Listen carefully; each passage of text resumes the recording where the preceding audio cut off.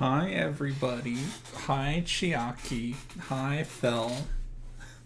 Space is so free, why don't you just own it? I mean, if it's free, doesn't everybody own it? Hi, Faye. Gosh, glad to see you. It's been a while.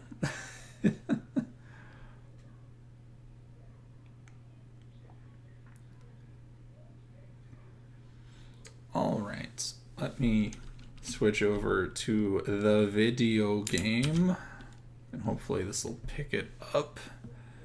Come on. I swear to God. OBS, please. You gonna do it now? The video game. Yes. Okay, fine. Capture. Specific window. Thanks, game. Thanks, OBS. There we go. Hi, Freya. And we are on the special main menu. Oh, thank you, dear. Sweetie. Drunk sweetie.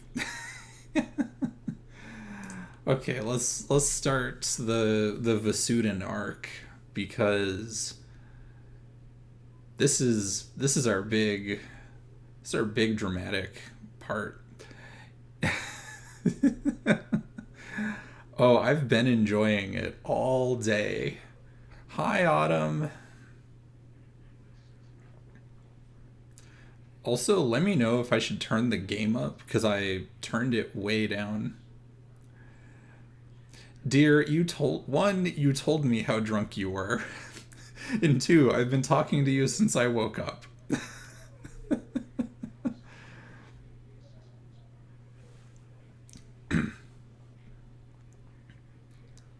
Yeah, let me turn the game up a little bit.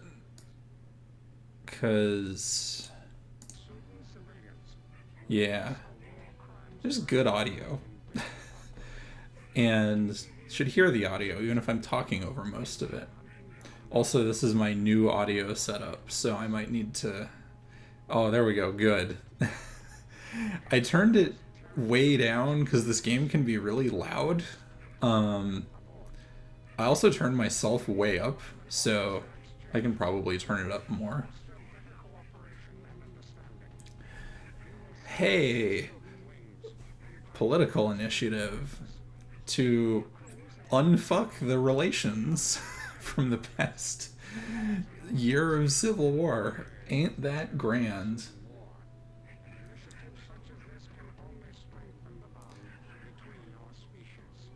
Well, hopefully you're right.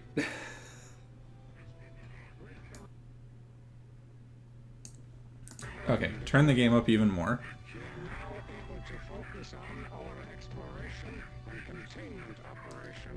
Yes, the rebellion is totally defeated after we let its leader escape. Perfect. Perfect.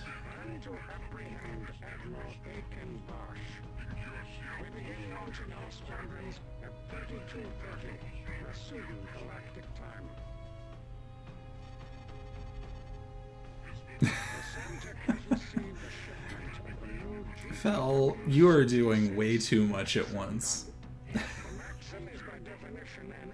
That sounds like brain melting type stuff. Oh yeah, we have a kinetic weapon that uses no ammo. It's great.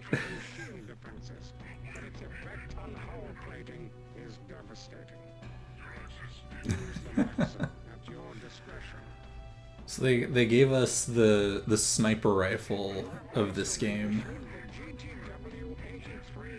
Only work? Oh no. Right, it's Monday there.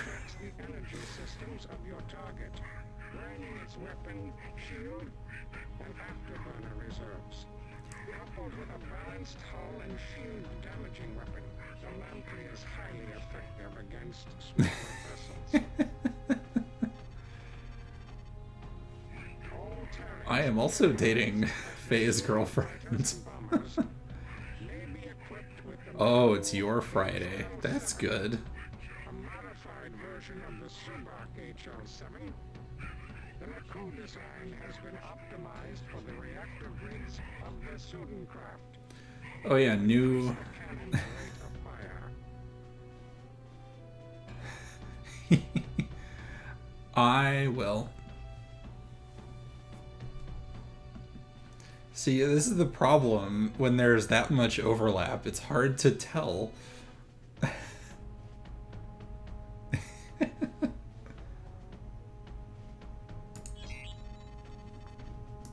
Welcome to the 203rd, Terran. So we got some new and some modified weapons. I don't actually remember if there's any difference beyond feel for the Maku version of the HL7. Like, it only shoots faster, but I don't remember if it has like higher DPS because of it. But we have the Prometheus S anyways. Who the hell cares? Your primary objective is to destroy the miners. Your secondary objective is to And we are right back to logistics. Because if there's one thing this game cares about, is logistics.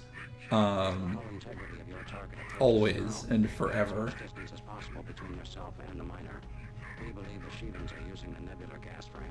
And explosions.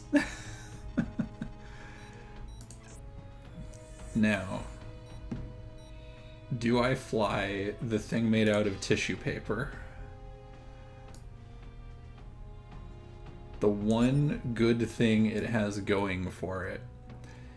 Yeah, we escort a shitload of cargo ships, and we do... You know what, I'll just do it, because why not? And they are giving us the piece of garbage missiles, because of course they are. But yeah, the fun thing about the Serapis is it's one of the smallest fighters that can mount this gun. And yeah, that makes it actually really scary to anything that isn't another fighter. It's partly your fault.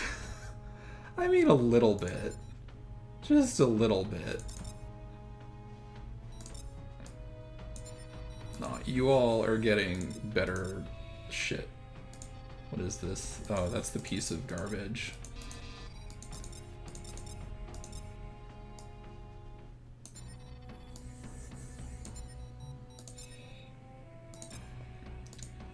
You can't mount those. Well, you get these instead.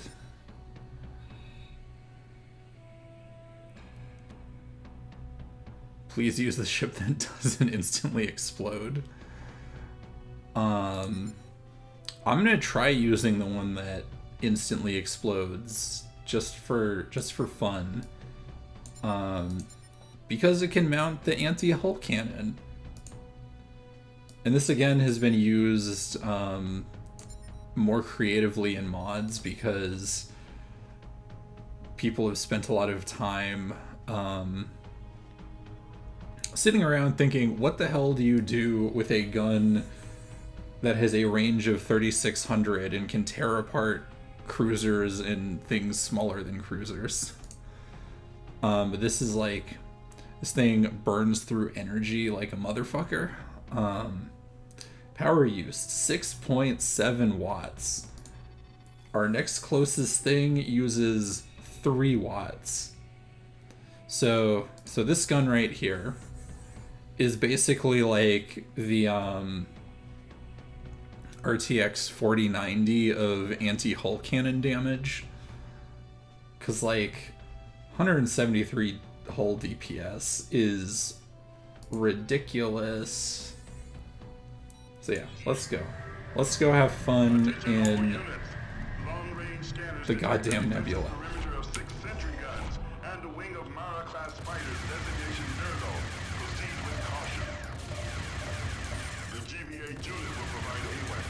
One Belial-class sentry gun neutralized. 5 more guard the perimeter. God, also this ship is so maneuverable, it's absurd. Also, let me know if that's too loud, because, like, I can't hear anything over the gun shooting, but I don't need to. We have destroyed one Bravo-class miner. 5 remain. Seek and destroy.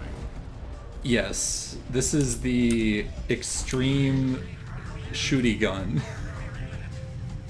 If you want to shoot a lot of things. What is that? Oh, it's sentry gun. Well, we can take care of that.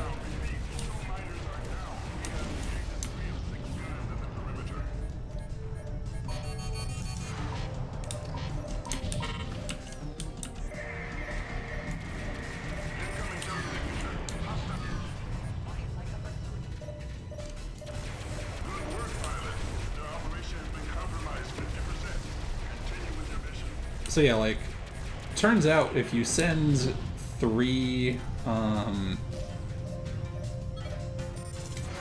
if you send 3 wings of stuff that's, like, properly loaded out, you can chew through a bunch of things. Including the, mining vessels.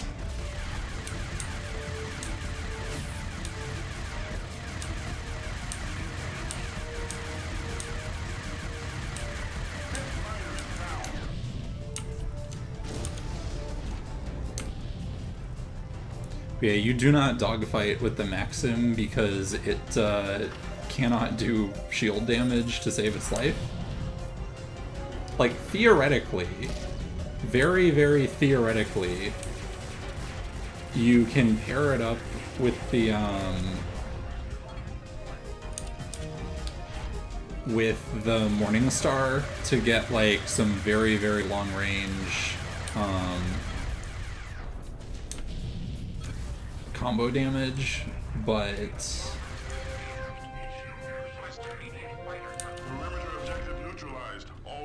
a lot of work for not much better. Once we eliminate this threat, intercept and destroy. Chad deserves better than discussing your love life. I mean, it's y'all's chat. You can do what you want with it.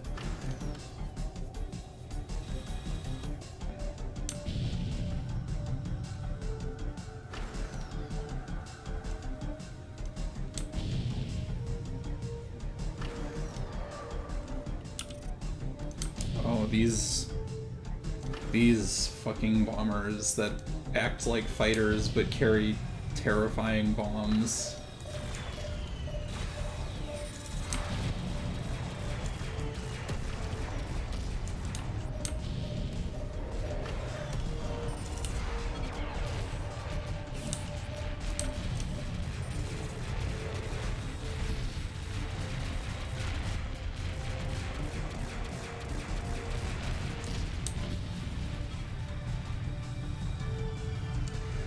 Space where they can ask a specialist about free space, game AI, and narrative AI. Sure, but I'm also a lesbian snake, like... Uh-oh. That's bad. Aw, fell. Fell. God.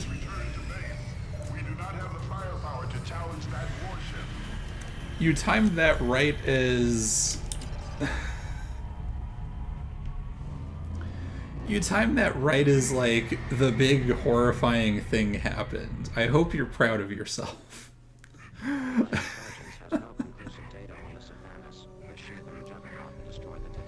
It's funny to keep finding out how many more people dating people you know.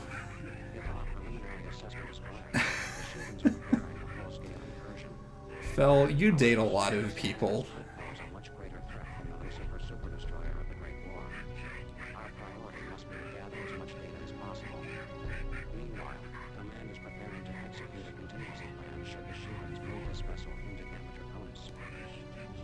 So now we thought we blew up the big scary Shivan destroyer. Turns out we did not.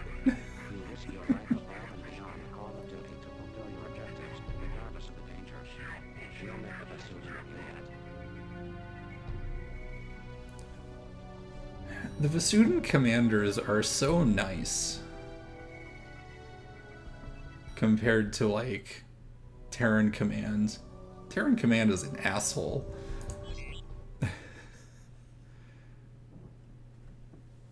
Why does the ancient portal lead us here? Have the Shivans been waiting for us for thousands of years? This odyssey, this exodus.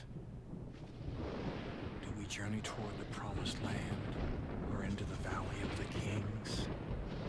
3 decades ago, I envisioned a new future for our species.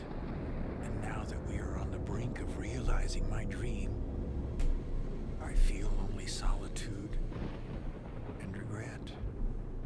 Has my entire life's work been a fool's crusade? Have I led my people into this desert, only to die? My regime has caused nothing but savagery and suffering, but I cannot turn back now. I must find the destroyers that lurk behind this veil of clouds. Or I must wait for the destroyers to find me. The nebula is a remnant of a supernova thousands, if not billions of light years from Earth. And I wonder now if our ancestors witnessed the death of this star, erupting over an Egyptian landscape, blazing with the brilliance of 400 million suns. Even in their divinity, no pharaoh could have imagined this.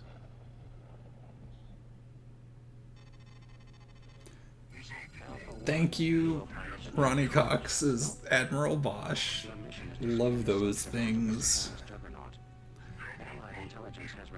So, I think at some point last stream, like a month ago, I talked about how Free Space 2 is zone fiction from the perspective of people who are not at all caught up in the existence of the zone.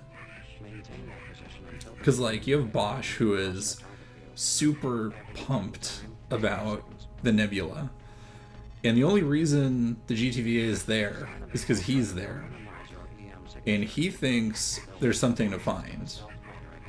We're there mostly because the portal opened and bad stuff came out. And whereas, like, in traditional zone fiction, there's the whole thing of the zone being this temptation, and, like, for Bosch, it is the temptation. For us, it is just this source of horrors, such as the Sithanis. And yes, like, if you read, shoutouts to Other Side Picnic is, like, the main piece of zone fiction that I really like. But, like, if you're familiar with Stalker or Roadside Picnic or what is it, Annihilation, there's this whole, like, temptation to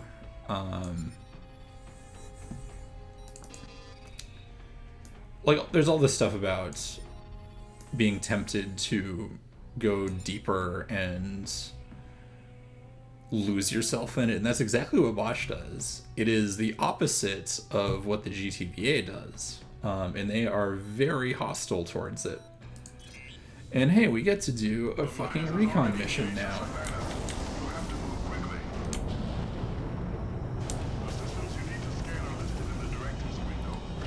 So remember playing Judas? Well, what if we did that, but a little bit lower stress, but way more atmospheric? Because, again, we have to, like, learn about what the hell is going on. So yes, Freya, it's your favorite verb. It's back.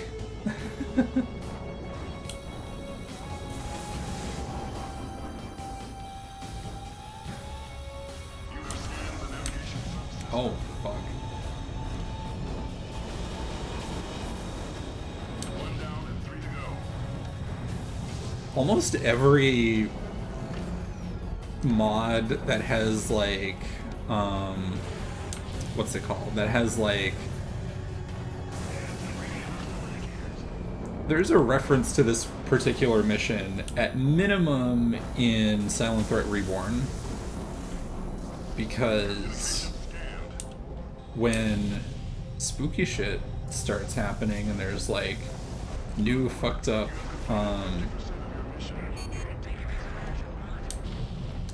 there's new fucked up ships that are scary, you gotta do recon on them and fly your little stealth fighter and scan them.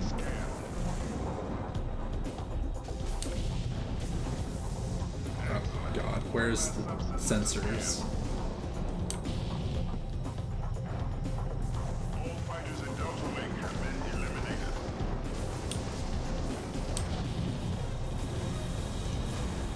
God, navigating this in the nebula is so difficult compared to anything else.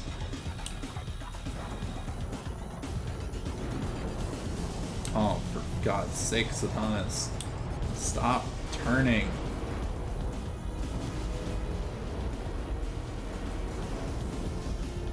You have acquired the Centaur data.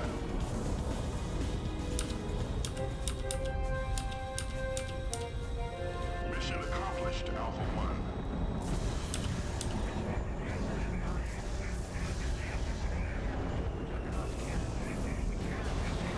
Oh, bots. You may return to base, or you may perform one more task. Destroy as many turrets as you can. Intelligence has requested data on the strength of the warship's armament. However, be advised you may return to base at any time. Incoming company. This makes much more sense than our previous objective, which was go into the fighter bay for some fucking reason.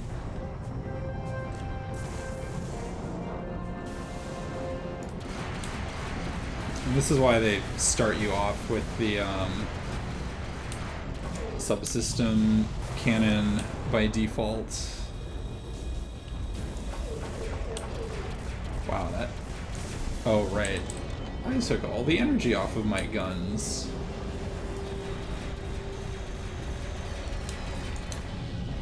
Okay, you know what? Fuck that. I don't have resources to do that. And I should ban the bot.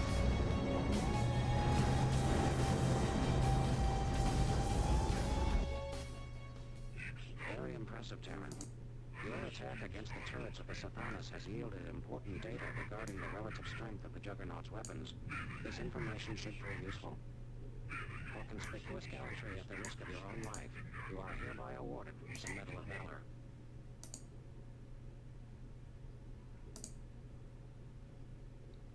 Did that not block it? Thank you, dear.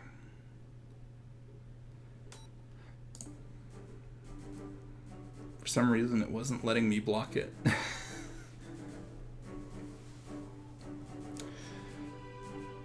So yeah, we got our intel, and it's dire. That's what we learned. It's fucking dire. Cause yeah, what we thought was the super destroyer was actually just a regular destroyer, and they just have this. It's just been sitting here the whole time. Your reconnaissance at the Satanas identified weak points in the Juggernaut's defenses. However, exploiting these weaknesses will require firepower that can be provided only by the main guns of our capital ships. The GVD It has too much health. and the GVD Toeris are standing by. Your mission is to lure the Satanas into position. In the first phase, you will attack the Oh good, I love Rakshasa luring giant capital ships into position. near the Allied secure zone. The cruiser is accompanied by two It's so this is another thing that they do a lot more in Free Space 2 than compared to Free Space 1, which is having the like first task is to capital ships get tricked into doing things. Like, it's a very common strategy of like, oh, make it look like there's a threat somewhere so that the larger ships jump in to defend whatever it is. You don't see that very much in Free Space 1.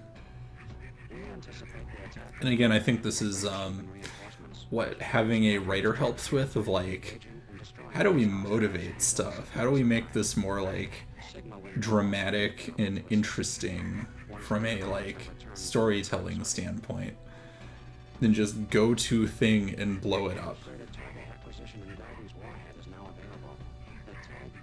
Oh good, more garbage to not use.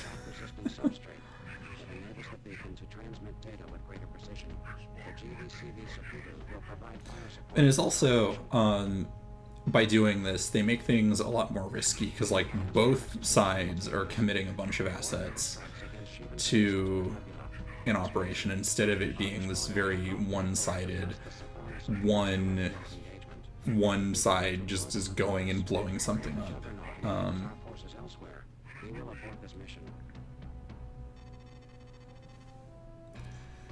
Great, destroy a bunch of Shivan warships. What could go wrong? And we are not going to fly the piece of tissue paper, because I like the turret. The turret is really good.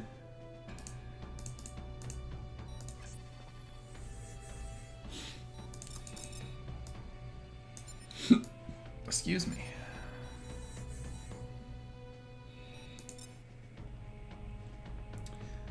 Hi, Kel. Yes, Free Space 2 is happening. Wow, there are not that many missiles of that. Okay.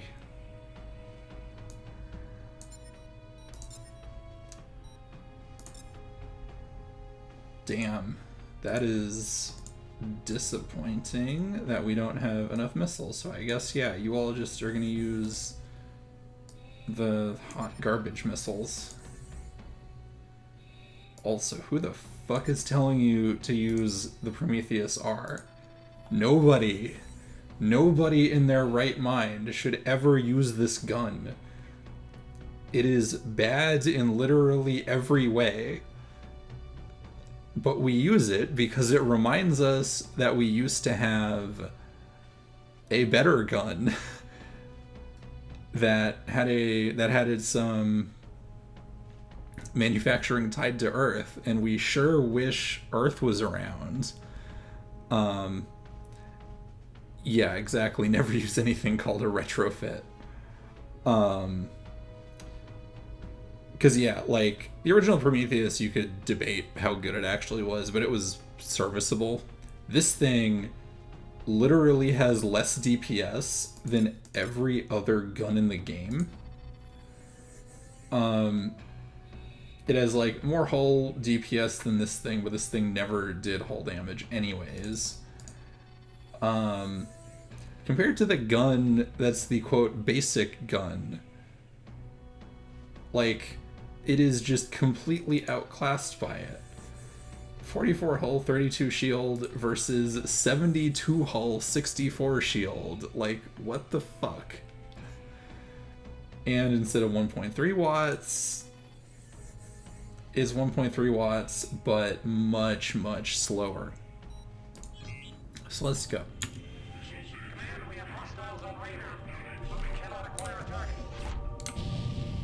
Are you able to see anything?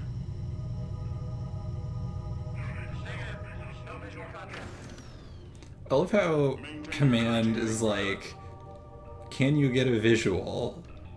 And the Nebula, which is notorious for not letting you see anything. Oh. Incoming transmission from a Shivan vessel? What is this? They have literally never talked to anyone before.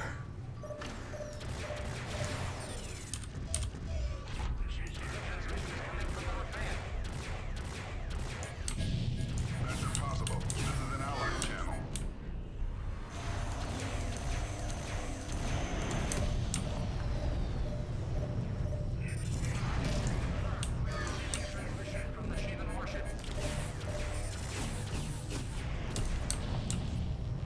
Kaboom.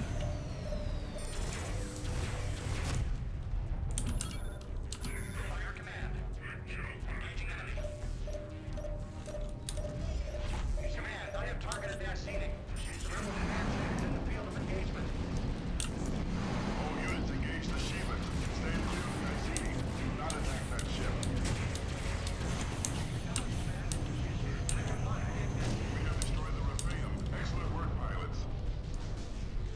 God, look at what two groups of heavy assault fighters does to a cruiser.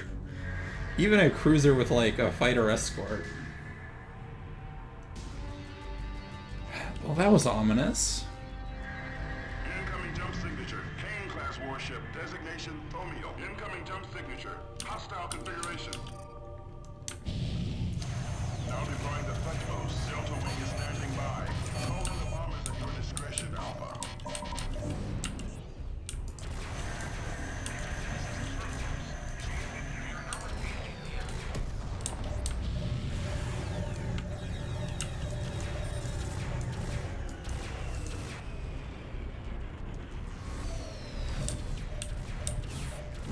I don't think we need bombers for... Oh my god.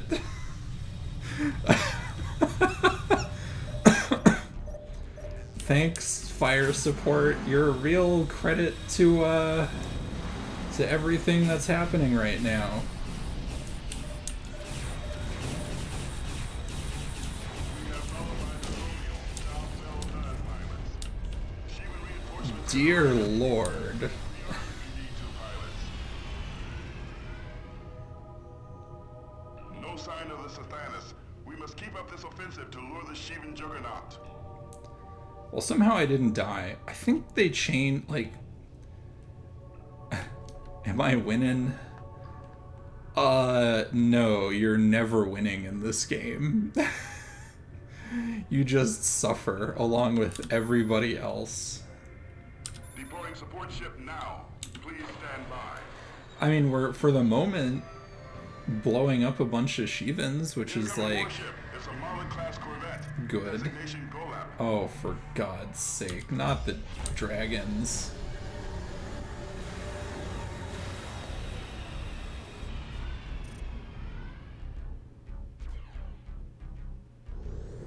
"10 seconds, please."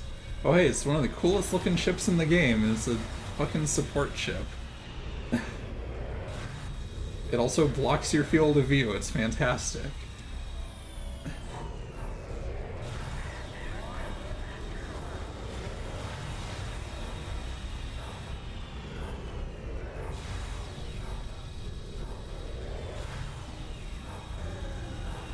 Please hurry up. Thank you. Now, can we dogfight one of the scariest fighters in the entire series in a fucking heavy assault fighter? We shall see.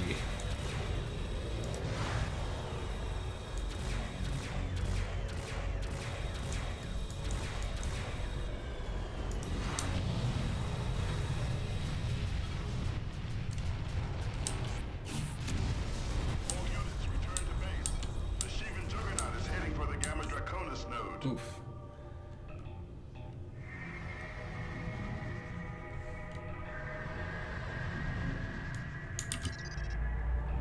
You're gonna be stuck on the first mission for a decade? How come? At 0745 hours, reconnaissance sighted the Sathanas juggernaut heading for the jump node. Oh, that's not good. It's gonna run for the node. Reported the plan to attack. Of course it is. Who could have predicted? Forces have been ordered to withdraw immediately to Gamma Draconis. Further orders will be issued upon our arrival. And now we're in the part of the story about hubris coming home to roost because the GTVA has been so goddamn cocky this entire time, even though they have been stuck in a civil war for like a year and a half. So yeah, we gotta deal with this. Now is about to conclude, leading to 10 of Shivan space.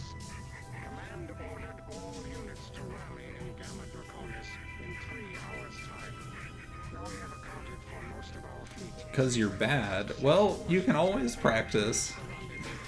The game is good for that, if nothing else.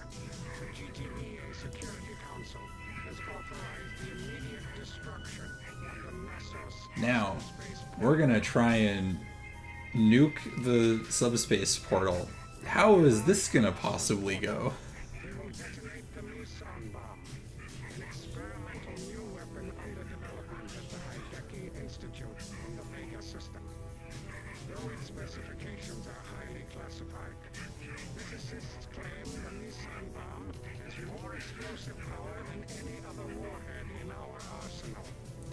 Sufficient to destroy any spacecraft within a free Oh, good. We just have been sitting on these. Why not? Why not use the most terrifying thing we possibly have to try and save our butts? How could that possibly go? the jump node leading to the densely populated Capella system. Command has begun the process of evacuating the 250 million civilians inhabiting Capella, the largest exodus since the Great War. The Colossus Also, the number of people anywhere in free space is so small compared to most other science fiction. Like, Capella is a pretty major system. It has 250 million people in it. Or at least 250 million civilians. So, like, that's like a good-sized battle in Legend of the Galactic Heroes has 200... Or wait, no. No, that's orders of magnitude more than Log, but still, like... Log has nations with billions of people in them. And yeah, this is one star system, but it's like the new capital, and it has 250 million. Experimental Meson bomb Oh, Legend of the Galactic Heroes is great. will be to sanitize the I highly recommend it. report that shielding scouting wings have already entered Gamma Draconis. Yeah, like in Legend of the Galactic Heroes parlance, 250 million is like a backwater system, not your fucking capital. So that also should tell you like how bad everything was after the first Great War. Insert a points redeem of so Legend of the Galactic Heroes. Maybe.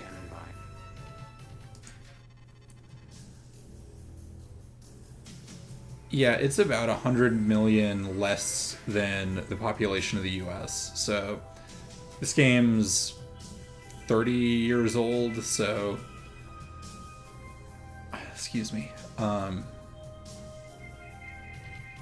this game's not quite 30 years old, so it's probably closer to what the population of the US was back when it came out.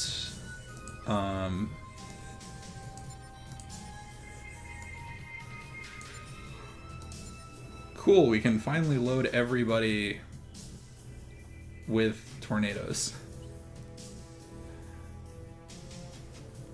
Of course, this is Forever War Part 3 for them. Yeah, exactly. Like, the circumstances are bad.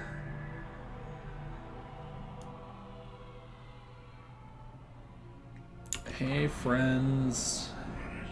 Command, this is the Red Alert. We have detected two wings of Necron fighters 4,000 meters from our position. The enemy has not engaged. Fire command. There's no time to wait. Alpha, close in and draw the fighters away from the nocils. Lure them toward the Reninit. We need to clear that detonation site before we sortie the freighter.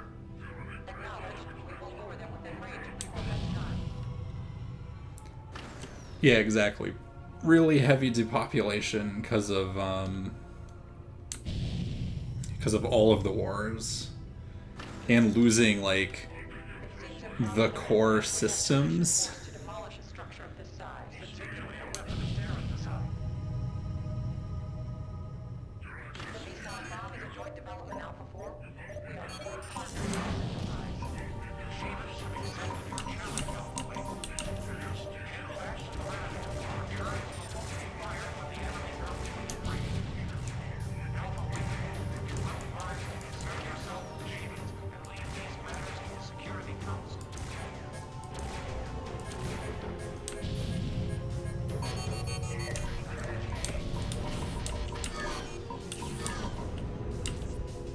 Oh god, everybody died. Okay, that's bad. You know, I don't think I should be dogfighting these in a heavy assault fighter, you know? I think that was a mistake. And I think it was an even bigger mistake having the AI do that. So, you know, I'm probably gonna die.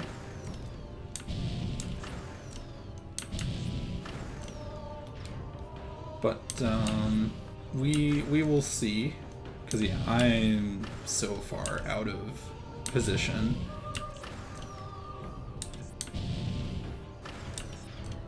And I have no shields left of any description. How fucking close do I need to get for your turrets to work?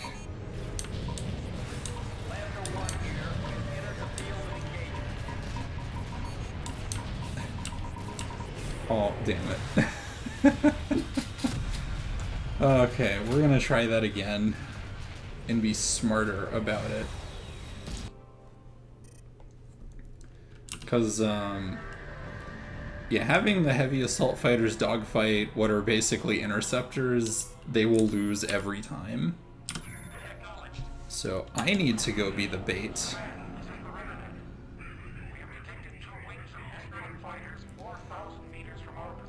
Yeah, like, the scales of battles in free space, partially because of, like, technical limitations from 1999, but, like, even just the numbers that get used are tiny. It's like 20 ships is a large battle.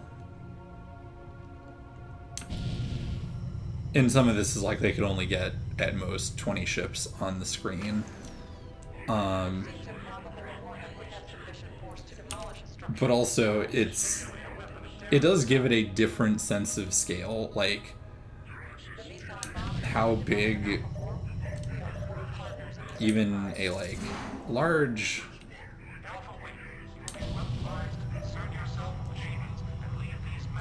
you gonna come after me?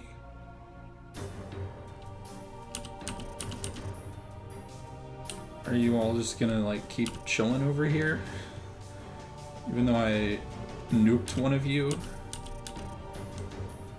Oh, you're coming after me. Okay. See, the difference between Shivan and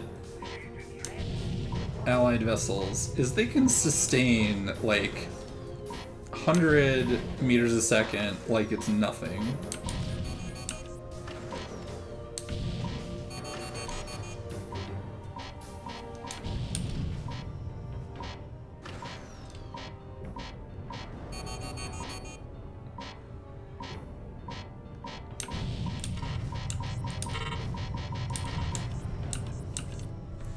Okay, please turn your guns on.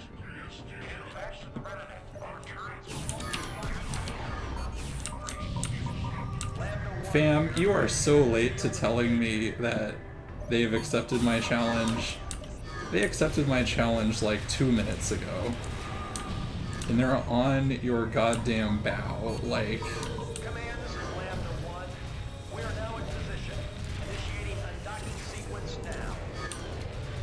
Oh my god, that went through my gun mounts. Holy shit.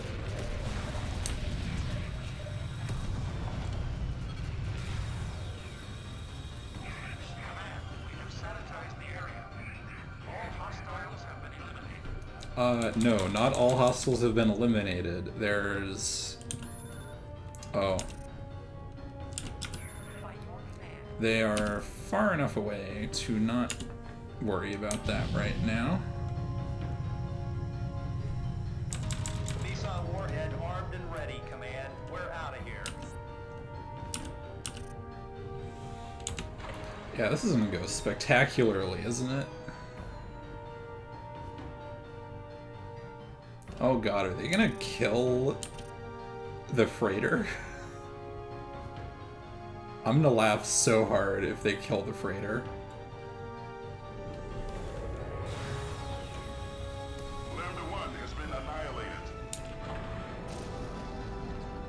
Well,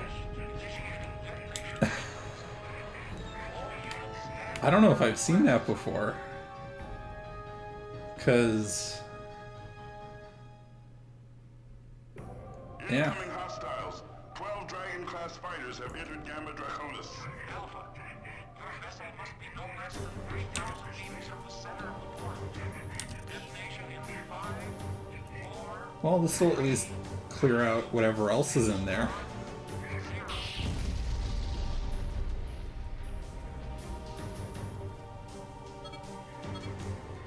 It did not kill the Maras. Okay, sure. We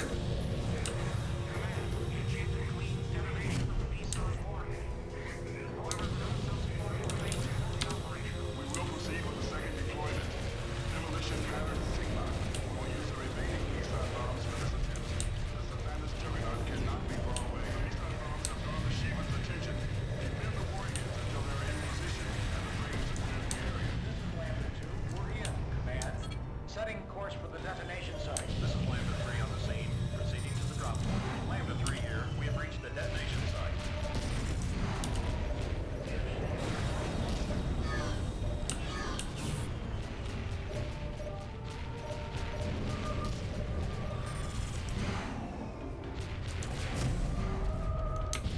I am probably overkilling these Maras, doing 2 full banks of tornadoes on them, but still, they are scary, and there's 3 of me, so.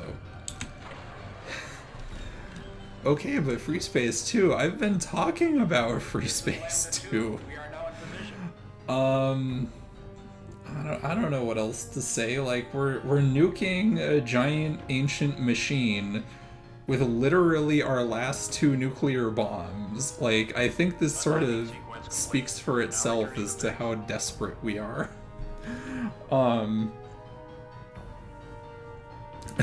Free Spaceception. Exactly. But, yeah, so we're gonna use the scariest thing we've ever created to blow up, just wanted to use the point redemption. So you finally had enough points? Aww. We have delivered the package and we're moving out. So we've lost 1 freighter and 1 fighter to doing this, which isn't terrible. But now, how pointless are those losses going to be? Lambda 3 has made the jump to subspace.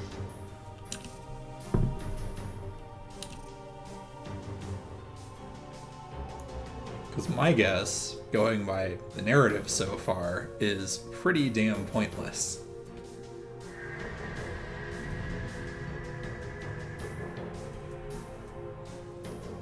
See, we thought the poorly understood portal to somewhere was ours, but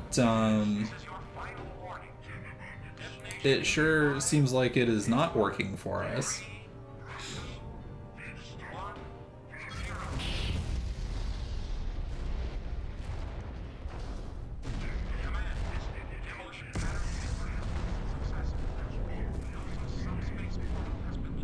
Congratulations, Reddit.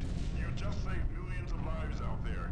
You'll get a hero's welcome back at the Massive, massive kaboom. celebration. The destruction of this ancient artifact is an immeasurable loss. Our scientists have all the data we need to rebuild the portal in the future. Oh, Reddit. good. We just can make stopped the another second Shivan one. invasion of our home systems. What was it carrying? So the freighters were all carrying the bombs into position, and then presumably like however many crew they had.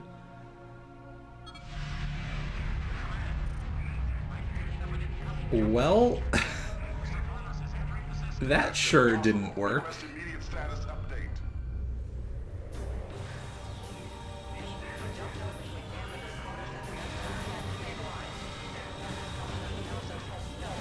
All units return to base.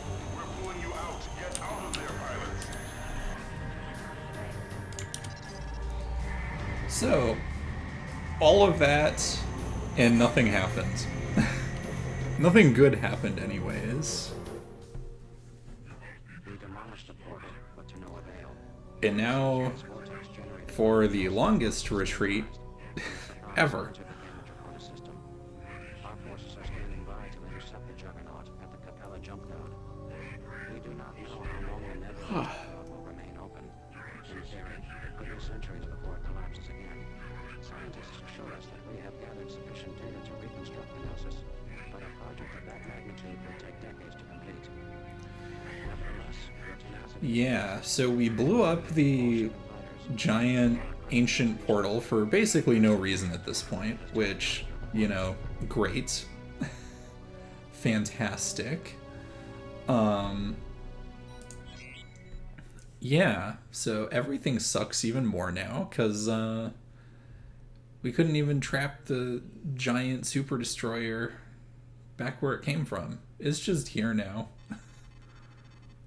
The Sopranos decimated our fleets at the Capella node. Your bomber wing will be scrambled to destroy the Juggernaut's forward beam turrets before it reaches Capella. We must destroy at least 2 turrets to give the Colossus a fighting chance. We will be armed with a So, Trebuchet missile now, and a torpedo. what we gotta do is Tactical warhead. a very under-equipped bombing run, considering basically we have the worst thing imaginable on our doorstep. And you know what we get for this? 4 bombers. We get 4 goddamn bombers to do Alpha Wing, this. Your mission is to assist the Phoenicia. We must hold this node against the Shivan advance. Your objective. Command, I will not jeopardize the lives of my crew. Either you deploy more ships now, or we will withdraw. We cannot hold this position without additional fleet. Yeah, who the assets. fuck thought this was a good Alpha, your idea? objective is to destroy the Juggernaut's forward beam cannons. Target the tip of each of the 4 arms of the Sathanas. The Phoenicia will hold back the Sathanas until you complete your objectives. You must warn the Phoenicia withdraw, Command. The destroyer will not provide any aid. We've got a hull reach on 12 decks. 25% of our crew is down. Authorization or not, we're getting out of here, Command. You will the Colossus if you fail your mission. You have your orders. Do it now. Look how shitty Command is being. Like,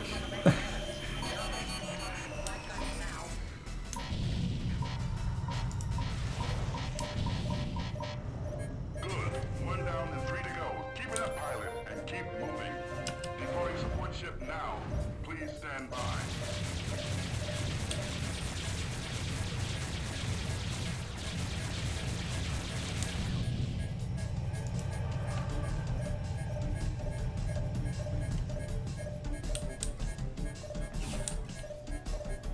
three, two, one.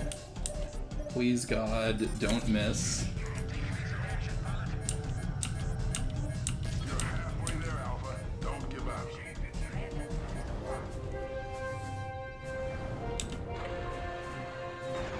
Ow. What is obstructing you, support ship? Please God, what is obstructing you? Okay, come over here. Come over here. Thank you.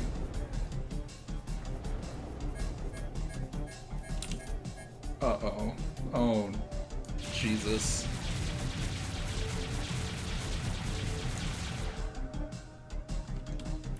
Support ship, please. Please help everybody.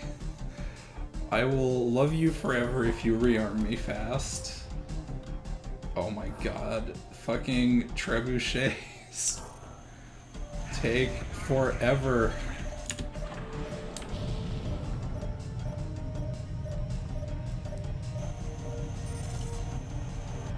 Okay, can I get 2 more of these out?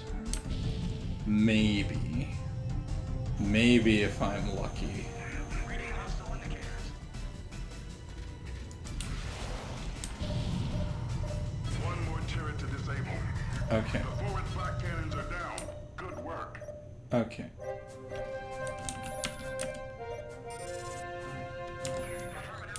God, I have to wait 15 seconds for this. Of course. Of fucking course.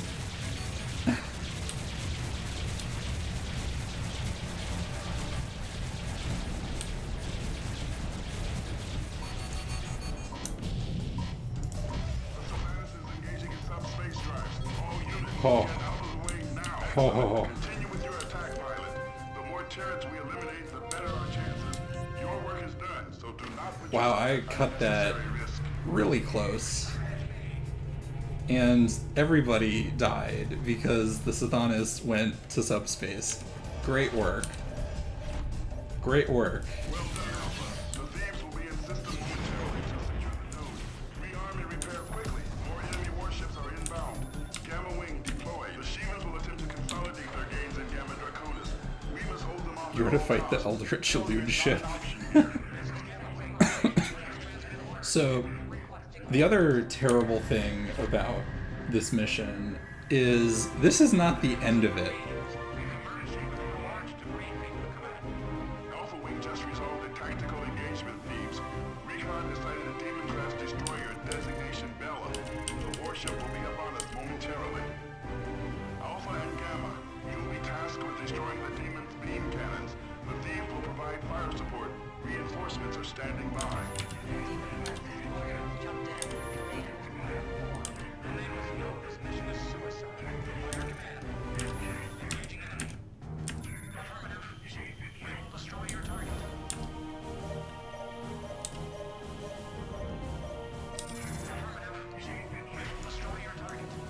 God, this is so bad. Command just fucking... What if we just wasted a bunch of capital ships for no goddamn reason? Did it just use that on... Oh my god.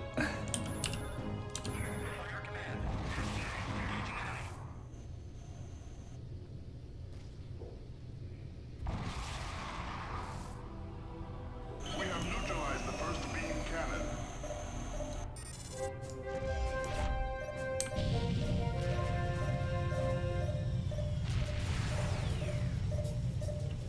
Incoming jump signature. Hostile configuration.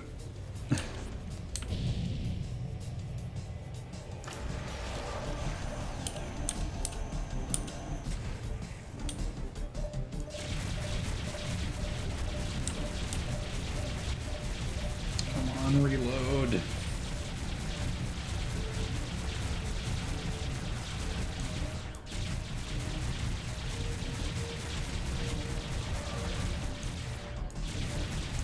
I hate how long these bombs take to reload. It's terrible. Excellent work, pilots. We have destroyed the Bella. Whew. Secure the area and return to base. We need you in the Capella system. Oh, you need me in the Capella system. Okay, sure.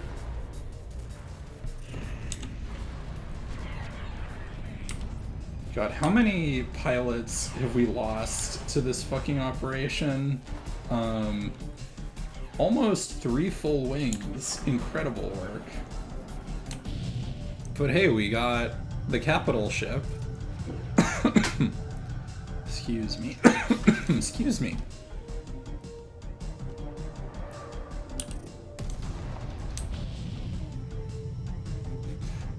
All of them, as long as you can win. You know, that is exactly Command's attitude Return for to base, this. pilots. We need you to assist the Colossus in the Capella system. I just shot off all of its beam turrets. Why do I need to help?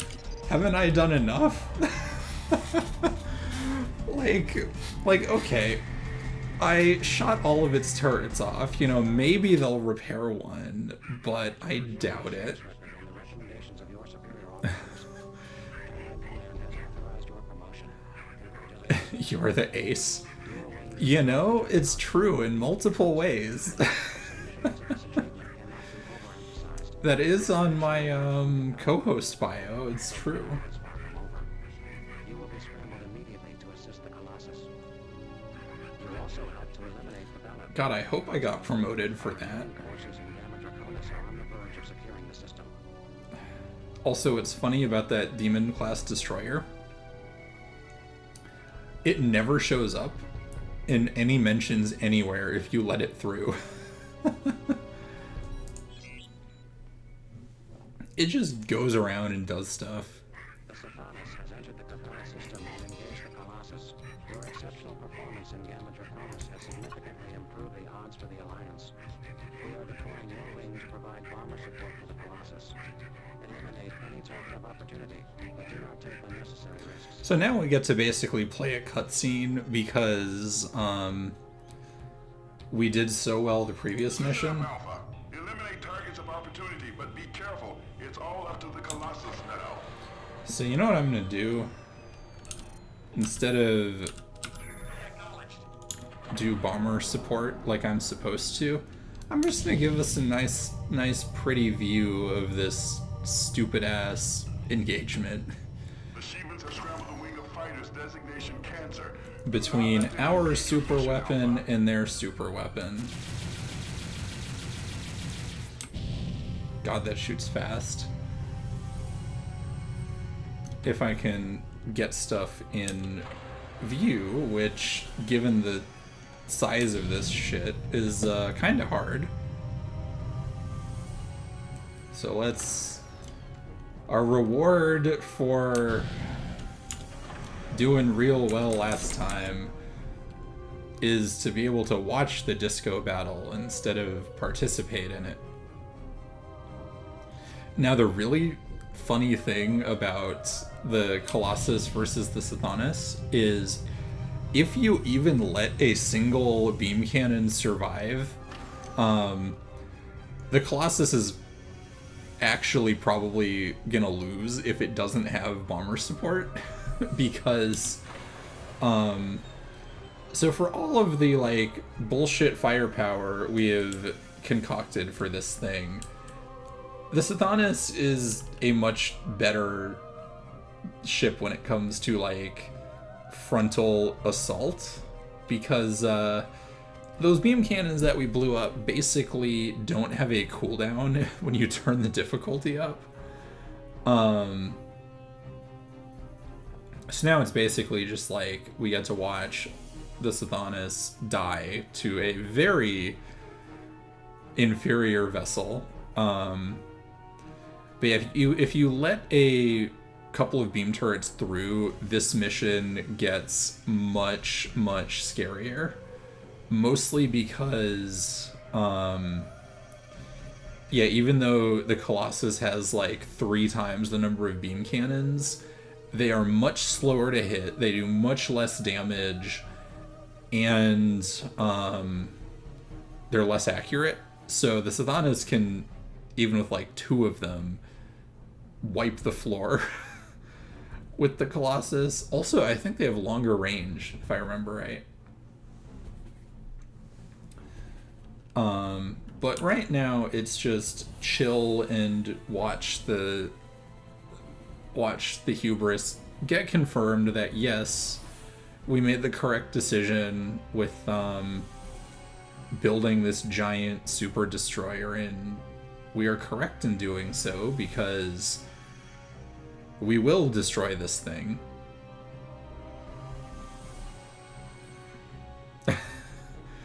I love the anti-fighter beams going and just like telling one particular fighter to go fuck itself. It's great.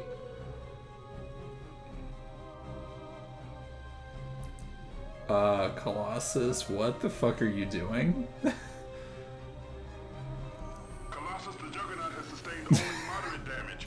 You need to This is direct another energy through your main gun. silly thing about the Colossus is the way that it like its pivot point is actually where its like rear thrusters are.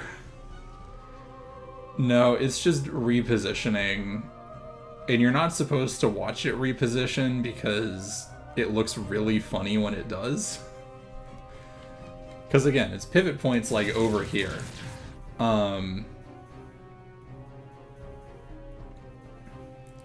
But no, we gotta broadside this thing.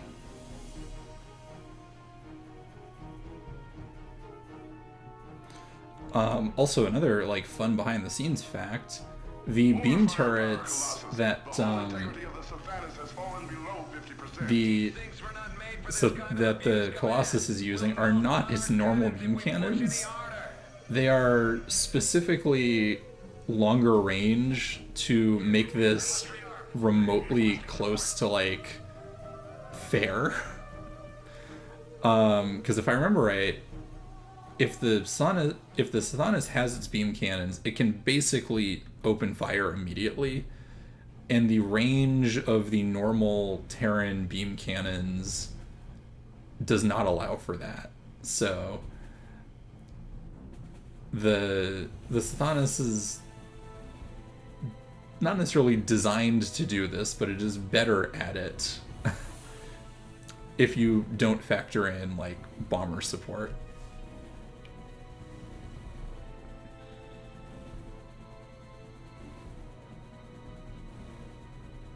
It's also really hard on higher difficulties to get all 4 of those turrets because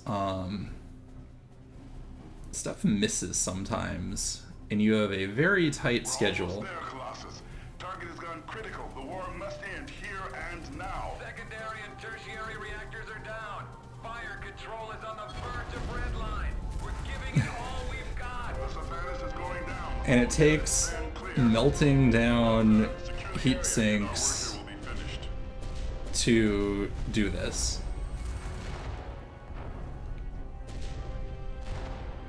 So we have to push our 1 super destroyer basically to its limit to kill one of these. But hey, we killed one of them.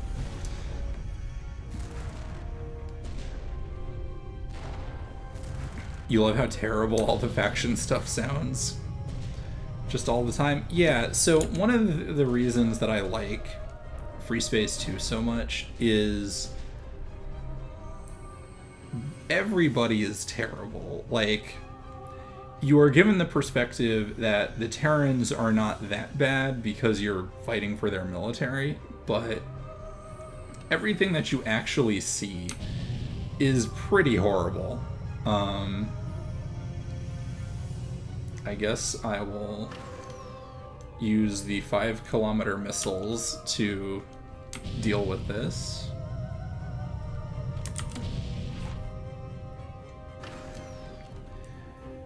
But yeah, the militaries for everybody basically suck. They make terrible decisions. They do not care about anybody that's a part of them. They just want results. And it doesn't matter.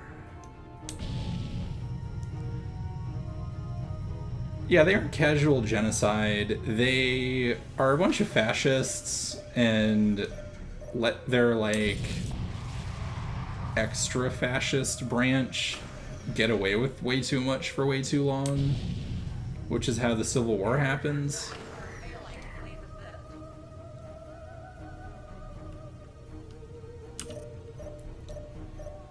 And now I got to sit back and lob trebuchets at these motherfuckers. Now the trebuchet is easily the best missile in the entire game because you can sit around and do shit like this. And they track pretty well for like an anti-bomber warhead. And for some reason they are given 5,000 meters of range just because. And yeah, some of the fan campaigns do creative things with that and make them really scary to play against. Decisive victory. In the months ahead, we will isolate and eradicate the remnants of the Shivan fleet. This operation Yes, this will go exactly like Command wants, for sure. you gave the Colossus the advantage it required to win the battle. For your outstanding record of service, Because clearly, 3-star.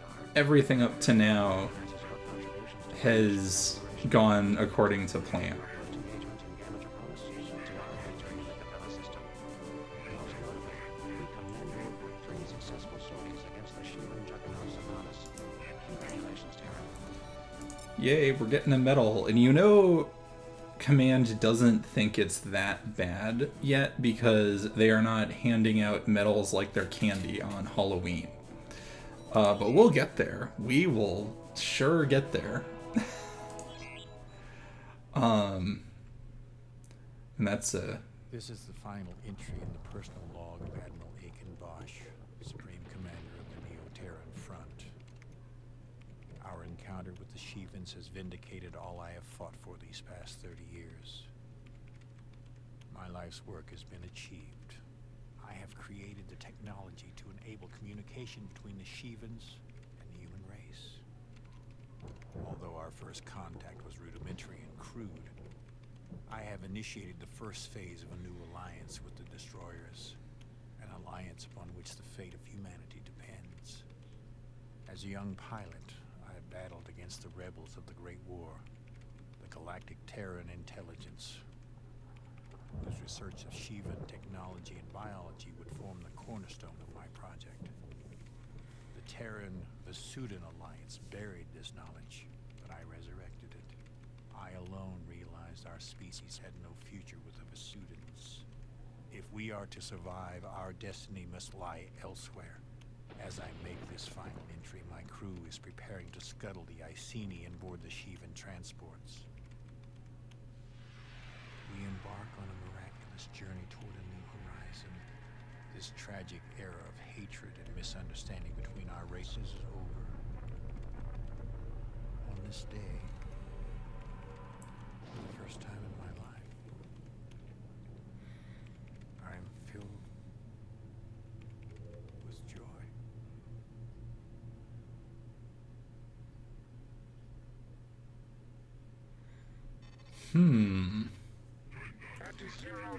That's not ominous.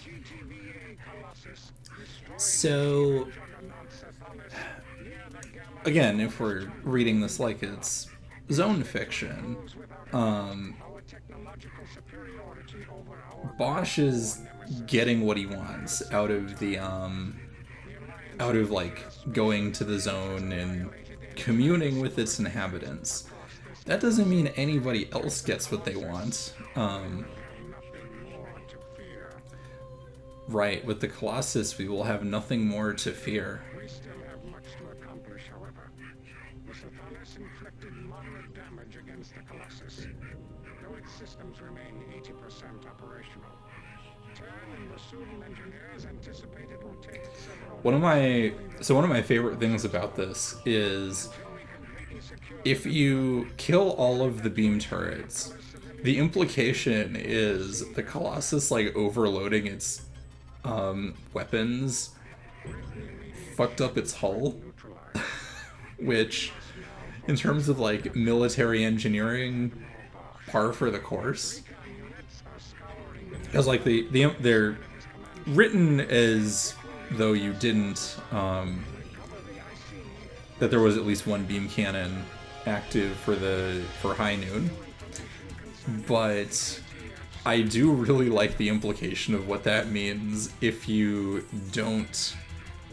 there aren't beam cannons there. Like, the Colossus fucked up its own hull. Which, classic.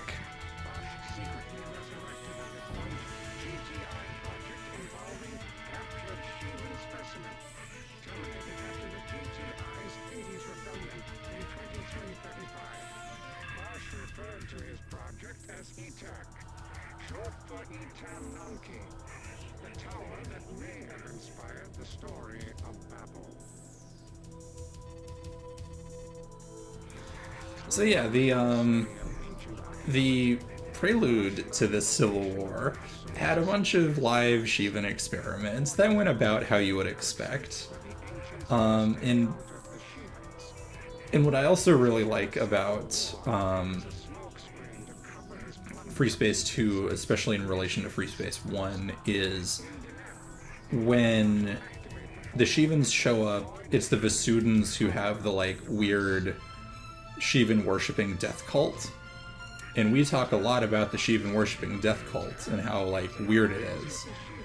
And then the next expansion plus the second game is all about the Terrans' weird, fucked up Shivan worshipping death cult, led by a charismatic fascist who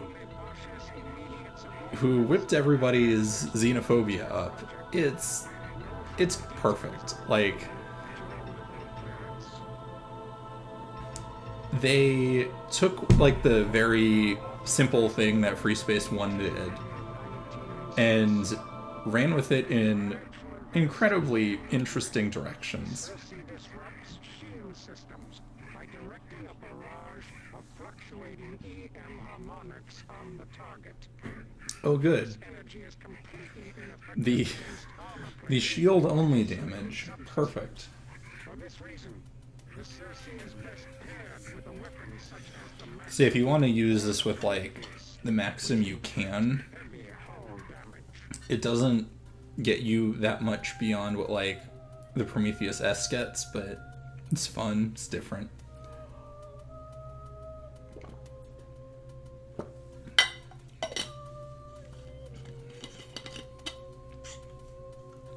Having some water as we keep going. Reconnaissance has located the NTF Iceni. Bosch has made contact with the Shivans a second time. An Asriel-class transport is currently docked with the vessel. And we are finally Transport appears maybe going to capture this motherfucker boarding the Iceni. after His followers are boarding the transports. a year and a half and almost Objective is to capture a second genocide. two Shivan cruisers are guarding the vessel. Totally worth it. In the Samael, Totally worth it. we will deploy a special forces unit to board and secure the rebel command ship. Your second objective will be to defend our transport, the GVT. To our knowledge, Yeah, totally worth. And like, and we're getting to the like part of the story where it's pretty obvious that the GTVA was letting Bosch do whatever the hell he wanted, specifically to try and deal with the Shivans. And look how well that has gone. It has gone swimmingly.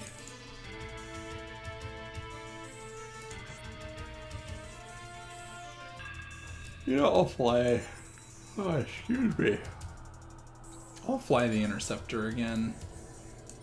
Because the Interceptor's fun.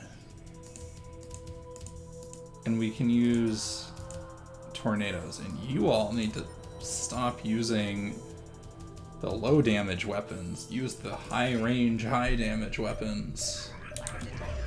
Fighters. Not yet on sensors. I am now reading the Iceni at 1200 meters. Asriel is not in the command ship. The first Shivan transport is approaching.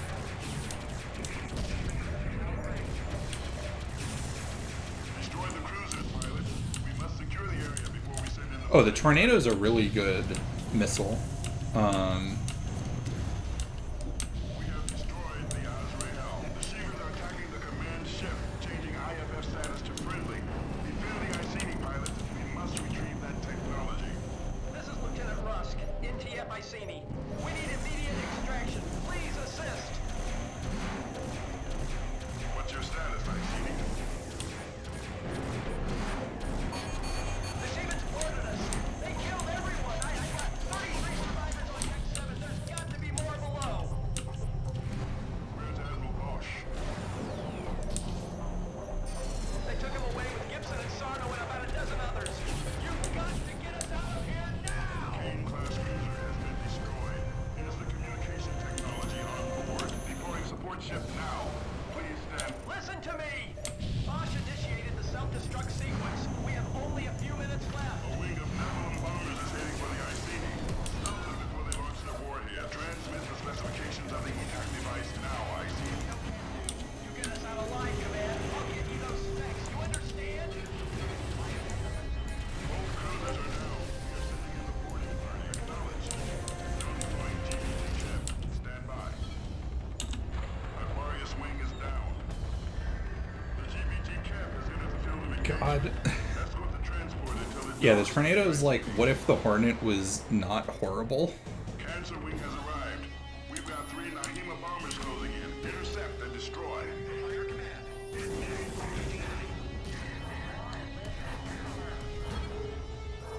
We have nullified Cancer Wing.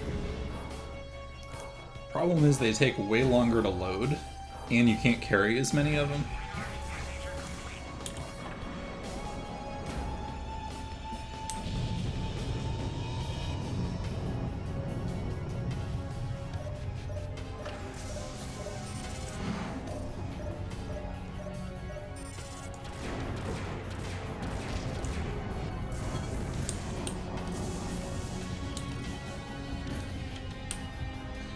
I think someone way back in the day messed up and put an Argo here instead of a Vasudan ship, because it's named like it's a Vasudan ship, but it's not a Vasudan ship.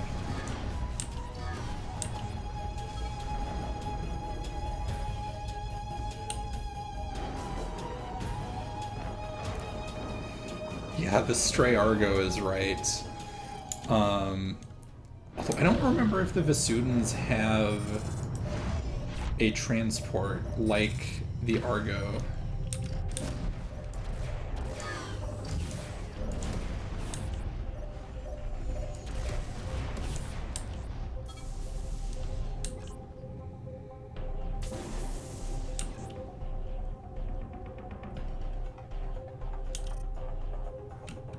Reading hostile indicators.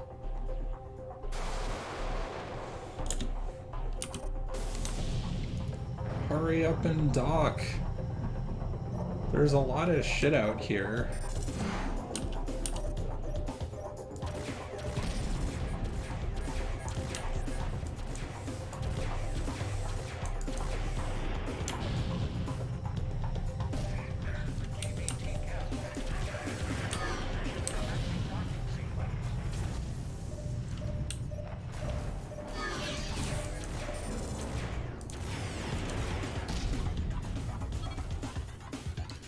Yeah, the other reason that I don't use like the Maxim Circe combo that much is the Prometheus S does so much damage that it doesn't really matter that it does like slightly less shield damage. It moves really fast, it's really accurate, and it goes really far. So it does its job really, really well. House command. Casualty rate in the thousands. Human bodies are among the dead. Proceeding now to deck 7.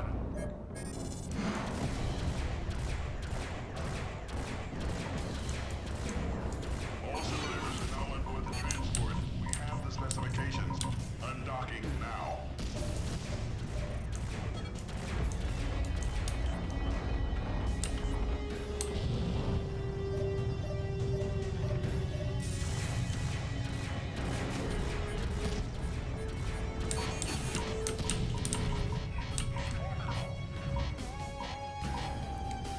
And so now Command has the thing that they care about, and at the cost of millions upon millions of lives, which fantastic work, Command.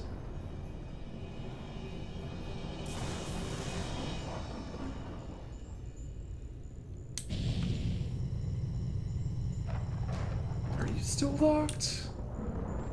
You're not still locked. What?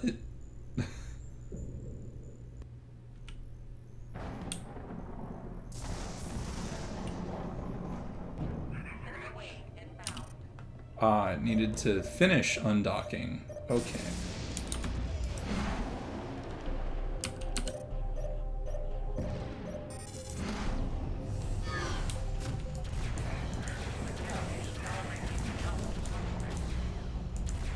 Get out of there, pilot. Stand clear of the icing.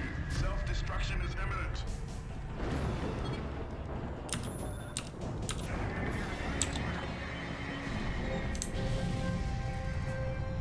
Everybody else leave. I need to document the pretty explosion. Pilots, you are authorized to return to base. There we go. And now the thorn in our side since the second mission of the game is gone. And hey, we get to be a double ace. Finally being recognized for my qualifications. Specifications for Bosch's E-Tech device. Command has classified these materials level Omega, accessible only by persons specially authorized. Oh good, let's just classify everything. That's what we do that makes sense and is trustworthy.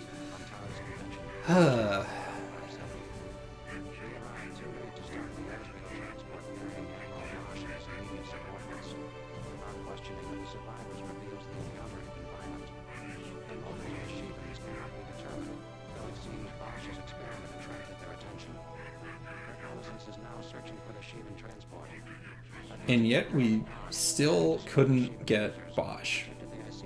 That is the thing that we have been told to do basically the entire game, and we still can't find him and capture him.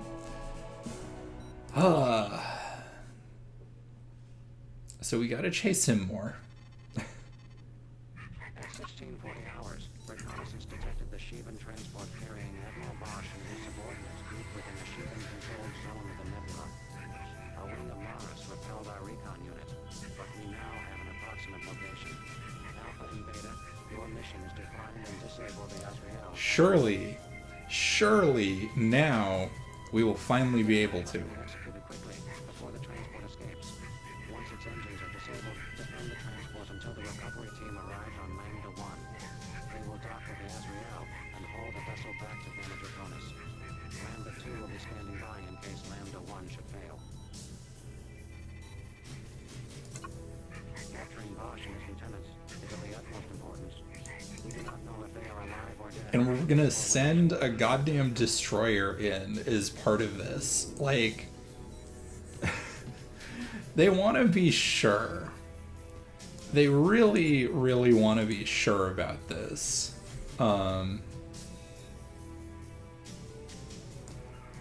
So we're gonna send the goddamn destroyer in because of course we will. Like, galaxy brain thinking their commands.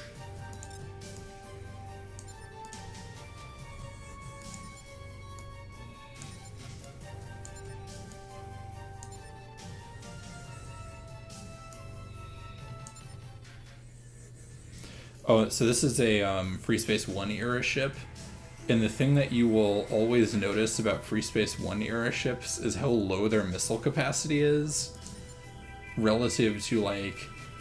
So this is a heavy assault fighter. The Interceptor gets more missiles because it's a Free Space 2 era ship.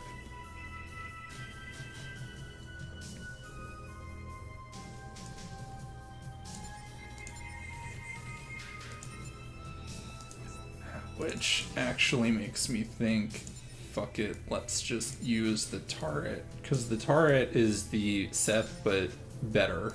Also, it looks like a little turtle, so that's... it. Not as much as the Seth, but it still looks like a little turtle. And I appreciate that.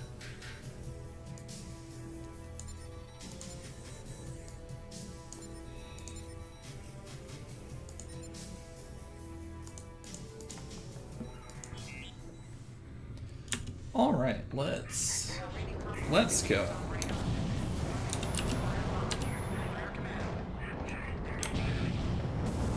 your current heading. Recontract the Azrael to that position. It must be somewhere nearby. It must be somewhere nearby. Sure. Sure, let's go with that. Let's go with that, commands. Nothing bad has ever happened when we've chased the Sheevans into the nebula, right?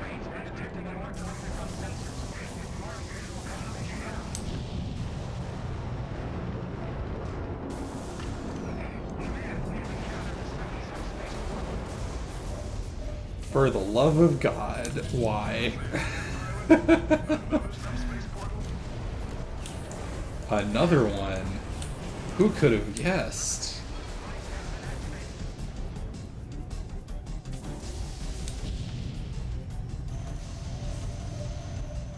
Can you locate the Azrael?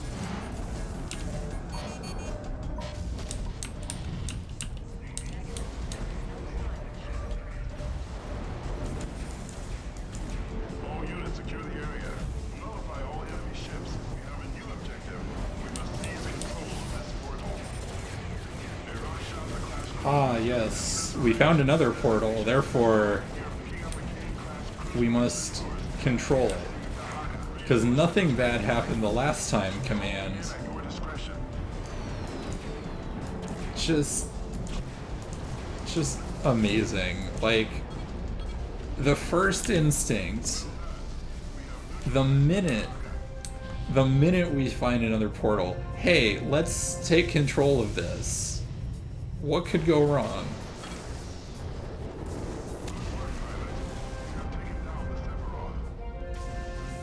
Also, Sephiroth is in the game.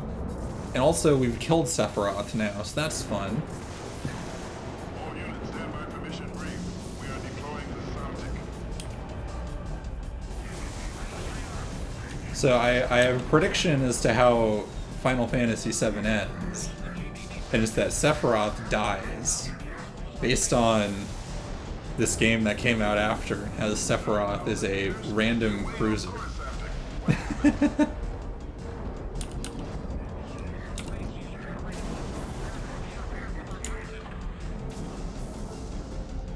Pilots, head directly for the Samtic. We need time to get the ship into position. Acknowledged.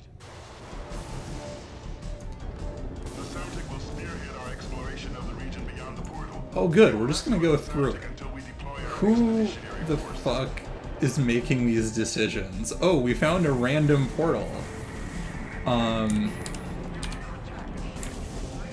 Better go through it because that makes sense. Like, that makes every kind of sense based on the last time we went through a portal.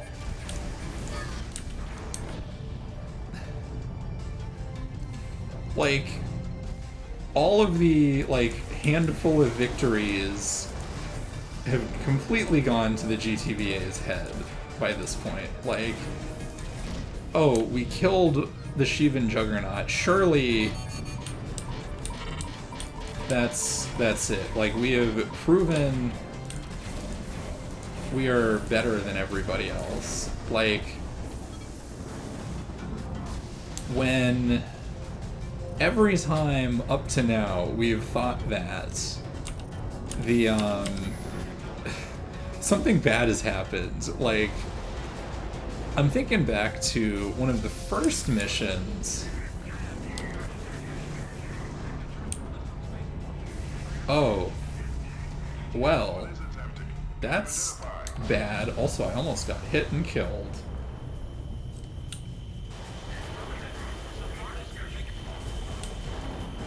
Samtic, do you copy? Come in, Samtic. This is Allied Command. Do you read me? Well, what did we expect? Pilot, you will jump to the GVG Memphis. Your damn computer has the coordinates. Return to base.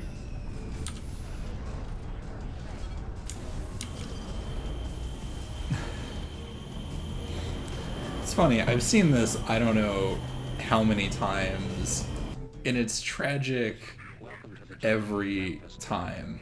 Cause like, this isn't even like last desperate things. Like, this is pure hubris that gets the Samtic destroyed. There will be no expedition. Allied forces have sighted multiple It takes, juggernauts converging oh shit, they have more of them to call off in resurgence. the hubris of the GTVA. Like, Was ordered a full retreat. how many times have they got, like, scraped by and thought, yes, this is proof that we are the best? With the disappearance of the Azrael and the extreme secrecy surrounding the Anyways, the game is fantastic for doing this. Just kicking command in the head over and over again until they understand, no, they are not the superior beings of space. Because,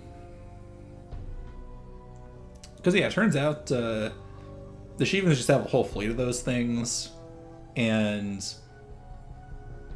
yeah, there's not much we can do about that. I'm running through the entire horoscope for a kill list. Yeah, I guess so.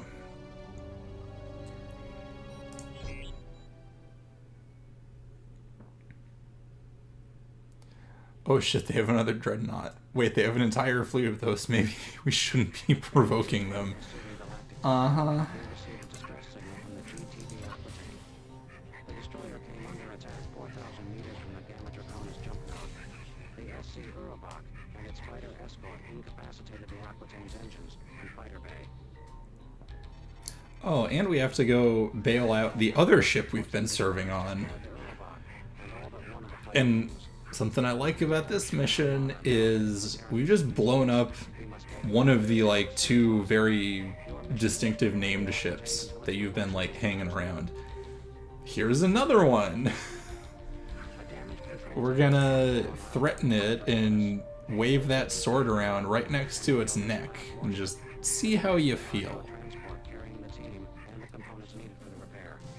When the Argo arrives, your objective will be to ensure it docks safely with the damaged destroyer. The Aquitaine's engineering officer estimates that once the damage control team arrives with the required materials, the repair will be accomplished in a matter of Also, I love, like, This provides the Shivans sufficient time they don't have the materials, to threaten the Aquitaine. which is a logistics failure, but actually making the repairs, super easy.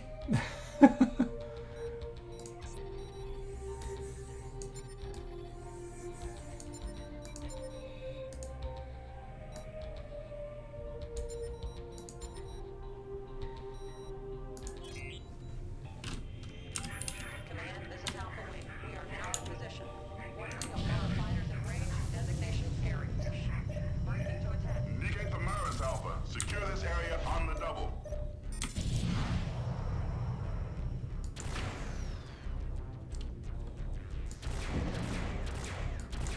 Thank you for your assistance, Alpha Wing. The Argo should be here in under 5 minutes.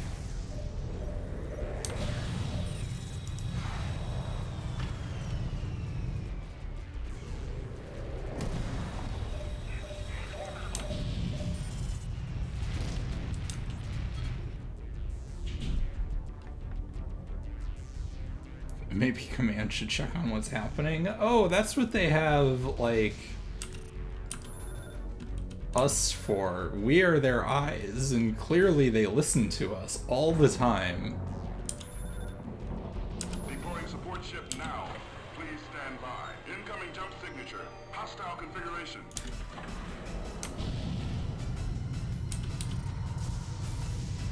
Oh god, it's these things. And this is why I am flying. Has emerged from subspace. Alpha, this is the Aquitaine. You take care of the fighters. We'll worry about the Abaddon. Destroy its beam turrets if you get the opportunity.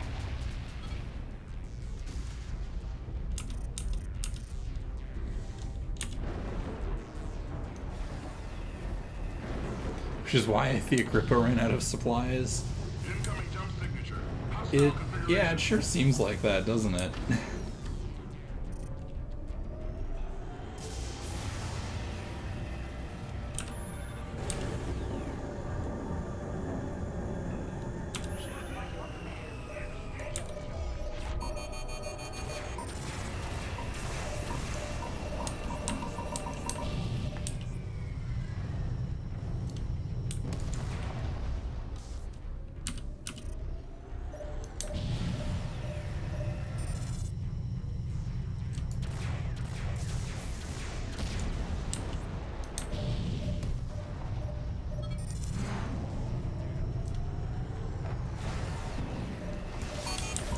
Oh my god, that hurt.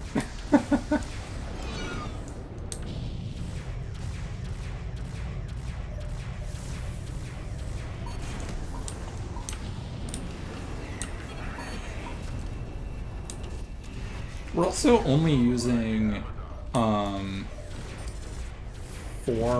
now 3 fighters to do this. Like, what the hell is happening? Like, this is one of your flagships commands, and you send 4 fighters. Like, come the fuck on. Hull integrity is dropping. We must evacuate all non-essential personnel. Stand by to Oh yeah, deploy escape pods.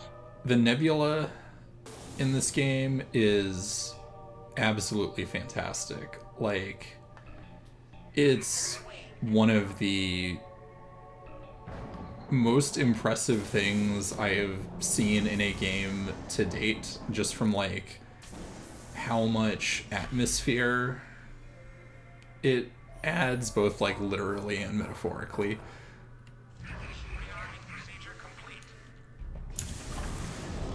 Yeah, you're navigating almost entirely by sensors, and like you get little highlights of things, but it's never that much. Reinforcements Alpha, stand by. Aquatania, that's the last of the escape pods.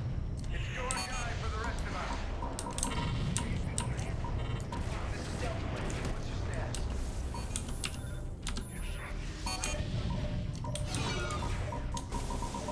All escape pods have jumped out safely.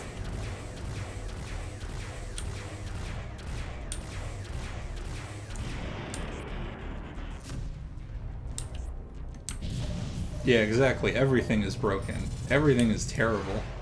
Transport will emerge from subspace momentarily.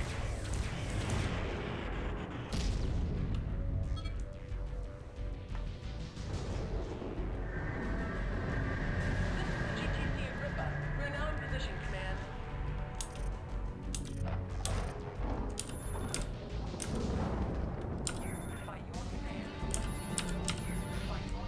Bandits incoming!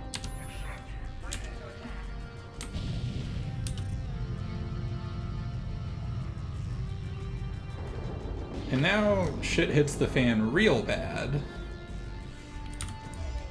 Argo is under attack. Alpha, cover that transport. Yeah, gee, it's already under attack. Who the fuck could have seen that one coming?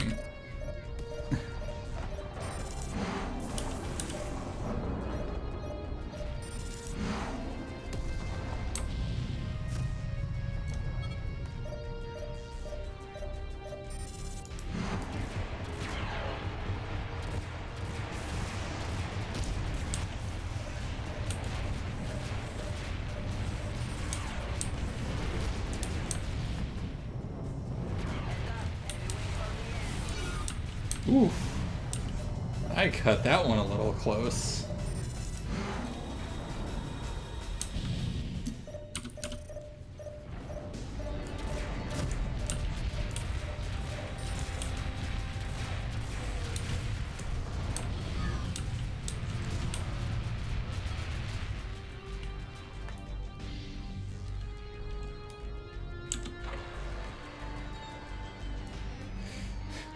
Danger Close shaving and polishing those scales.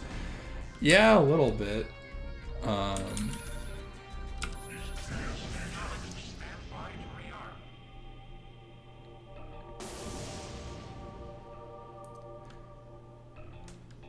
we've gotten through some of the worst of it. It's also really funny.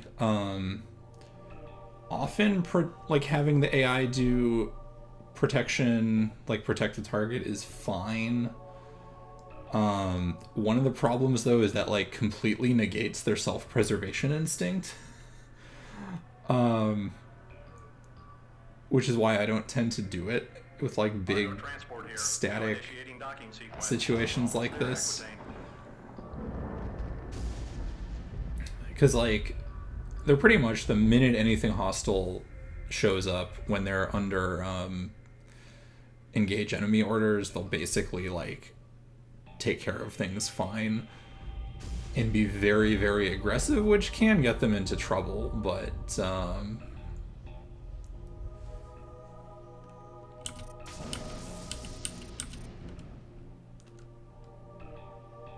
please pathfind over here. I wish to have ammo. This is the Argo. We have secured our dock point. Materials are now being transferred to the Aquitaine.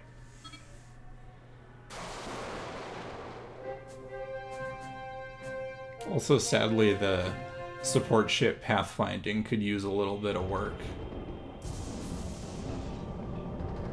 What's your status? They do not like anything being between you and them. 50% complete. Core module has been replaced. We are now running diagnostics. Rearming procedure complete. Command, this is the Aquitaine. Engines are back online. Setting course for the Gamma Draconis jump node. ETA 4 minutes. Good work. Agrippa, we need to pull you out. Proceed immediately to the Gamma Draconis node. Roger that, Command. Good luck, Aquitaine. Agrippa out.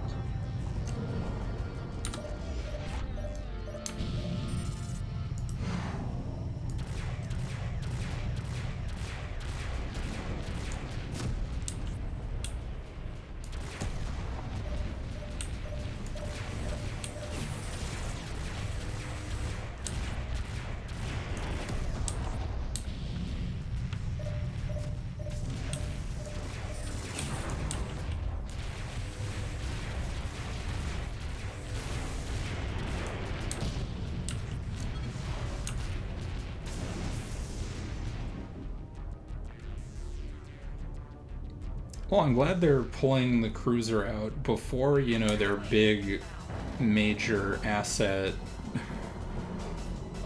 leaves. That's some real great decision making there at Command. But, you know, hopefully it means the cruiser crew is fine. We can dream, but this is Terran Command. They make choices. That's a confirmed kill.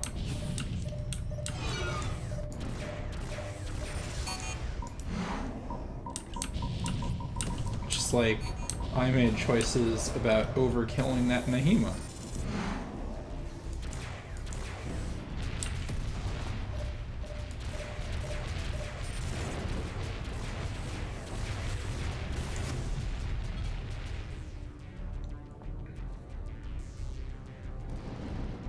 Wow, the Aquitaine is down to 33%. That's kind of scary. Heads up. Enemy wing closing in.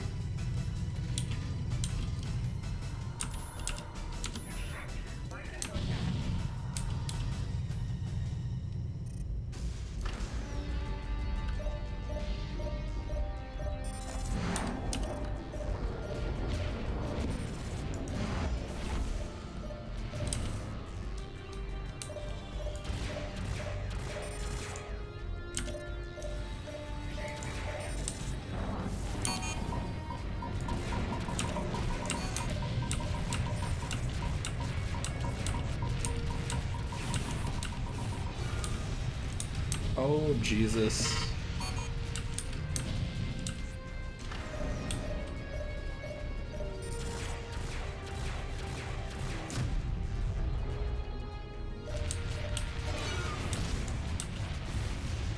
Don't shoot me.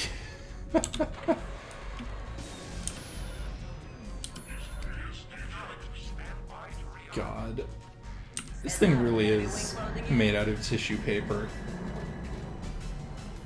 Please, everybody else, help me so that we don't have to restart this. Command,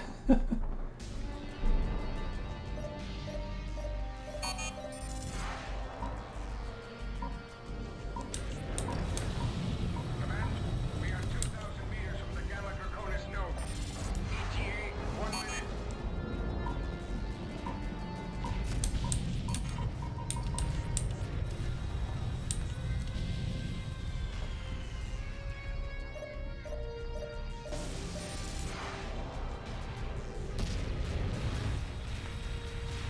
Also, just looking at the,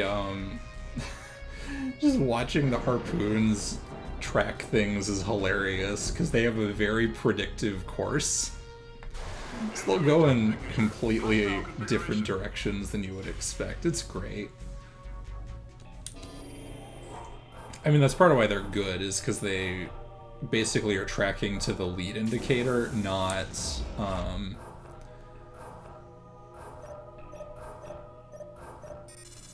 not like where the thing actually is.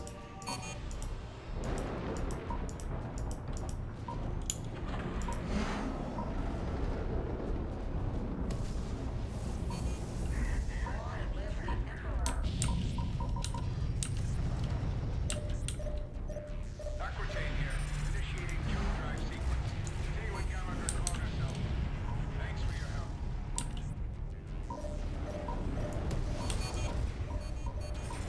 Well done, Alpha. Return to base.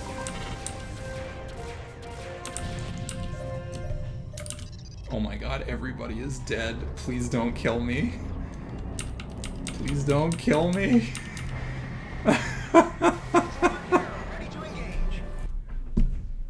Oh my god, I had like 2% left there. Oh, Jesus.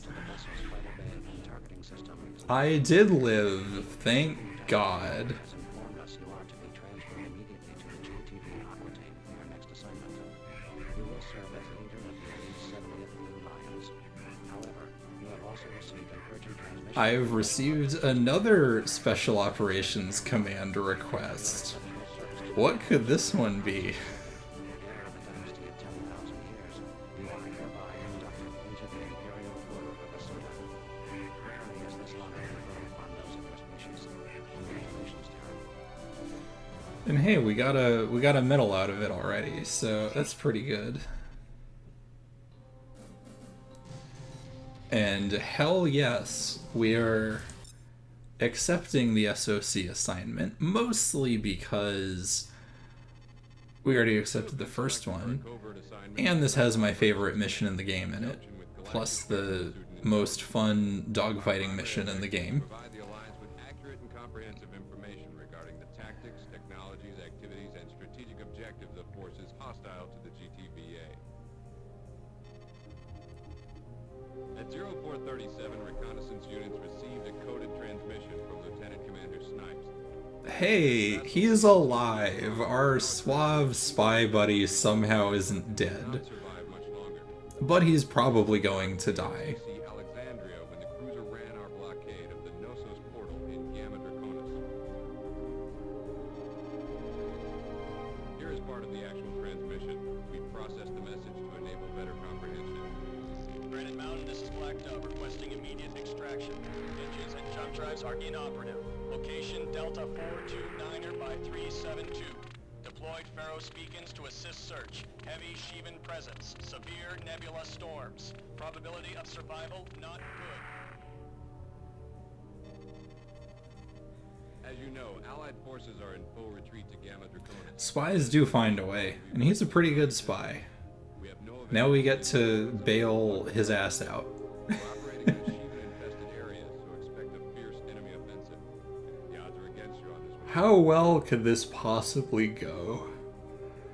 Another thing is, You know why you're here, pilot, so let's get down to work. this is the one mission where the nebula gets even, like, scarier and more fucked up. Your wing will be In- inserted at that position, I speculate that they originally were going to have most of the nebula be like this, incapacitated, and there's a high probability he's already but they realized it is horrible to play in for any length of time. The nebula is extremely volatile. Recon reports heavy EM interference, scrambling sensors and communications. These I units hope are the you only don't nebula like now knowing providing service. anything about what's around you, Them will make aspect lock difficult to acquire and maintain, so we recommend you load out with Tempest and Rock Eyes. because we will fuck up your sensors at literally every opportunity we get. Calling Lambda 1. This is critical. Do not deploy the recovery craft until you are ready. Our transport will dock with the Grawl and extract the survivors. You'll need to buy them some time as they complete this procedure. Good hunting. And now we get to do search and rescue in the worst place ever, However, with my favorite ship in the game, and my question, I guess, is I will run one mission of meme weapons with this, because the UD8 Kaiser is the, like, super Banshee from the first game. It uses a shitload of power, it kills things instantly, and I get 8 of them on this ship. You basically are killing anything smaller than a bomber in one hit. You're just taking all of your power to do so. It is overkill on this thing, but that's why I love it. Recon wasn't kidding when they called this a volatile sector. So, we have My sensors are scrambled, sir. these Experiencing EM interference. nav beacons, and these are how we navigate. Because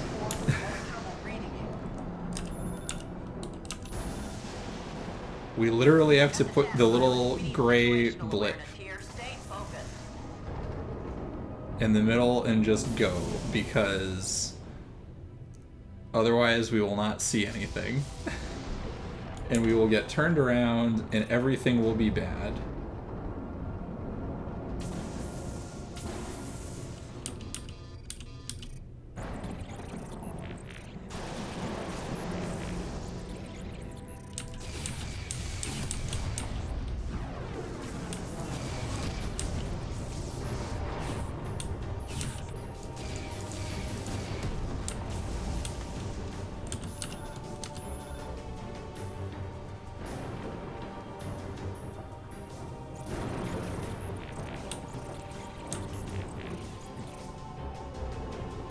Okay, so we want this one. So you can see how and why they... What? Where did more of them come from?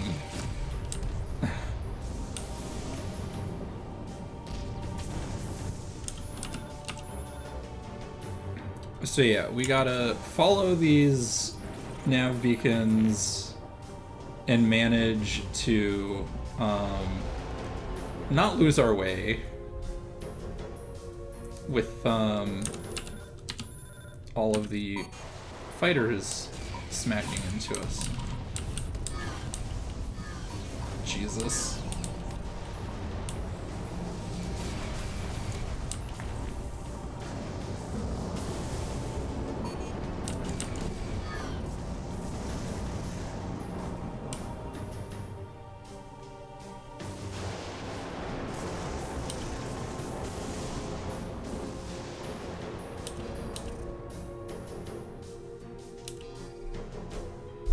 One thing that they do that is nice is they always let you target the first nav point, because otherwise you will absolutely get turned around. Like I currently am. So I think I want to go... Yeah, I want to go this way, if I can see.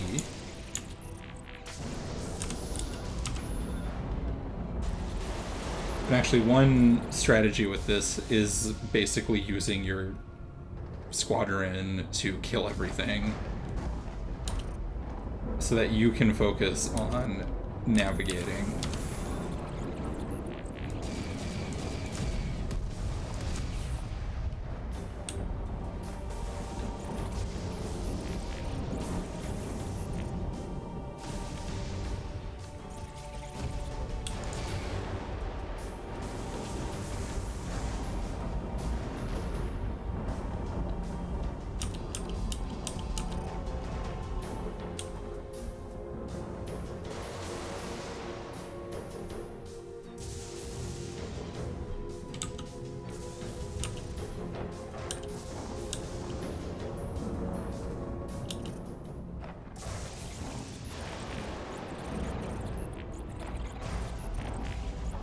that was 4. I think this is back. Because...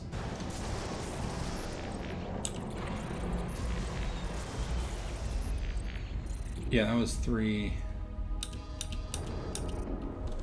That was 4.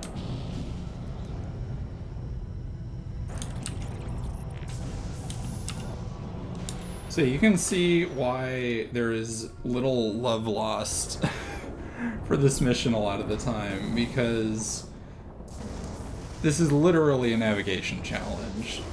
They specifically give you a very tough, very powerful fighter to do this, so that you can focus on not getting lost rather than combat.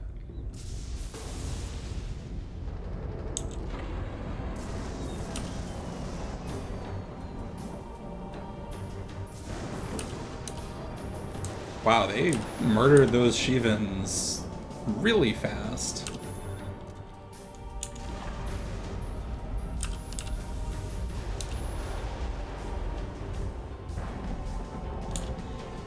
You know, I'm also taking it a little slow, mostly so I don't get lost, and so my wingmen keep up. Yeah, exactly. I don't have to focus on not dying, because instead it's where the hell am I even going?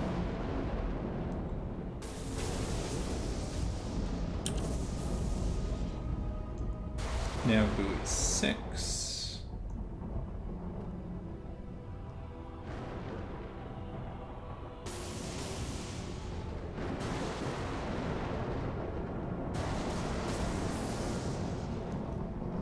But yeah, I love how different this mission is compared to everything else in the game, and how you get, like,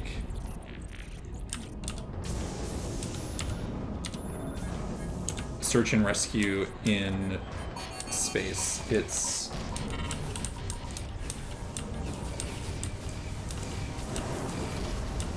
very good.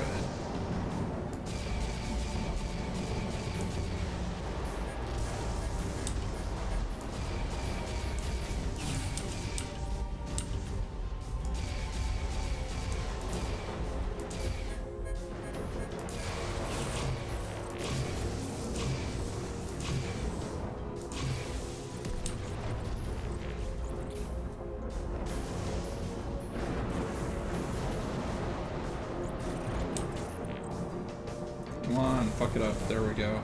Oh. Some more of you that are all dead already.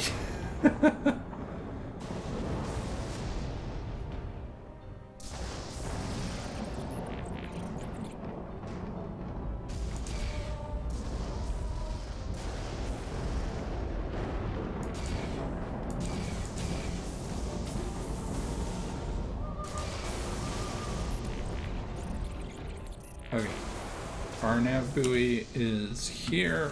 Let's get going. I'm powerful.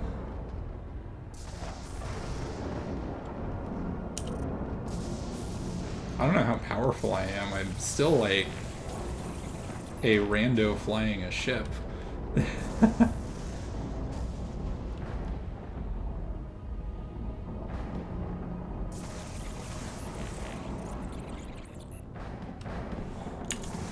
And yeah, this is the mission where they go, we are... NCT Grawl, this is GTVA Special Operations Command. Here to recover craft. You copy? Remember to that until cease and dear.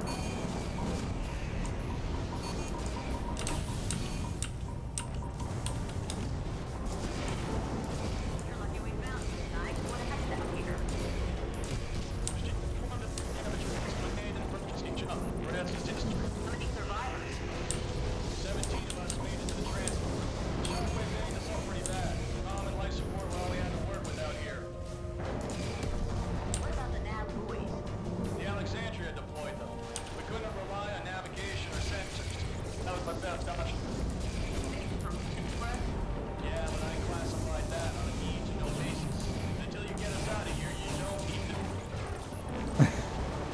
And he's being smart. Because we could just leave if he told us things. Call on the transport when you're ready, Alpha 1.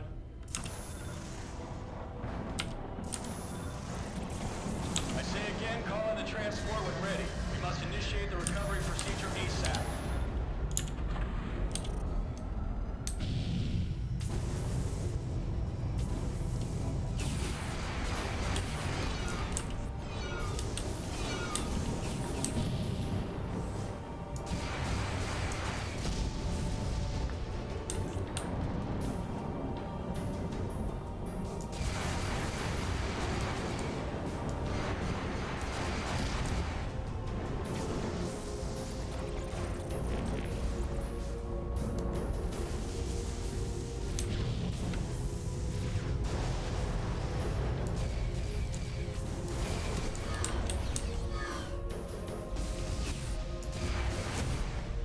So yeah, we take away the one thing that makes the nebula, like, bearable to be in, which is your sensors.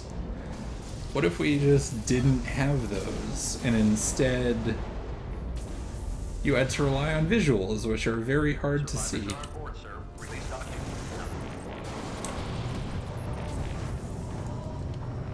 Extraction complete. Return to base.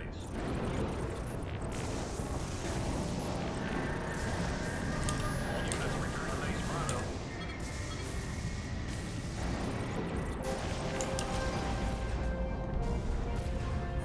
And we get one more SOC loop mission. What could it be? Congratulations, pilot. You saved my life and I owe you big. If I had more clout with the brass, I'd have them give you a service medallion, but they don't just hand those out. You didn't have to volunteer for this assignment, But we do get a medal anyways, just not the really nice one that he would do. They did it because I had information they needed, and information is what keeps you alive out here. He's a smart spy. I think we're going to need you on this one. I already cleared it with command, so it's your call, pilot. Hope you do the right thing. Alright. Time for the mission with some of the most famous dialogue in the game. And it'll be a chill time, won't it?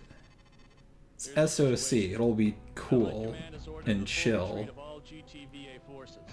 They've ridden off Gamma Draconis, so they're moving the Armada into Capella to hold down the system. Meanwhile, SOC needs a unit to fly Suicide to check out a second Knossos device the Vesudans found deep in the nebula. Hey, we get to investigate the portal. Just us. And hey, doesn't this sound like playing Judas? Where we have to, like, stealth through a bunch of shit? And if you play it right, you might even avoid enemy detection.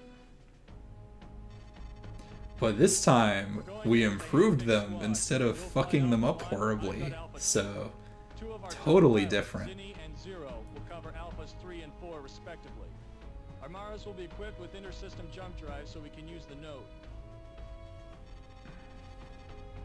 The timetable for this mission is 15 minutes. We'll jump in, gather data, hold down the fort, then jump out. Your drives will be inoperative inside a window of exactly 15 seconds. If we miss our jump, the recovery ship will leave us behind. There's no room for error. Yeah, this time it'll fucking work. Something else to think about. By the time we launch, we'll be the only Allied operatives left in the nebula. There'll be no reinforcement, no support, and no base to run to. That's why this mission has to be carried out by the numbers. We have 15 minutes. No more, no And less. zero support. Because of course not. Who thought this would be a good idea? Also, some fun little things about the Terran Mara. It can only use the weapon that everything can use, or the Kaiser, which is mostly based on Shivan weaponry. So that's fun. That's fun and exciting.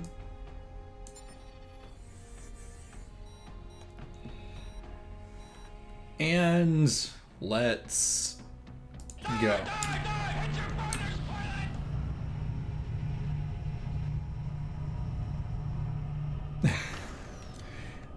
If you don't do that, you will instantly get killed. That is a thing that they will do. We gotta wait 15 minutes to change heading for Capella. Sensors reading an unidentified object dead ahead. Sheevan's signature. Let's get a scan of that thing, Alpha 1. We'll cover your back. All units return fire. IFF status has been revised. The honeymoon is over. Repeat, the honeymoon is over. Picking up 2 more unidentified objects in the immediate vicinity. What do you think they are, Commander? Objective of your pilots is to neutralize all targets of opportunity before time runs out. Alpha 1, take out that device. What, do I look Sheevan to you? Uh-oh, take a look at this. NASA's device number 3, 150 clicks on its right field. Where the hell are we? This just keeps getting better. Another Juggernaut has jumped in from NASA's 3.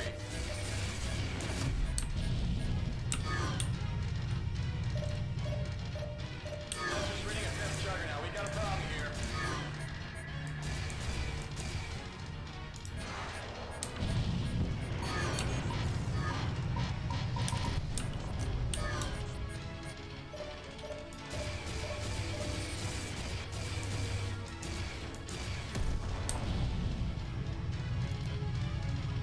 So yeah, the writer gave his OC, I assume Snipes is his OC, all of the best missions and all of the best dialogue.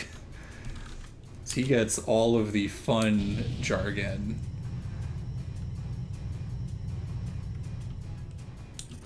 And like, I respect that.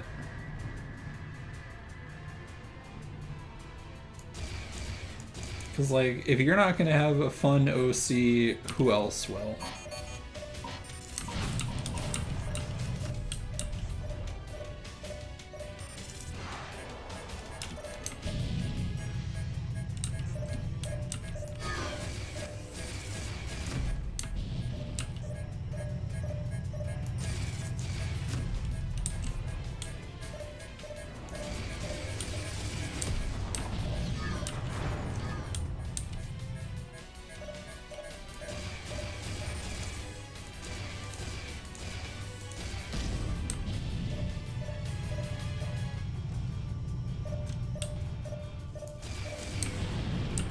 Oh, that's why that thing got disabled. I think it got hit by one of the devices.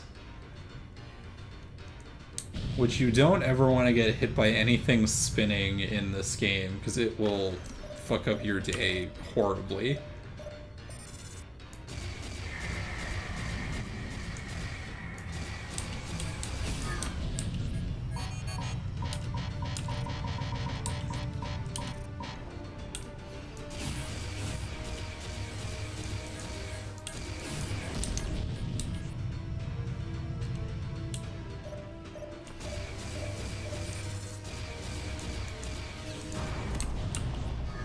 Also, the Mara is the fighter, I think, with the best gun hardpoint positions in this game. Because they're all real, like, tightly grouped. Yeah,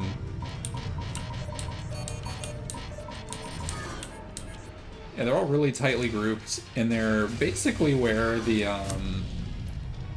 Athenas were, just a little bit farther apart.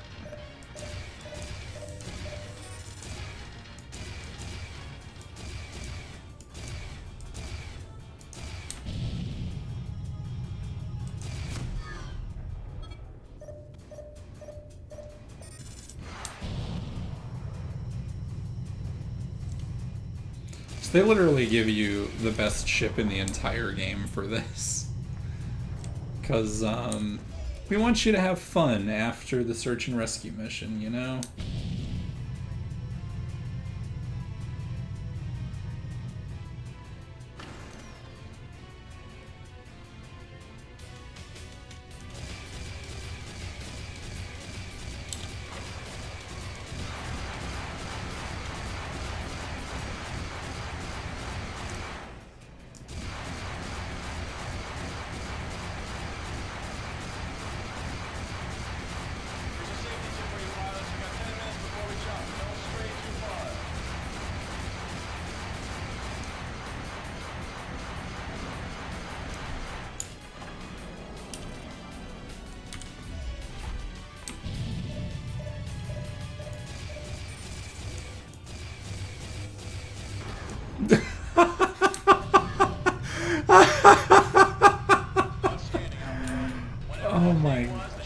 god.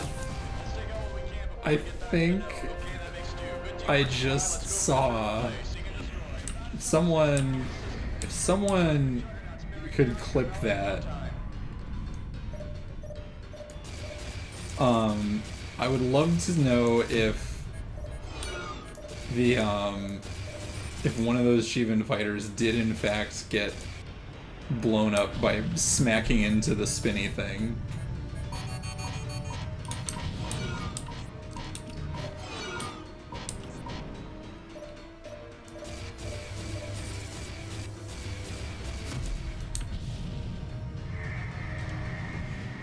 Jesus, that's a lot of bombers.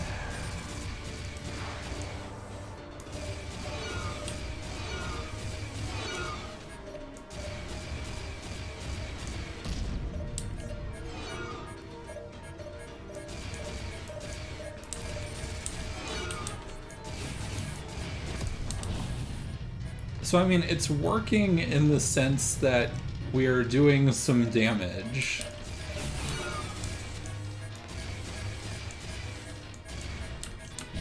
But also, how many Juggernauts have we seen already?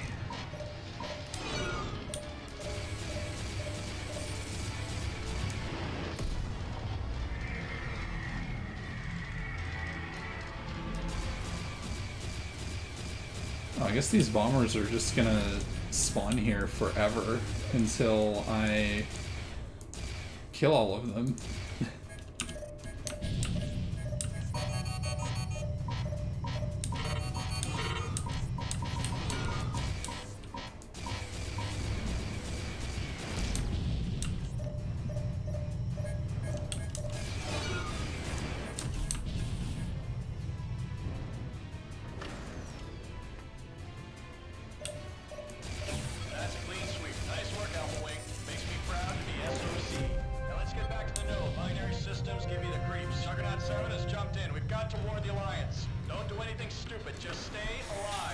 So there's seven Juggernauts, and that is not the last of them.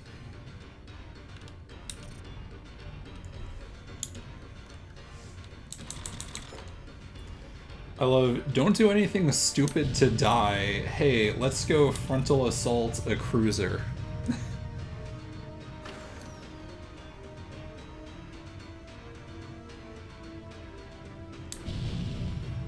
Which, I mean, I'm joining in, so, you know, I'm not one to judge.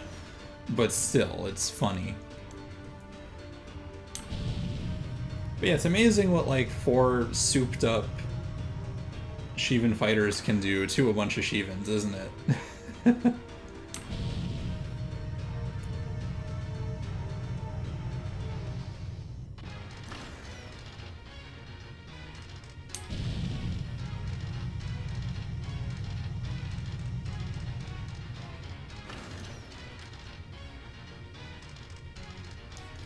Oh, thank you for the clip. So it did get nuked by the spinny thing. Perfect.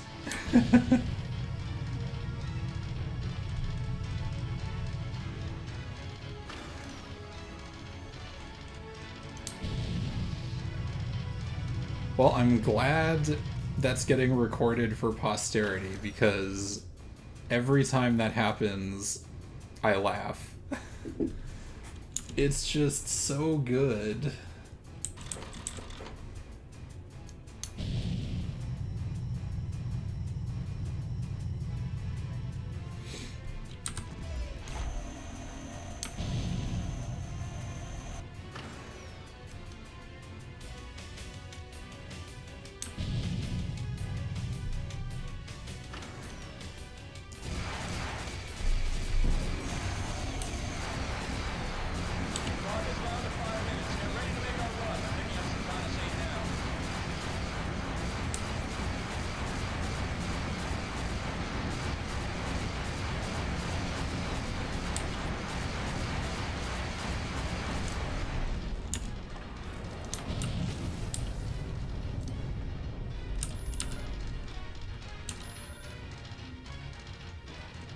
Alright, time to hightail it over to the node, since everything except the Juggernauts are dead.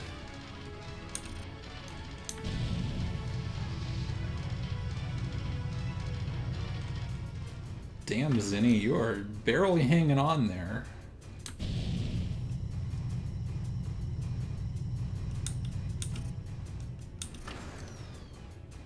I guess that's what happens when you take out the Shivan comm nodes. Because that's what those spinny things, I think, technically are called, at least in the files.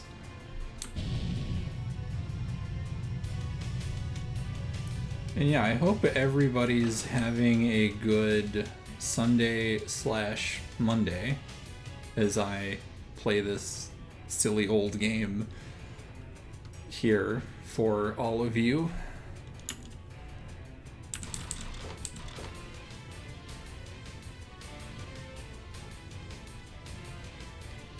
Because yeah, now I get to kick my feet up on the dashboard once I get to the node. It'll be great.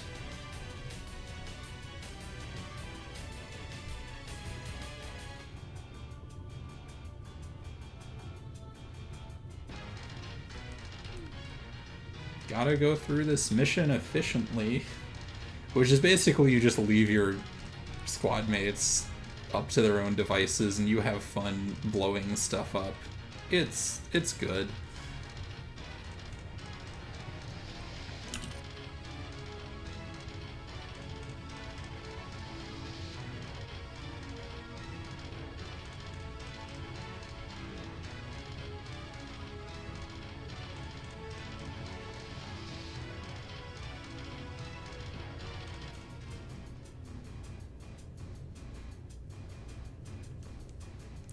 And we got 2.5 minutes to just chill and watch as the Sathanas fleet, like, happens. I also I love the fact that they're just putting them all, like, way the hell over there.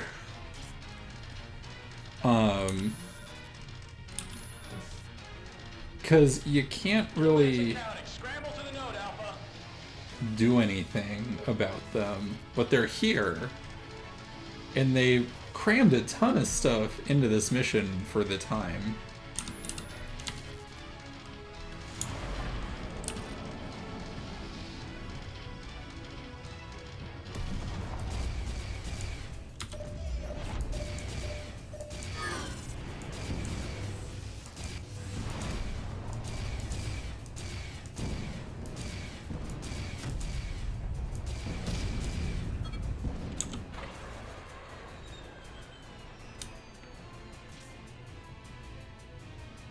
And I think this is the farthest they've ever put ships that count as being, like, in the mission somewhere, because that's like 143,000 meters.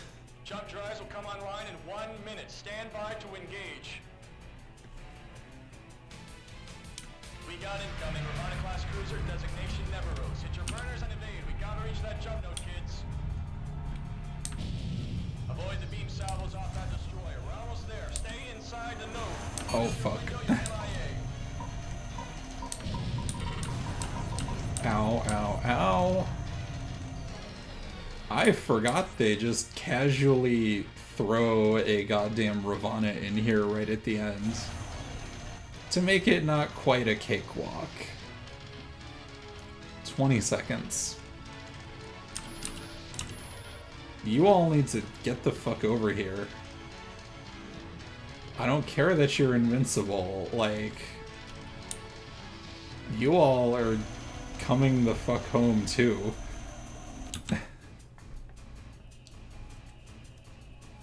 Alpha Wing, we're in the node and drives are back online. We'll rendezvous with the recovery ship on the other side. Engage! Easy. Easy peasy. Outstanding job. And we get another medal out of it. Mission. We survived what should have been our last sortie. I've advised the GTVI that multiple Juggernaut-class warships are now en route to the Capella system. We'll have our hands full getting everyone out of there alive. neutralizing those Sheevan devices. You delivered a top-notch performance. Analysts are poring over the scan data now, but you can rest assured... You're just spies. You don't get to actually know anything. One more thing. We're helping to provide the Alliance with accurate and comprehensive information regarding the tactics, technologies, activities, and strategic objectives of forces hostile to the GTVA. You are hereby awarded the SOC Service Medallion, the most prestigious honor bestowed by Special Operations Command. All it took was 2 suicide missions in the worst search and rescue mission ever. Yes, I am a good spy. I don't die. That's why I'm a good spy. Like, literally, that's what they are basically saying here. Like, you don't die, and that's why you're good at this. This game. Welcome back. Because of your outstanding service to the Alliance, GTVA has granted you command of your own elite fighter squadron, the 70 Blue Raiders. This is quite an honor. Hang on. Let me just type something quick. I wish it didn't lose focus like that.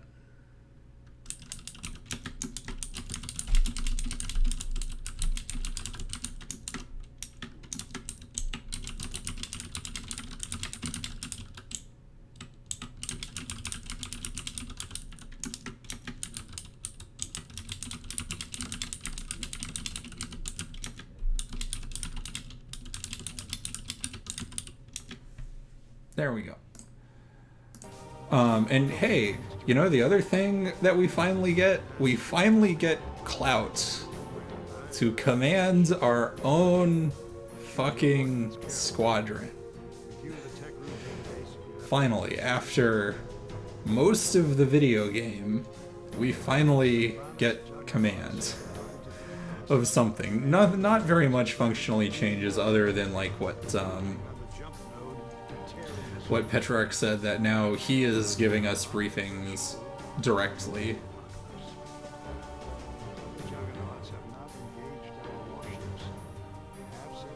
And here's the like really scary thing about all this. Like he's saying here, the Sheevans have this giant fleet and they don't give a shit about us. They are just chilling with it. We are so not a threat that they don't give a shit. And this is part of why they work so well in this game. We are not really worth doing anything about because they have shit like this, their giant super juggernaut fleet. It's my baby, the gunship of the game. You'll have sufficient firepower to make short work of enemy targets at close range. The Arenas can accommodate fire control for up to 2 different primary systems. But yeah, I'm not using the Kaiser on it anymore because it's honestly not worth it. It uses too much power. You have also been issued the GTW UD-08 Kaiser. For its limited optimal only select units will be authorized to carry. And we have proven ourselves worthy of using the war crime weapon. Wave function of the particles to collapse and emit intense zero-point energy microbursts. The Kaiser is the product of our research into Sheevan weapon technology. Yay, Sheevan weapon technology. That was totally not sketchy. Wide area fire suppression market. Use the Inferno, press your secondary trigger once to launch the missile, and press it again to detonate. The HUD indicator will display the distance of the warhead. Ah, good. More manual detonation The Inferno releases multiple sub-munitions formation killer things. ultra-high explosive charges. I've never been good at using these. I think my playstyle just doesn't quite work. And hey, this is how we know it's a free space game. We get a mission called Exodus. Epsilon Vega side. The evacuation of civilian personnel proceeds on schedule. Enemy offensive has intensified. We have blockaded the Gamma Draconis node. Sheevan forces are swarming into the system. So we gotta escort even more refugees. And yeah, in case it wasn't super obvious, this is like the last tiny section of the game. Man needs a closer look at the Juggernaut, so we'll be sending in the 91st. 70th Blue Lions will be sorting. The Epsilon Where everything is horrible and we must save the refugees. Yeah, exactly. If thousands die, it is on us. But also, admittedly, it's command. Yeah, we are the one thing keeping this military, like, afloat. It's great.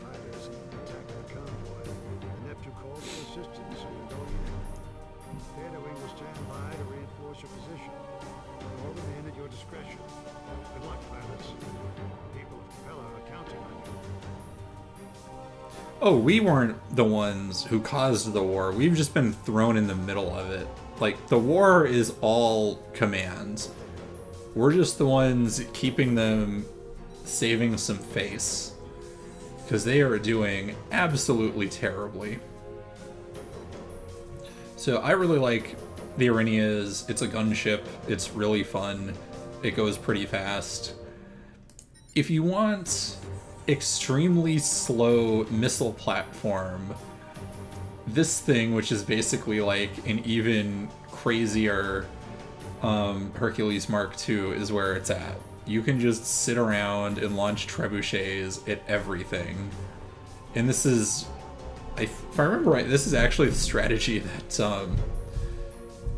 the GTVA starts using in Blue Planet.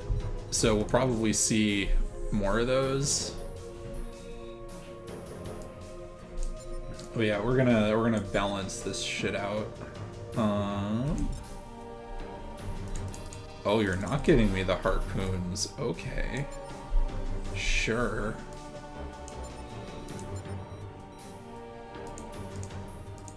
Alright, and because of weird glitchy stuff, the AI, at least in the retail game, actually can't shoot trebuchets.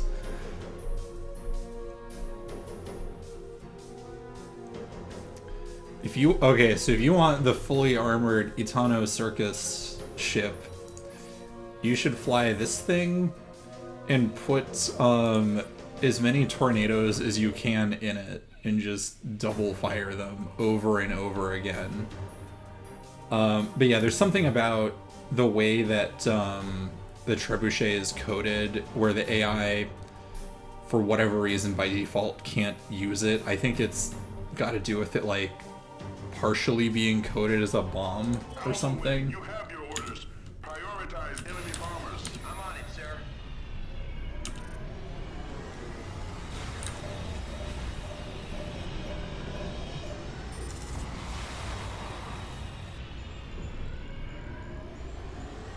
Come on, trebuchets. You can do it.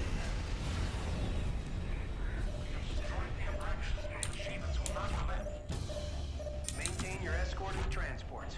70th Blue Lions are here to assist. We got company.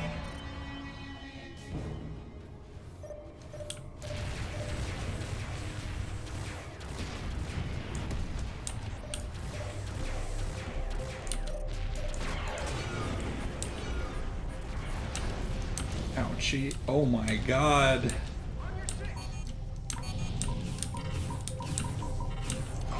Neptune is gone. All Allied warships are currently engaged. You're on your own out there. It's amazing with not having Designation Scorpio. Intercept that It's amazing what not having fighter cover does, isn't it?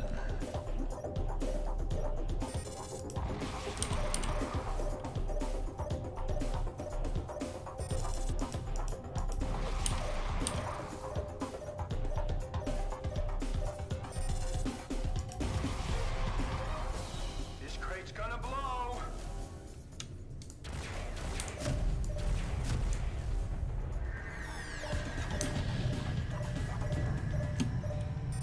Bandits incoming.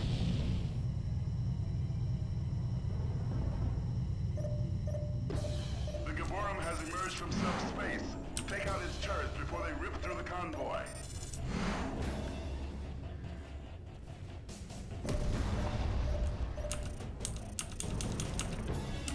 On your six.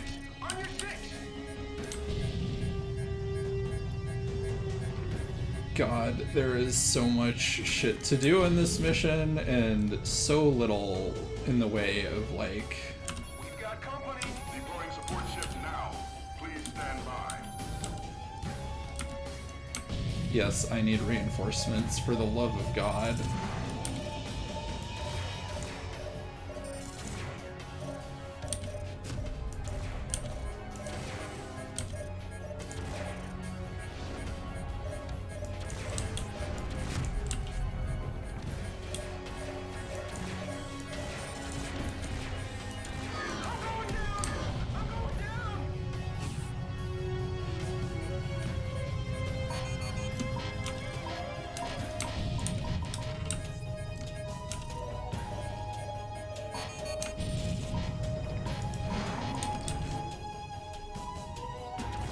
Incoming jump signature. Hostile configuration.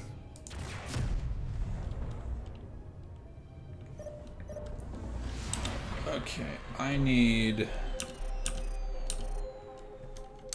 rearm and to get into better position. Oh, god damn it.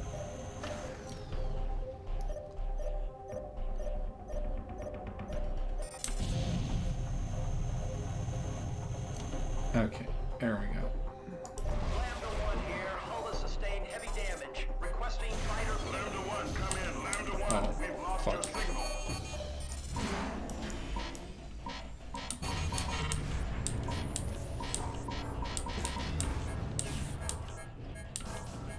So remember how the previous Exodus mission was like, you know, not that...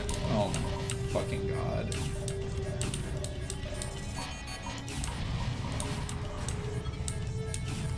Yeah, this one I might not get through.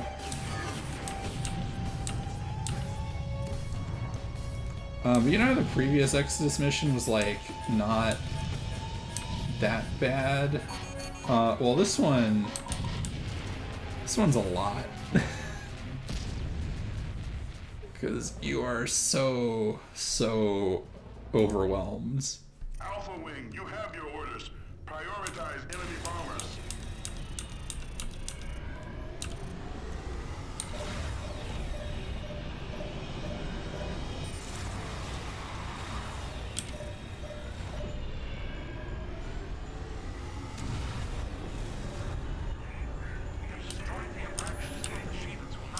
I copy. Maintain your escort of the transports. 70th Blue Lions are here to assist. Roger that. We've got company.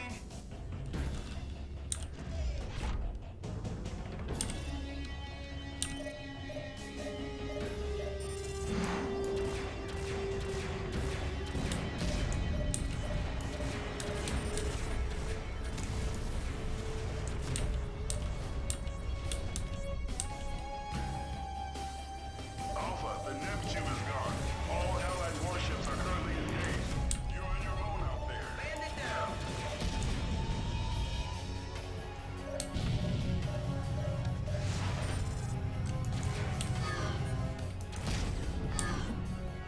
God, that was 2 shots.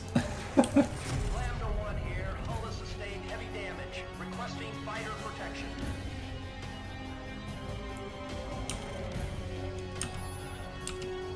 Naima bombers inbound. Designation Scorpio. Intercept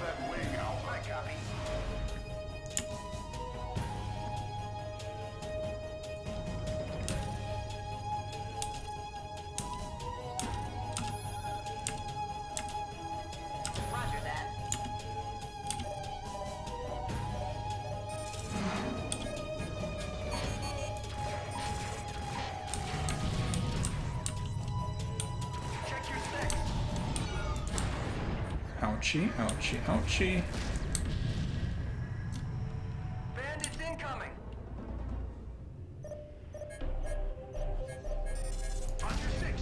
On your six! The Gaborum has emerged from subspace. They have started to move through the tunnel. Jesus.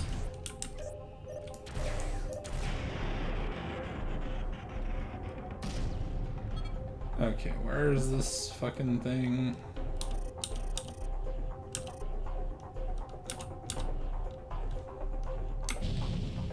Alright, we are gonna go beam cannon hunting. Assuming I can get proper angle on this. Seraphim bombers with fighter escort have jumped in. Defend those transports, Alpha. Look how many different objectives I have with 6 total fighters. Just like the absurdity of all of this. Alpha, we need you by the convoy. Don't let the shipment lure you away. Fam, you told me to kill the goddamn beam turret. I don't know what you want. We've got company!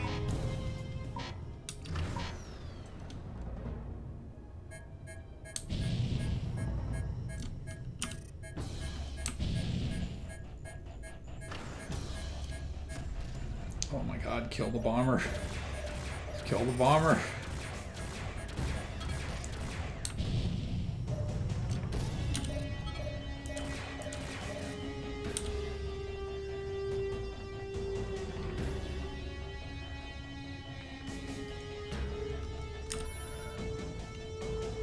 Deploying support ship now. Please stand by. Yeah, I think what I need to do at this point is basically sit around with trebuchets and kill what I can. Because the cruiser should die relatively fast to the, yeah,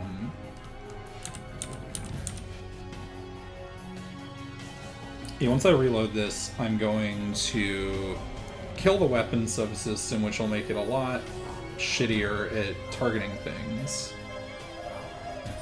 Rearming complete, sir. You're good to go. So, hopefully that'll help.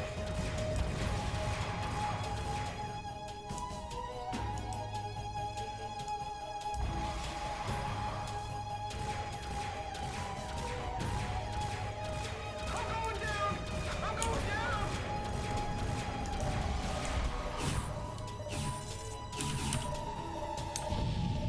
Missile bank completed. Calling in support. We have destroyed the Gaborum.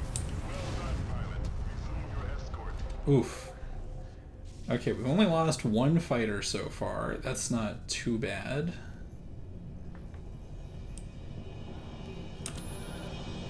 I copy, pilot. Support ship in transit.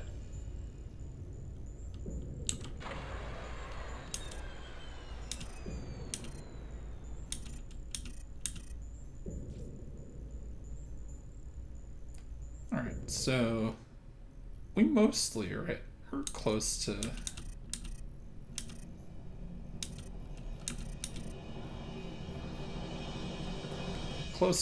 full strength. Yeah, this is where telling the fighters to actually escort helps a lot more, because they'll actually like stick around to things.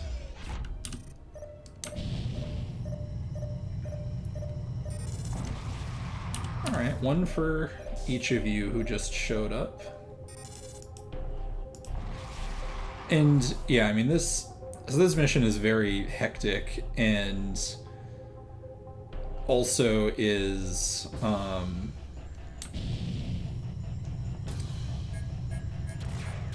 I really like this part of the game because once again it's about like here are the consequences to everything that Command has done at this point. And so, like, again, maybe I should put a button that says talk about Legend of the Galactic Heroes. Both this and Legend of the Galactic Heroes have a similar ethos when it comes to caring about the consequences of wars and fascism on, like, everyday people. You have a much, much more limited window into it with Free Space 2 because you only have your perspective as a pilot plus, like, whatever Bosch gives you. But then the way they play around with that is so much of what you're doing. Well, that was exciting. I copy, pilot. Support ship in transit.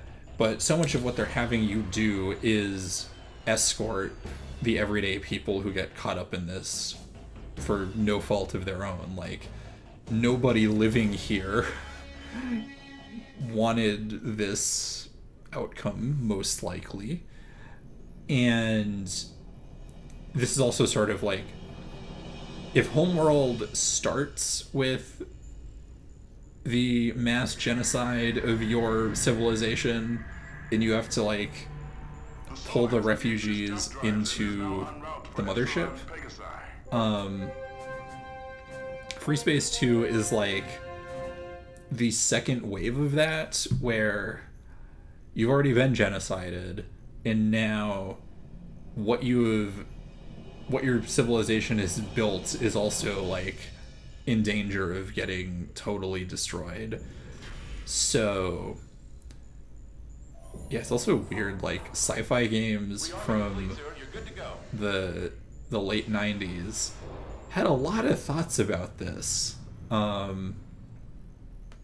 Like, I know part of it with this game has to do with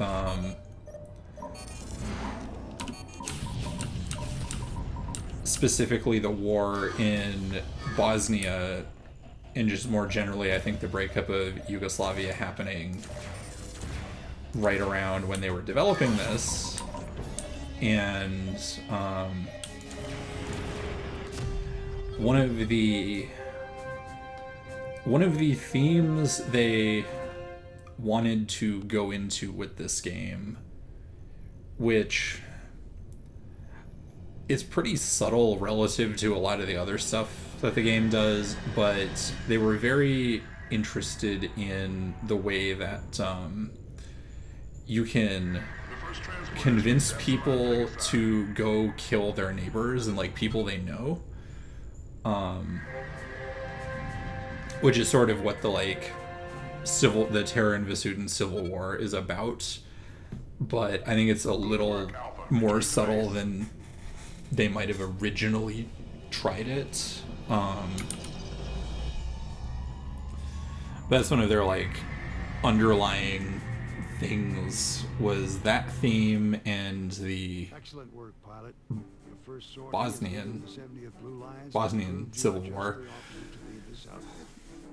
Yeah, exactly. Now it's time to avoid annihilation. The squadron held them off because it had tactical And hey, we get a medal. entire convoy saved Now we know things are bad because we're getting more medals. both the transports reached Epsilon Pegasi. Your efforts saved thousands of lives. You managed to save the GTF Solar. Visions of Carrot and help alleviate. And I think every single one of these sentences and, like, short paragraphs is parameterized and conditional. So you will get chastised the more people you have die. The influx of refugees from Capella. Your squadron eliminated all hostile targets. We are to halt the Sheevan advance. Every effort must be made to diminish the enemy force.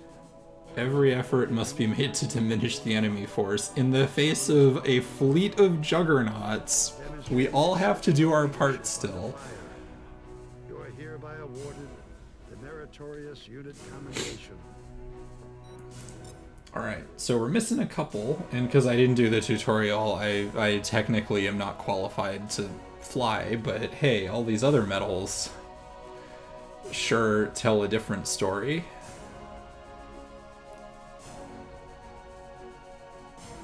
Although they haven't given out the obscene number of metals that Free Space 1 does. Like, Free Space 1, I want to say you can get like 5 distinguished flying crosses if you do really well.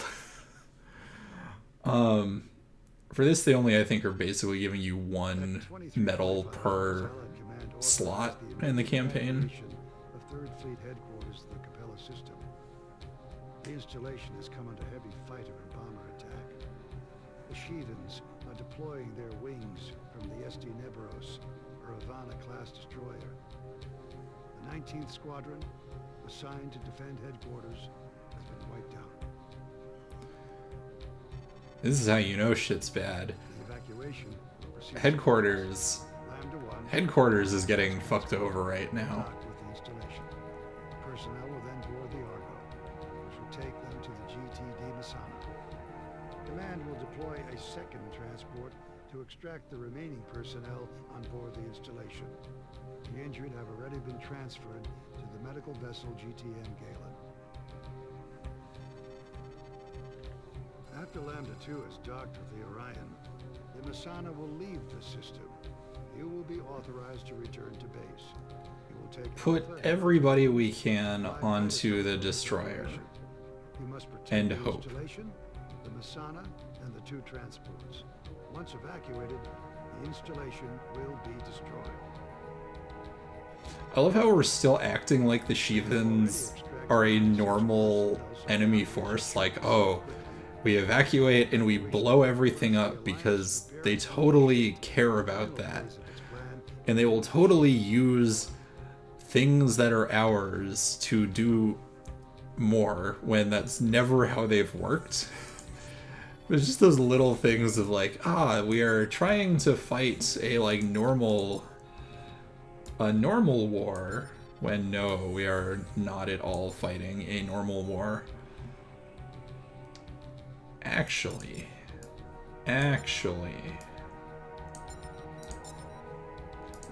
Okay, we're not actually gonna do that. I will do this because I like aspect missiles. And you all will get your triple primary weapons.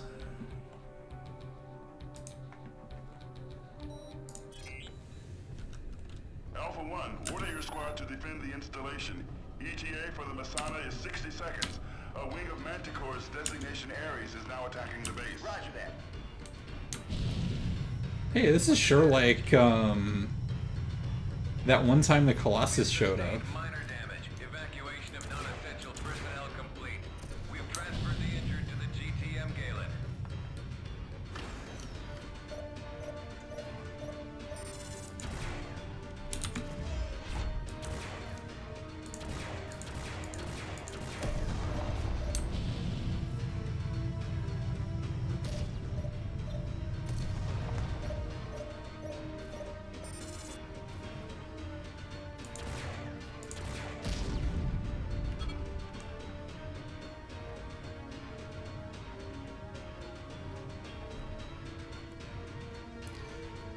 Yeah, exactly. Everything is terrible.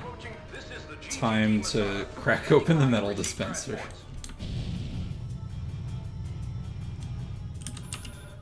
Yes, sir. Breaking to attack. I also love the slowly growing number of Sathanuses around the star that show up on sensors.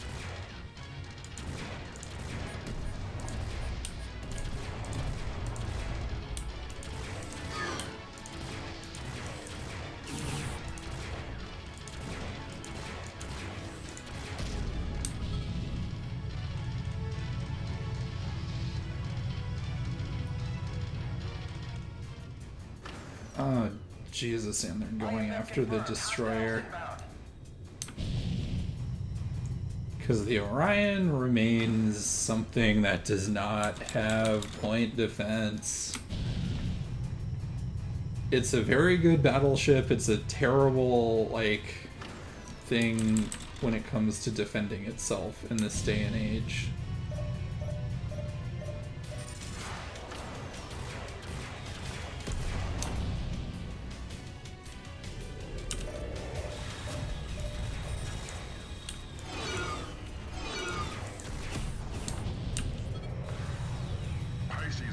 Oh, for God's sake. This is the GTM Galen. We are now engaging our subspace drive. Incoming jump signature. Hostile configuration. Affirmative.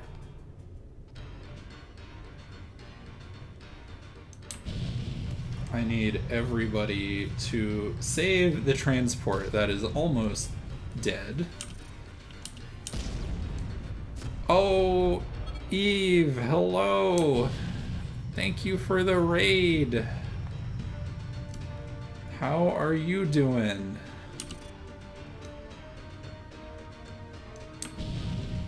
How was... what were you playing? La Mulana is bullshit and you hate it? What is so bullshit about La Mulana?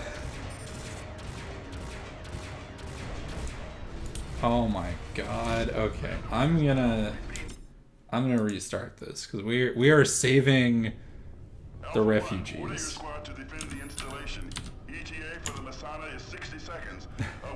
You can't wait to continue it? That's good.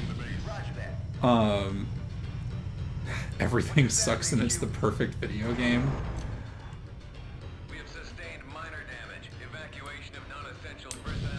But yeah, I'm playing Free Space 2 and everything also sucks, but probably in a different way than in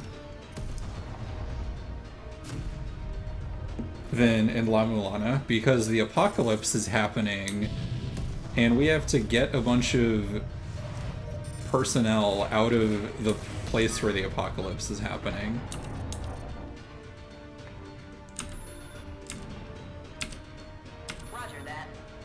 Oh, thank you for the follow, Megami of Winds. Thank you. Oh, gender of the day. Gender of the day is the Vasuden support ship docking with you to refill your trebuchets. That is the gender of the day.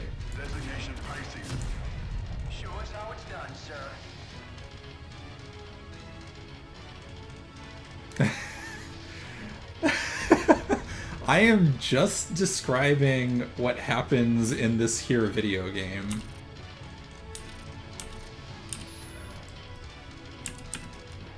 I'm on it. IFF confirmed. Hostiles inbound.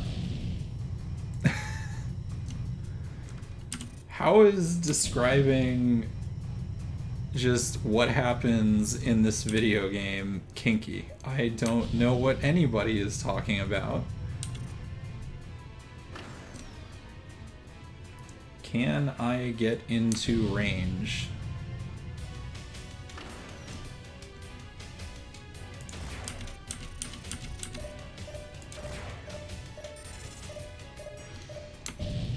Jesus. So many fucking bombs. My god.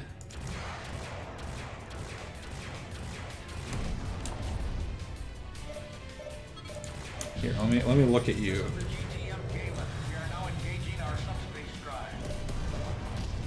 Ah, there we go. There's the fire support.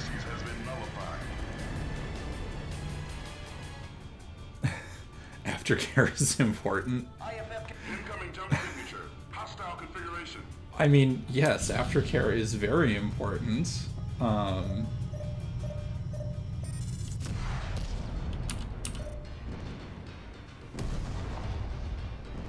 Jesus, okay, what is and is not alive? Those are alive. And they should not be alive.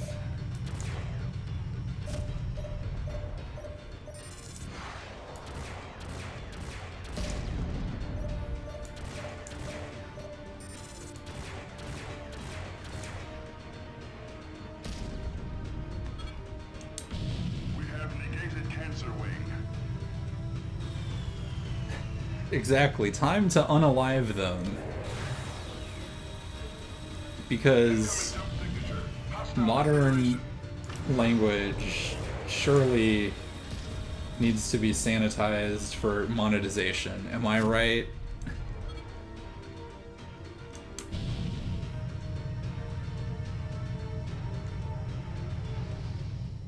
I mean, the Shivans are trying to unalive us pretty good, and they're not even sending a capital ship to do it. Just a bunch of very hard-to-kill bombers.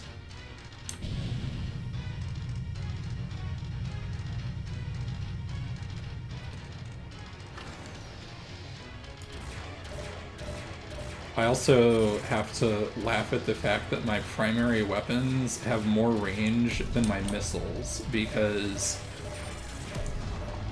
glory to Earth and whatnot. Also with enough, Taurus Wing neutralized. with enough Prometheus S's hitting a target, it will die faster than my missiles can actually lock on. Which is pretty impressive, if you ask me. Sirs and Bogans have been bothering us for a while. I guess send Franken some ships, IDK. Welcome to the Masana. Phase 3 evacuation 50% complete. Alright, where is Lambda 2? So I can tell everybody to protect it.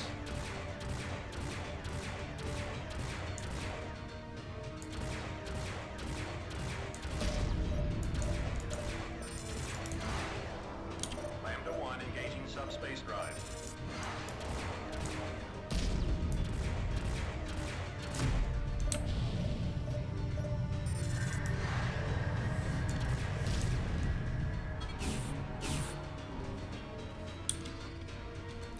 Alright, this is another thing that only happens when you tell the AI to protect stuff. Lambda 2, we're now preparing to dock. And that is they will attack bombs. Roger that, Lambda 2. You may Oh, have fun at D&D, Faye. Thanks for hanging out. It was super nice to have you in chat.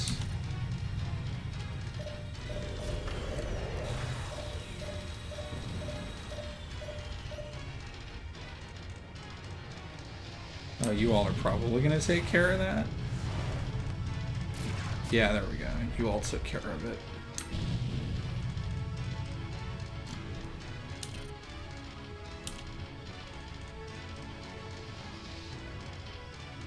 Incoming jump signature. Hostile configuration.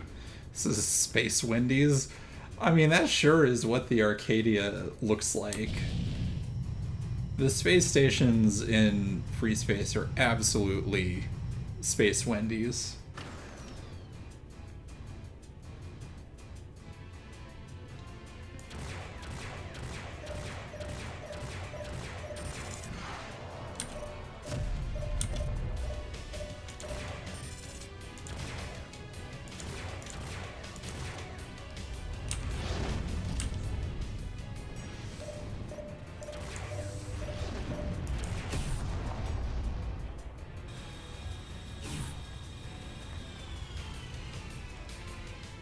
Something else I love that I probably pointed out about this game, Heads up, enemy wing closing in. Masana, Lambda 2 here. We have docked with HQ. All remaining personnel are safely on board. which I haven't probably said this stream, so I will again. Excuse me, is that the game is really good at making little cinematic moments happen dynamically, just the way that everything is modeled. In the way the physics all fit together, you can get some really good like flybys of things. and having the AI like do certain things that look very pretty.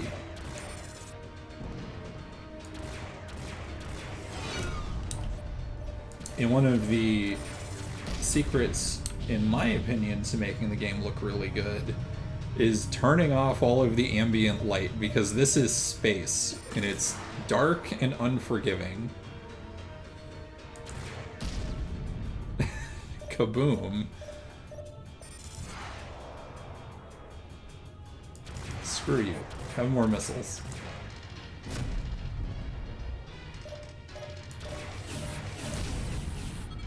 Wow, that got deleted. Heads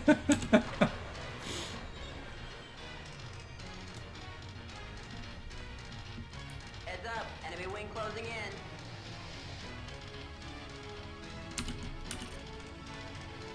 in. Dark and unforgiving. Just like your ex-wife.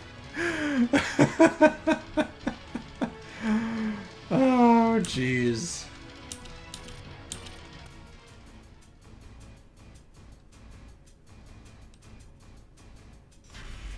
That's some noir detective shit right there.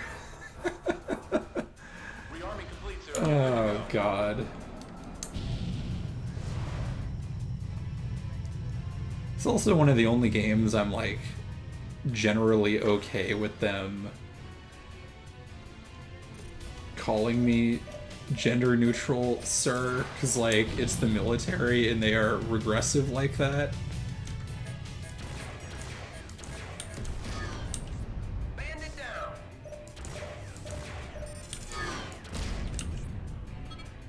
I mean, they managed to never actually write you having a gender in this game from, like, 1999, which is pretty good.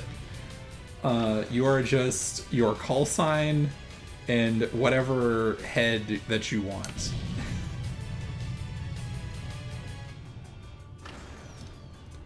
Well, you all are being useless, but I'll still kill you because you could not be useless if I don't.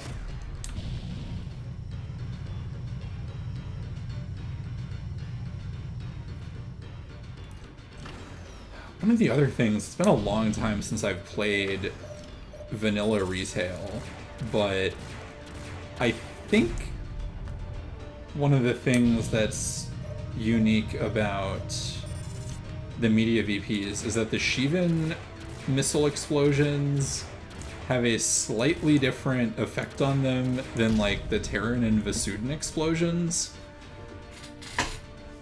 And the Terran and Vasudin explosions use something closer to Free Space 1's explosion effects. Whereas,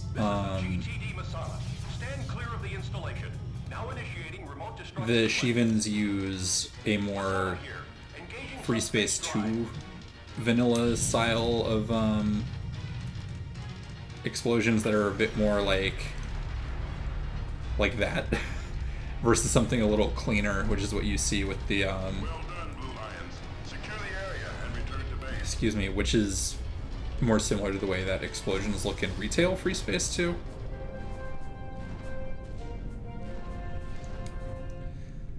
Alright, good job everybody. That restart was worth it, because sometimes you gotta tell the AI what it's supposed to do. And another medal! Who could have seen that one coming? The evacuation of 3rd Fleet headquarters was a complete success. Under your capable leadership, the 70th Blue Lions opposed its standing among the elite squadrons. Hell yeah. We are elite squadrons, getting medals like it's nothing. The Security Council has revealed its strategy for holding the Shivans in the Capella system. I will address the officers and crew. Oh good, there's a strategy. How could this go wrong? Nothing bad can happen when the GTVA Security Council has a strategy. Just, God, the apocalypse is happening, and we're at least saving some people, but it's a drop in the bucket. Every advantage we achieve difference between annihilation and victory. For conspicuous gallantry at the risk of your own life, you have distinguished yourself above and beyond the call of duty and the highest traditions of military service. You are hereby awarded the GTVA Legion of Honor, the highest decoration Hell yeah. of the Galactic Terran Vasudin Alliance. And there's still one more medal to get. Incredible. We've already gotten a Medal of Valor, a Legion of Honor,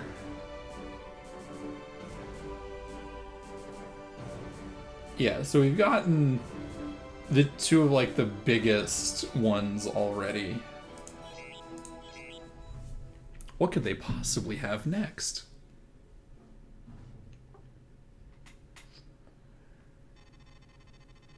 With over 100,000 casualties and more Shivans... 100,000 casualties is a lot. Our only real chance is to seal off the system and prevent the invasion from spreading to other Terran Vasudin worlds. If we fail to contain the Shivan advance, we will unleash the... And now it's about containment, not actually winning. The fleet we defeated 32 years ago is all of that hubris is coming back, and it is horrible. Command is committed to getting every last Terran out of the system. Over 80 Shivan juggernauts are now in position around the Capella. You know everything it took to kill one of them? Now they have 80 of them. So if we go all the way back to Free Space 1, they are doing basically the same thing when they introduced the Shivans that they are now, which is you can totally kill one of these things, but it takes all of your resources to do it. And that is how you make them feel so overwhelming, even if you never fight one of them again. And it's just really clever narrative design. And I just really respect it. And it's just every time I come back and I like look at the way this game is written and designed, it is so elegant and careful and deliberate with how they choose to do things. And hey, we have to do the thing that we have been reeling from for 32 years to ourselves this time. Just really, really connecting all that stuff together. And it was bad when we did it to try and save ourselves when it wasn't intentional. Now we have to do it intentionally. Those Shivans have used uncharted nodes and nodes too unstable for Terran and Vasudin vessels. They are as dependent on jump nodes as we are. Nevertheless, we must accept this strategy. And it's not even permanent. If they want to come murder us to death, they just can. Like, this is a stalling tactic. It's, we need to abandon our capital, or one of our, like, major systems,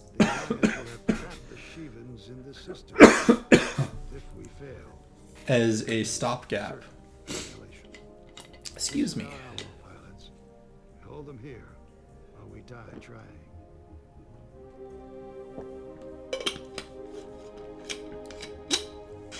All we can do is stall them. That's it.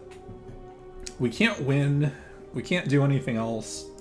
We can just hide. That's about it. GTD Bastion entered the Capella system in 1835 hours. We're sending in the 116th to escort the warship into position. Forward observer units near the Juggernauts are calling for backup, so we'll send in the 83rd. 309th will assist with the containment effort. Please do not compare Mexican people with bloodthirsty death aliens. Yeah. Petrarch's an old man. Draconis node. The operation here will be a feint to lure the Shivan Armada. The Colossus and his group will form a battle line near the node. By focusing our firepower here, we'll draw the brunt of the Shivan offensive. Meanwhile, on the other side of the system, so the thing I can say about the Shivans in Free Space 2 is they're not that interested in, destroy all enemy targets. like, they are written in such a way where, like, the potential annihilation of like 250 million people is literally not something they are thinking about. They just want to go chill around the sun. That's all they really care about, and we keep, like, doing shit to them.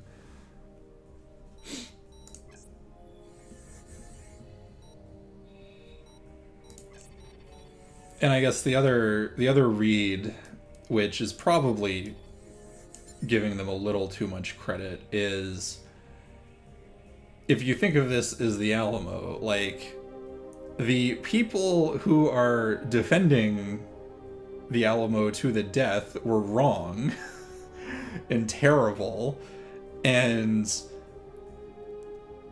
like that is sort of where we're at in this situation of we went into the wherever the Shivans were, started fucking around, and now all of a sudden they're murdering us. Like, shocked Pikachu face, really.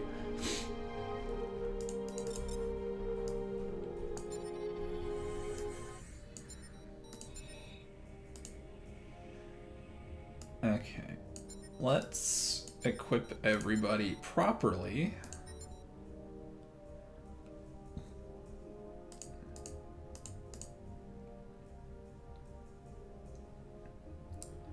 Alright, this feels pretty proper for general purpose dogfighting.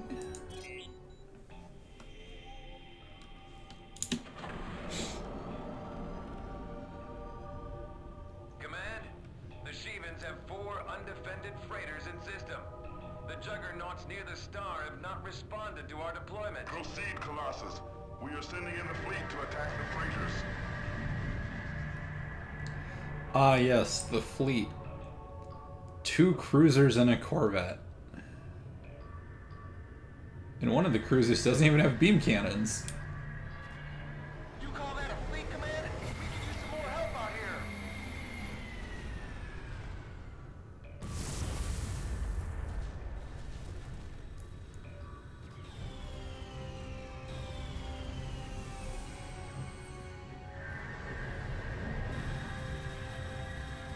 A Kane-class cruiser has now entered from Gamma Draconis.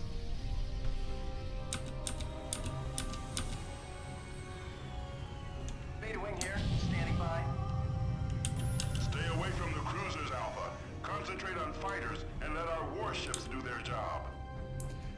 Okay, but there's like no fighters.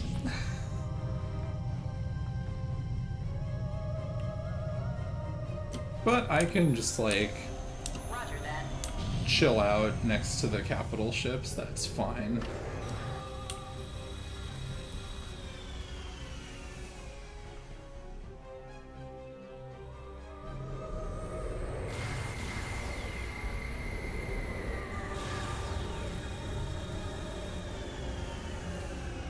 Oh, the Kane-class cruiser with your hilariously bad beam cannon.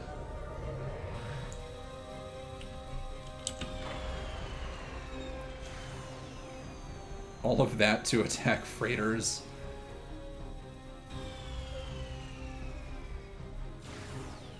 So they're like they are military transports.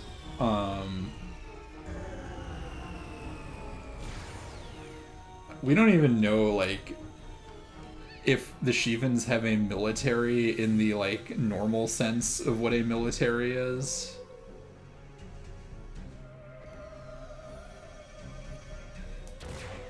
I guess I can shoot some stuff.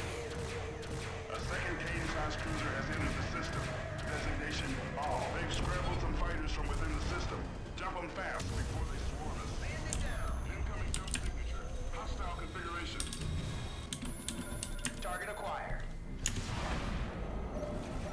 Let's have everybody shoot one fighter.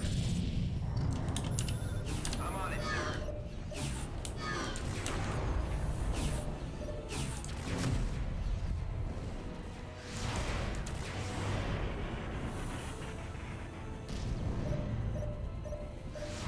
Bandits incoming.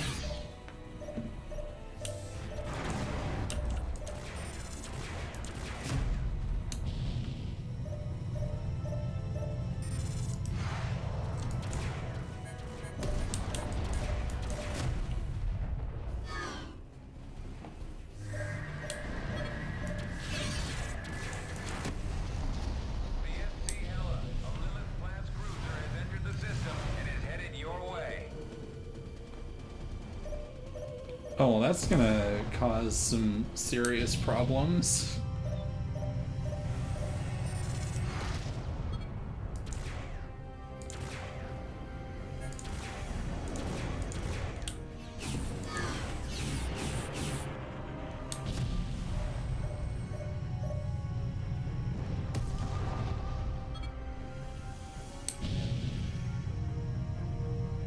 Rearm if you need to.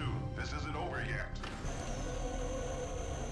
Yeah, because they have a goddamn Lilith-class cruiser. It's not over yet. I don't know if we have actually anything. We're tracking a new inbound wing, designation Cancer. Take them out now. Alpha. That can very effectively deal with that.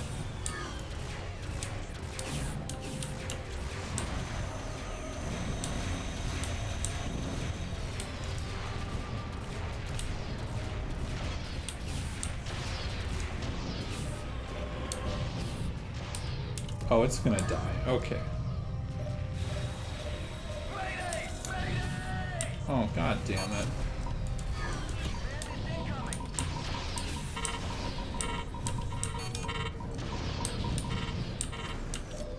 Wow, those countermeasures are pulling a lot of stuff.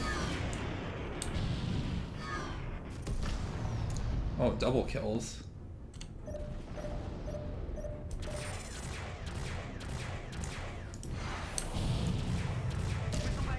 Calling in support. Wow, what the hell are the cruisers even doing? They are sitting around getting attacked by this thing's fucking giant beam cannon. Okay. Sure.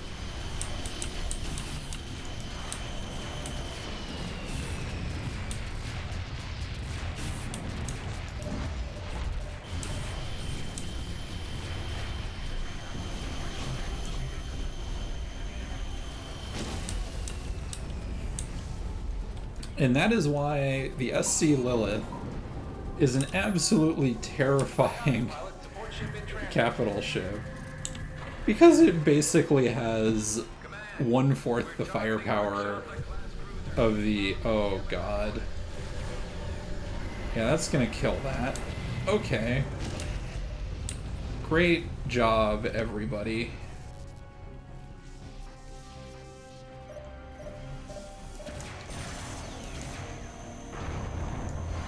Fantastic freaking work.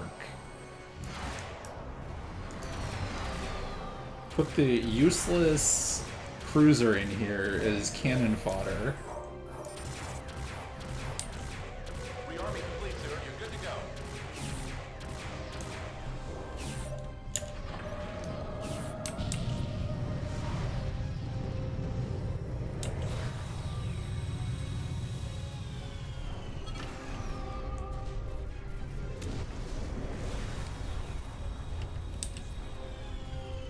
A Ravana-class destroyer has emerged from subspace. They're putting the pressure on us now.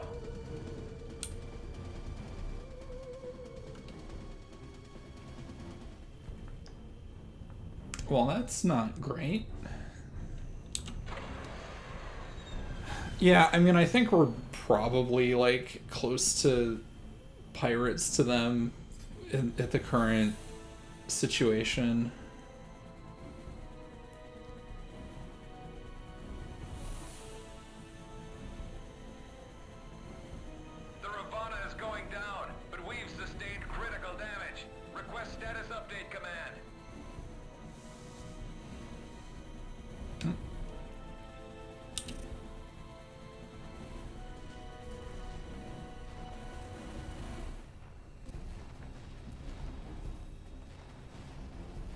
even like a regular destroyer like the Ravana can do some damage to our super destroyer, you know? Command, a Sheevan Juggernaut has jumped within range. What's the status of the Bastion? The situation at the Epsilon Pegasus Well. node remains unresolved. Command, the Sheevan Juggernaut is ripping our hull to pieces. And this is what happens when you don't have bomber Colossus, we're pulling support. you out. Engage your subspace drive. Follow your orders, Colossus. God, and Jump it's out of only there now. use, We'll hold them off here. it's only using 3 of its beam cannons too. Command, hull failure seems imminent. We've fought the Bastion all the time we...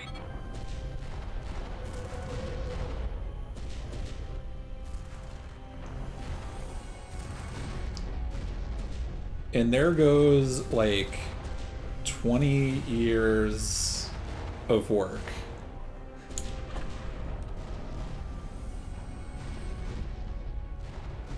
All gone. All units return to base. Alpha, you will be scrambled immediately to assist the Bastion.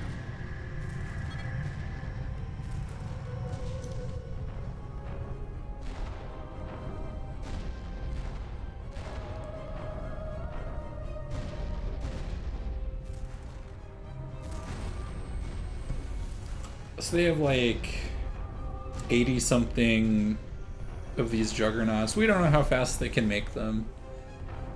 But it took us like 20 years to make one Colossus.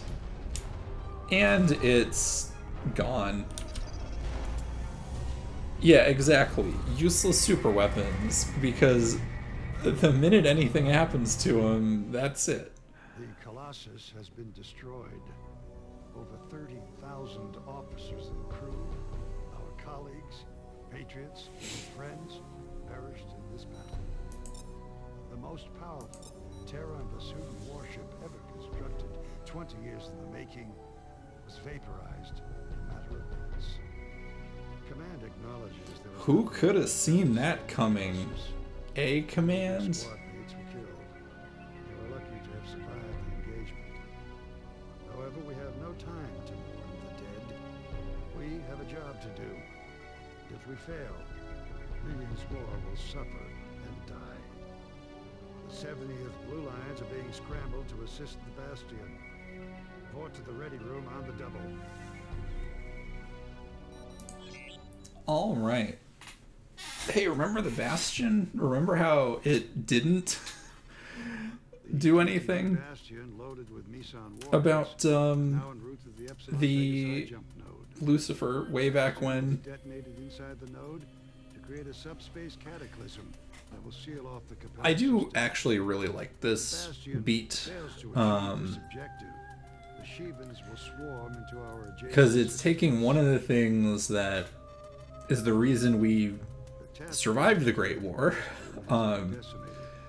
and saying we can't, like, we have to even sacrifice this decommissioned thing just to do this, just to survive. Like, we don't even get our memorials or anything anymore. The Bastion's original fighter complement has survived the onslaught. Alpha, Delta, and Beta And we might as well bookend this with the second to last mission of the before they close within targeting distance. of the first game, or the third to last mission of the first Has game. an effective range of 4 kilometers. Gamma Wing will fly the Perseus. Their role will be Oh yeah, they are fighters. so desperate at this point. Nothing is working. Attack at the Vega node. Thousands of civilians await evacuation, and the enemy continues to flood in from Gamma Draconis. We will not get a second chance to pull this off. If we fail here, we unleash the Second Sheevan War. Must get the Bastion through at any cost.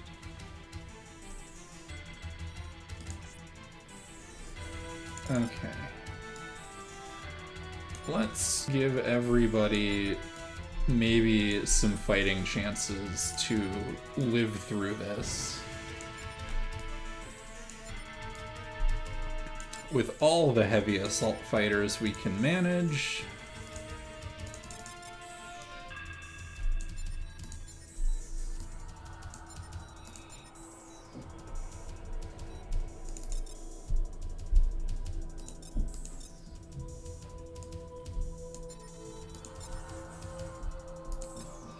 not enough Tempests. And why is that? Oh, it's just literally not enough Tempests. Okay. Well, that's fine, because I am not gonna use Tempests. So you get the rest of them. And let's see, what can we give you? You get all of that shit.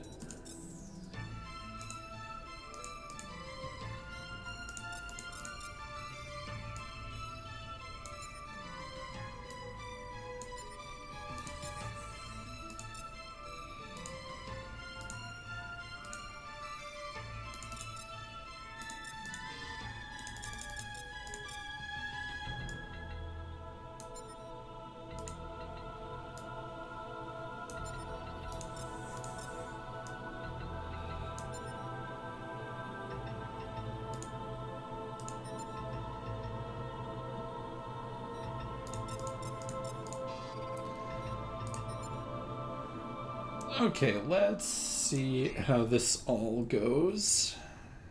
They hit me hard. Diagnostic says I've got a core breach, but contain. I'm going down! We lost Beta 2.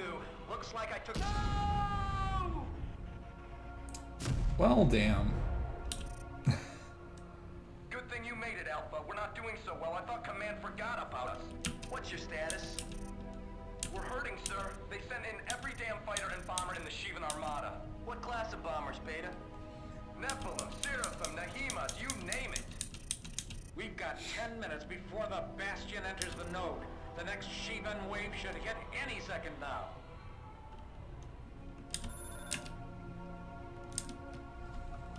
Roger that.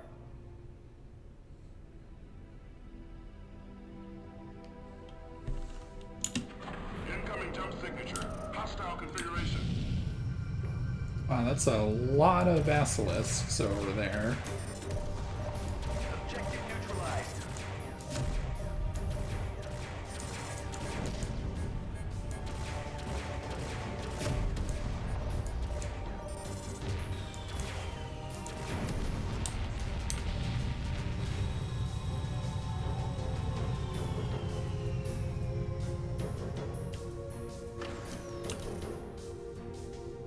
God, we have 10 minutes to escort this thing. Hostiles approaching fast.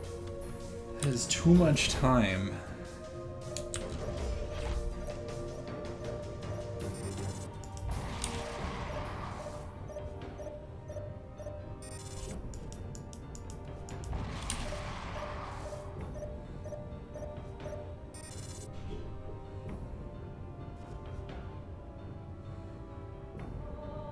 We held them off. We held them off. Don't smoke them yet, Alpha 4. They're just getting started.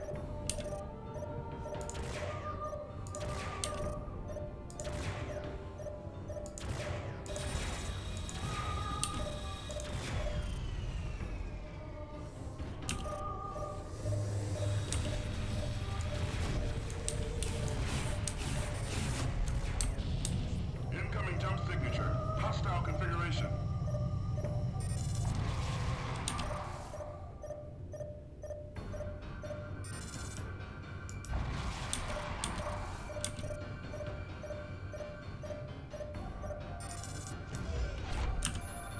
Oh, the trebuchets are fun, Now, please stand by. but they go through ammo so fast. Oh yeah, the open source version of this is gorgeous. And it's all community stuff.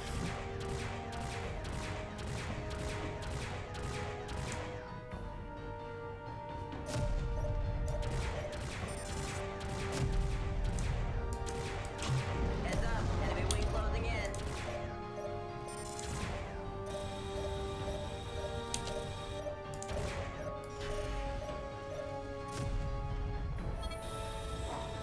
All the effects work, all the model work, all the new lighting. It's Complete, sir. You're good to go. super impressive.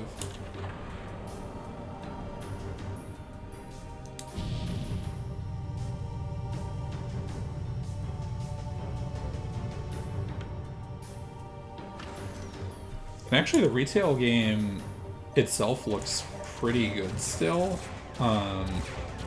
Obviously nothing like this, but it has its own, like, nice style to it.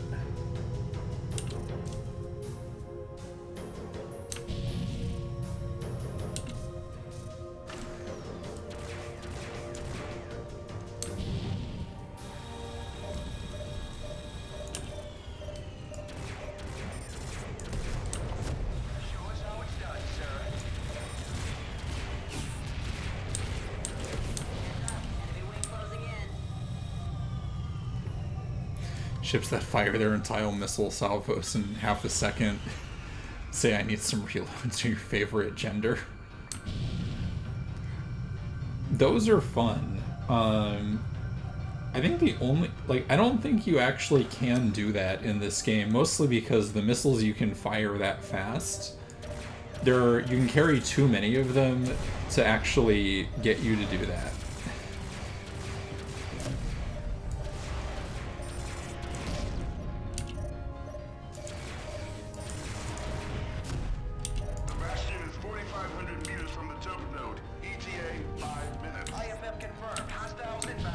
God, when they're throwing the Seraphim at you, you know it's bad. You know they want stuff to die, because these things will always get like one salvo off unless they're really far away.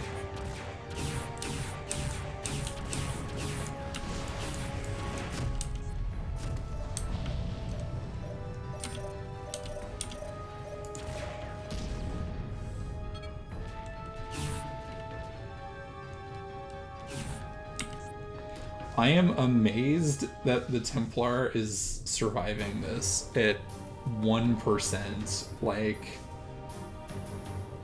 that's impressive. Heads up, enemy wing closing in. Oh, this one I don't know about. Because one, they have an escort, two, it's the fucking Speedy Gonzalez's of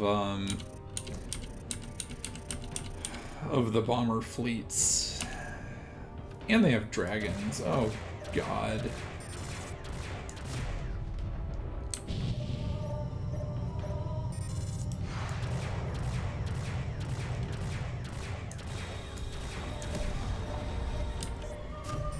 Oh my God. What was that?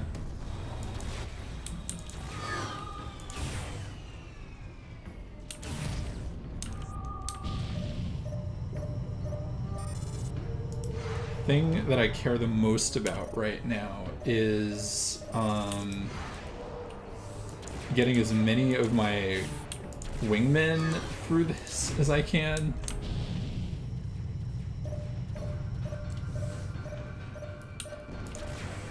Because in the grand tradition of Free Space final finales,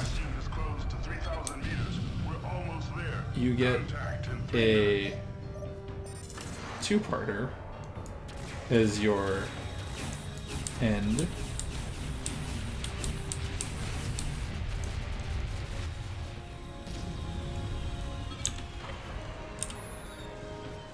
I copy, pilot. Support ship in transit. Yeah, exactly. Giant laser beams for the apocalyptic disco battles of the future.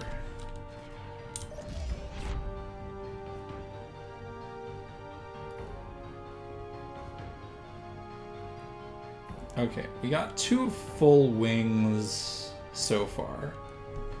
So that's pretty good, and I should get closer to my support ship. IFF confirmed. Hostiles inbound. Now, will you dock before I can shoot anything? Probably. Yes, definitely.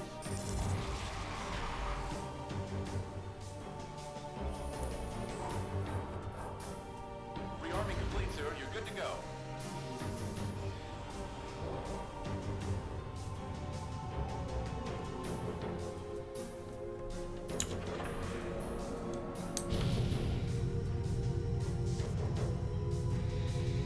I do also love seeing the tiny little fighter weapons fire off in the distance and then explosions happening. It's a very, very good aesthetic. 60 seconds.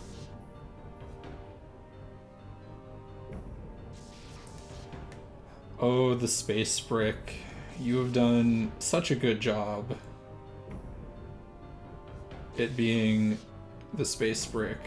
And you will do yourself proud one last time.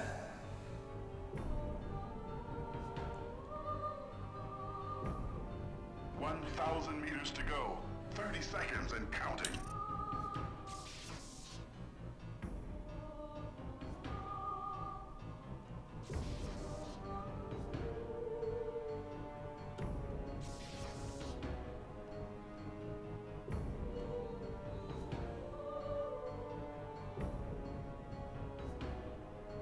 Almost there. Oh my god, that's running into it? Oh, it's gonna die. Oh, that's gonna die so much. Oh, it didn't die. Somehow. That's actually impressive that it survived the Bastion jumping to subspace.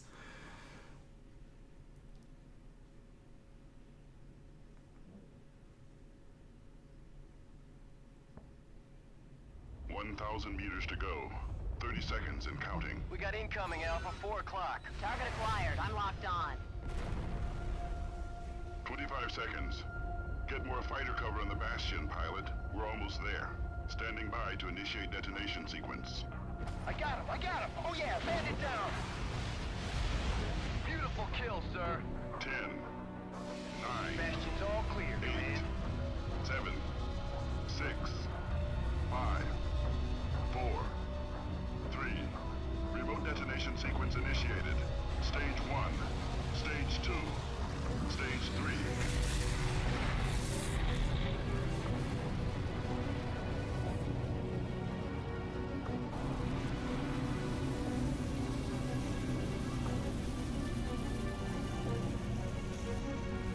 Remote detonation sequence complete.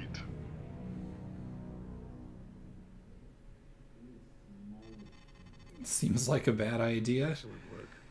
The detonation It's a of the desperate Bastion idea, Keystone bombs and the subspace cataclysm damn of every time I watch the You and Bastion 70 blow of up your like lines that.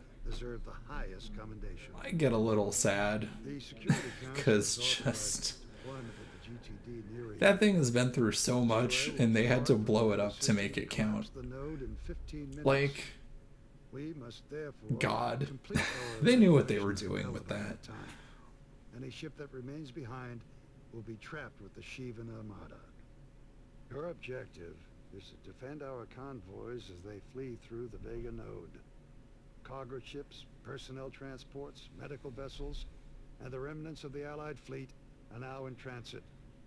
These convoys are under heavy bomber fire. If we don't provide cover, thousands will die. Your secondary objective is to prevent Shivan warships from entering the Vega node. The Allied fleet has been polarized. So for the sake of all Terrans and Vesudans, the war must end here. You will receive authorization to enter the Vega node and leave the system once the Nereid has been deployed. Well, this seems like just more of what we've been doing, huh?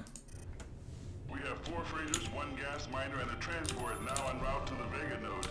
The GBC Tanu and the Corvette Lemnos will provide fire support. Roger that. Command, we're sustaining heavy fire. If we don't get fighter cover pronto, we'll never reach Vega. The SC Thanatos has been engaged. 2 wings of Nahimas and a wing of Nephilim are inbound.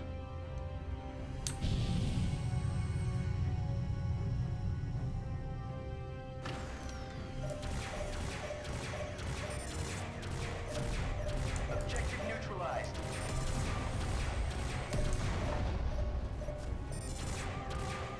I can't hold them off much longer.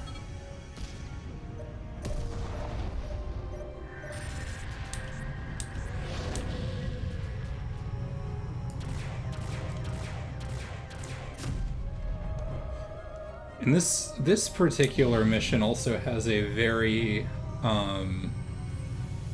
deliberate curve of how it goes up until the like real ending of it. But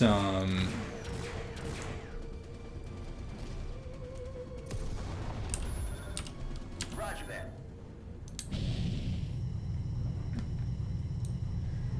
it starts off and like stuff is sort of manageable, and then it just throws far more than you could possibly deal with at you. Just so you know how shitty everything is.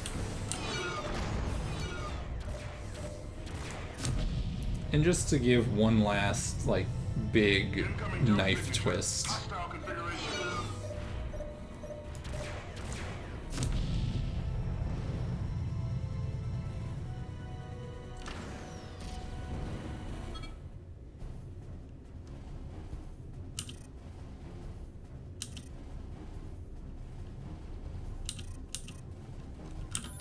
Yes, sir. I can't hold them off much You longer. all do not need to go attack the fucking cruisers, okay? You can do literally anything else, and it would be better.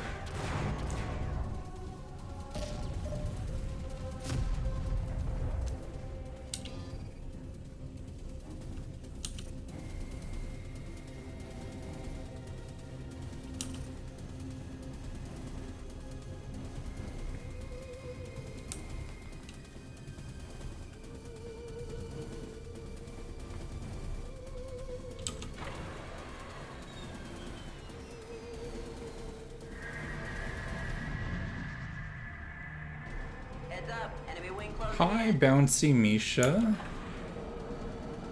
Makes you think you still need to play Homeworld? I need to keep playing Homeworld.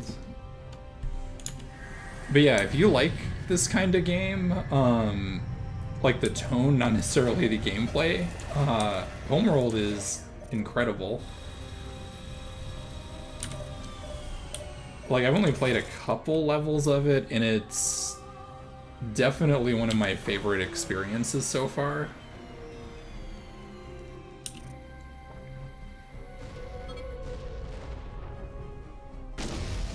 Allied forces have neutralized the Thanatos.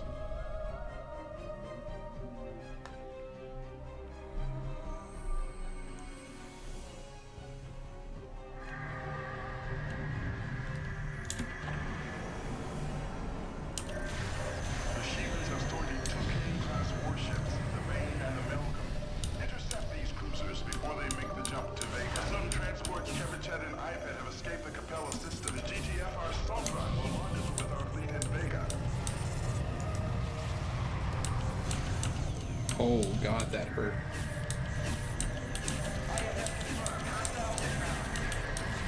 All units be advised, the second convoy group is entering the field of engagement. A science vessel and two medical ships are inbound. Jesus, that... Speeders are underway. God, the two cruisers showing up really sucks. Oh god, please don't kill me. Is this a mission you can win?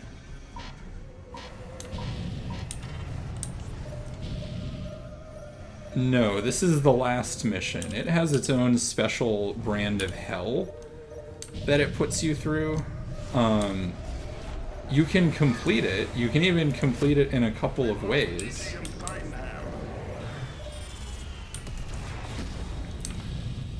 Look, Command, I don't know what you want from me. Everything is horrible right now.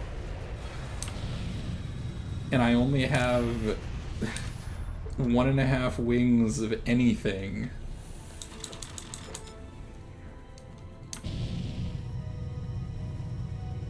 So it's not quite that. And it's basically, like, this part of the game especially is just how bad are you gonna feel at the end? Which is to say pretty fucking bad, because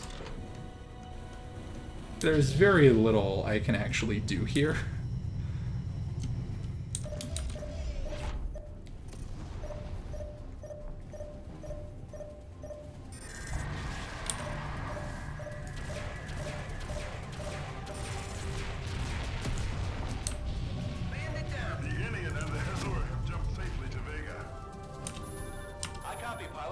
ship in transit.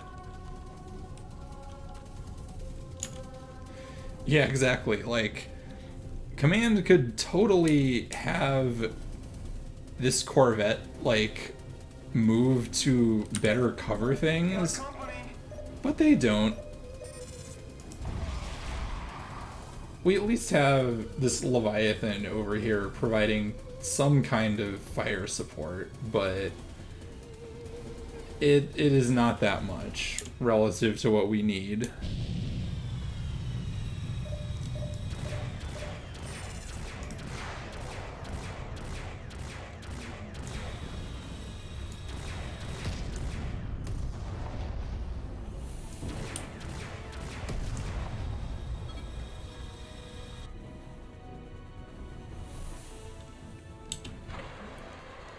Yes, now please come and rearm me so I can give any kind of fighter cover. So we do have an event that we need to get to, which is why we can't die whenever, but it does feel like that, doesn't it? This does feel like the end in a lot of ways. And you can criticize this game for the way it ends in terms of it just stops. But I really like the way that it does that. Like, there is confidence there about, like, knowing what you're doing. And it has, like, a very deliberate narrative arc. Feels like the Halo Reach finale. I can kind of see it. It's doing a very different thing than the Halo Reach finale. More troop transports are now heading for the node. The GTC Sparta will help cover their escape. We will deploy the final convoy momentarily.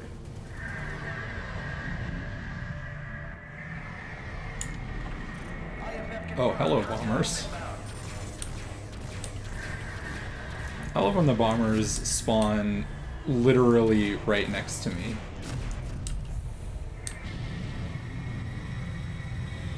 Oh, Jesus. Yeah, those are all dead. There is very little I can do about that from here.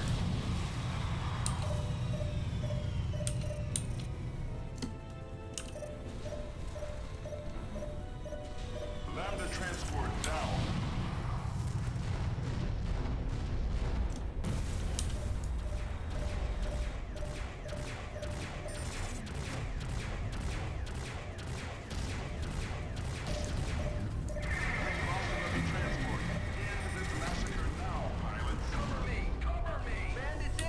Oh, that is so deliberate. Oh, hi, there's 4 more of these assholes here. Okay.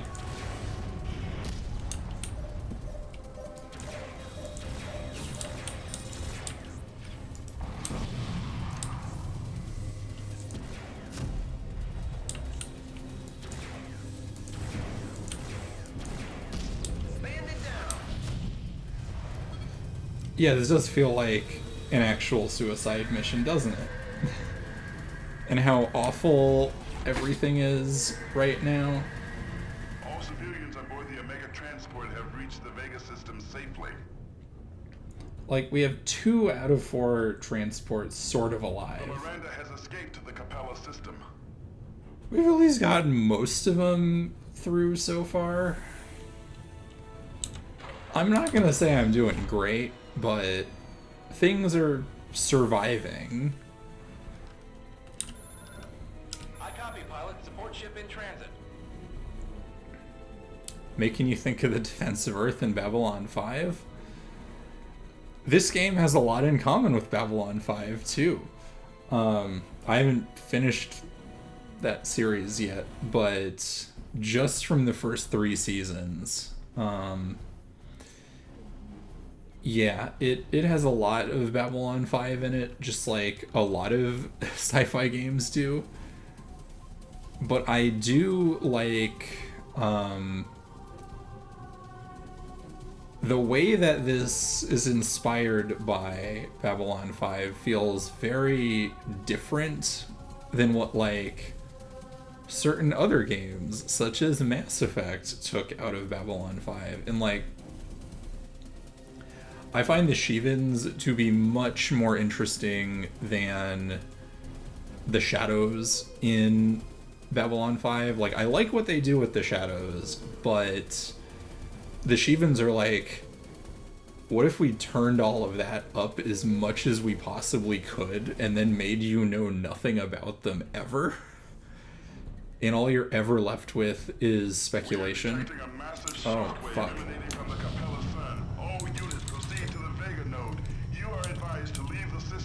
Can I? No, I cannot make it.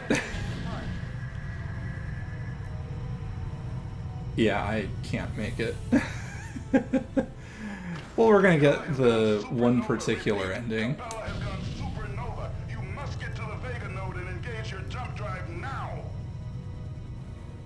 So I have 30 seconds to go 3,500 meters. Let's see if I can live. I am not gonna live. I am definitely not gonna live. No, I'm not living. Close though. Close. And that's what kills us. Oh, hi!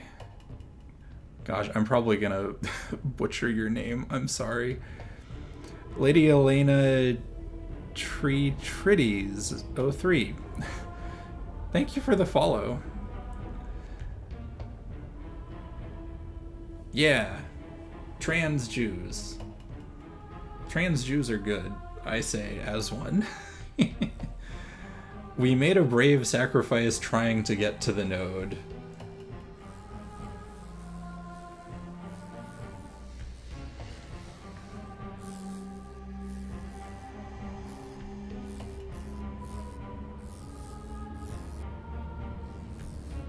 This is one of my favorite cutscenes in a video game, like, ever. Just the music and the way this all builds up.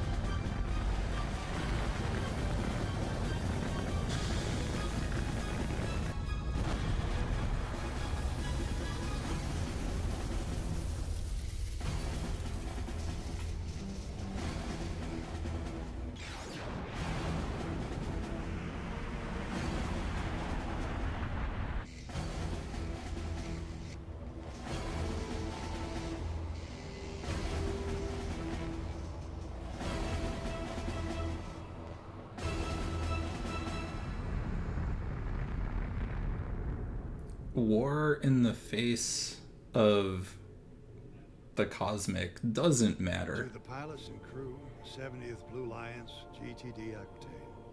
It is my sad duty to report that your squadron leader never reached the Vega system.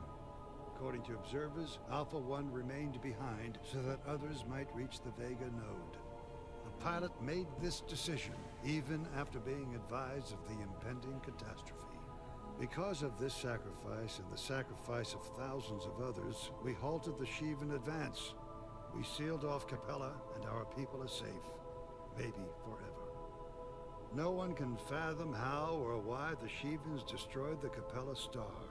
We lost a place many of us called home. We lost entire squadrons, the Colossus, and most of our fleet. We lost so many friends that we celebrate our victory with grief and mourning. From our odyssey into hell, we return with a gift. The ancient technology to build a portal between Delta Serpentis and Sol. to restore our link to planet Earth, to return home after all these years. This is Admiral Petrock, signing off.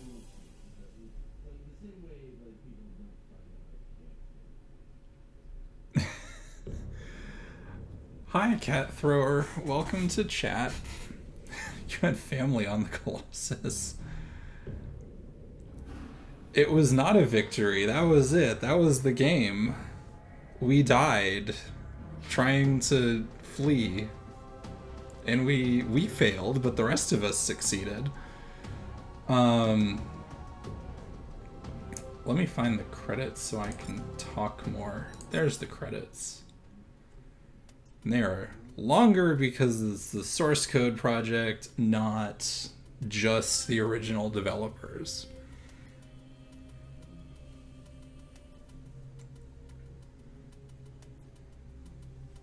Thank you, dear.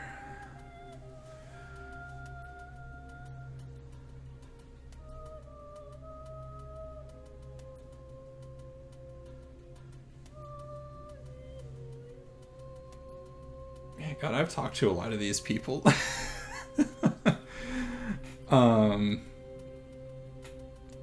yeah, that was Free Space 2. We got some nice concept art to watch the credits go by. And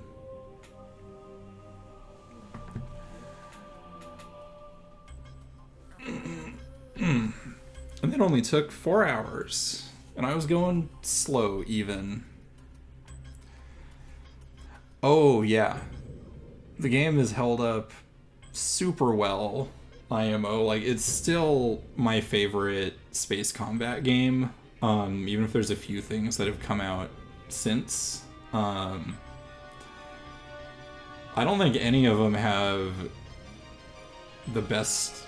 Like, I don't think I've seen anything that comes close to this level of narrative design.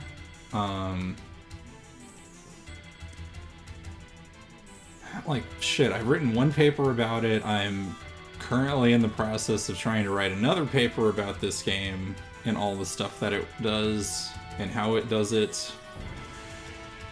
Because nobody remembers it. It is basically forgotten outside of us weirdos who still play it.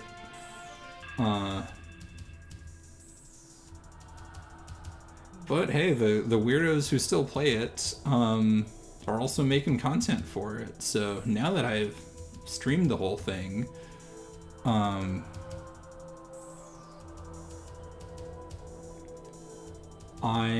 gonna start playing mods. Even though I don't think I'm gonna have a regular schedule, because work.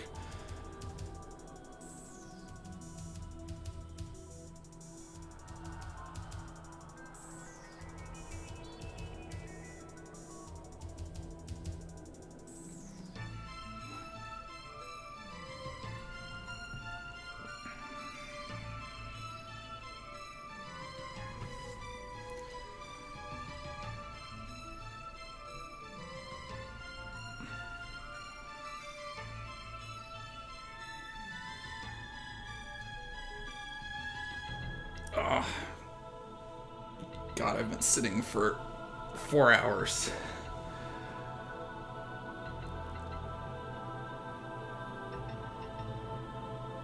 I mean, I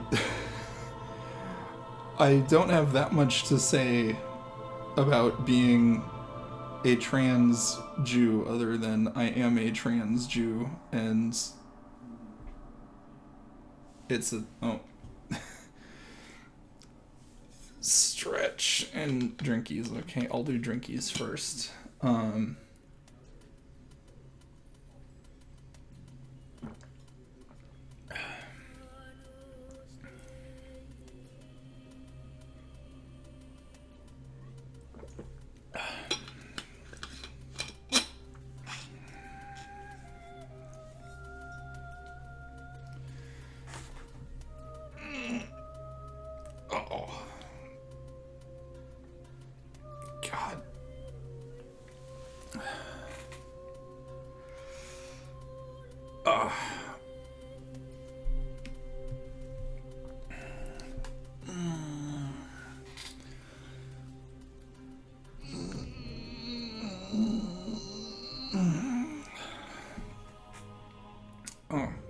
better. Yeah, big stretch because I've been sitting here for 4 hours. Like here's what I can say about my perspective on being a trans Jew, and just like the way that my perspective has changed, because like I certainly was an atheist for a while.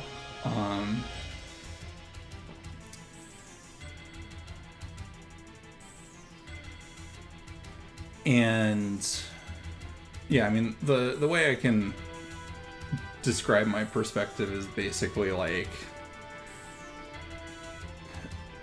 the whole like in God's image thing is like everybody, like every person is like,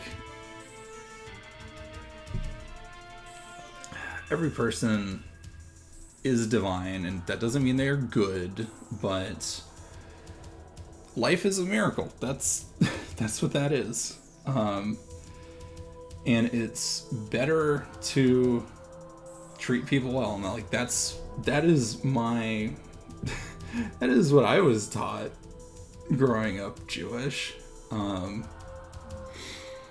that's my perspective on it. Like that's what most of the things that you get taught from the Torah and all of the other stuff are about, is how do you build a community and how do you maintain the community through like terrible times.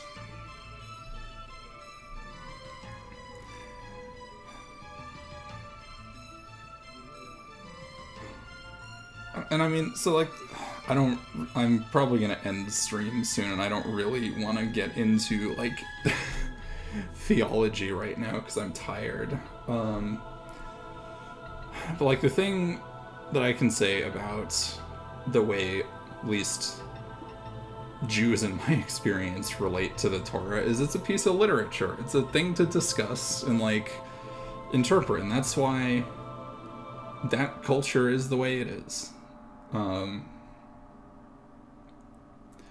Because it's a book.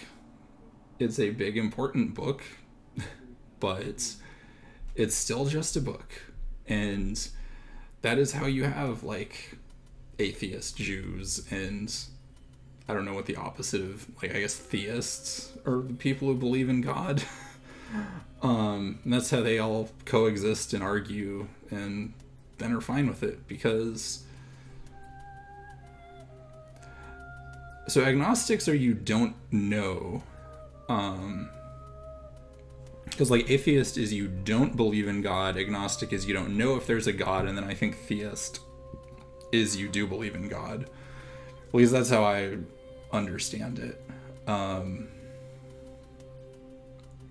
God, all of these high poly ships. So many people making this game prettier.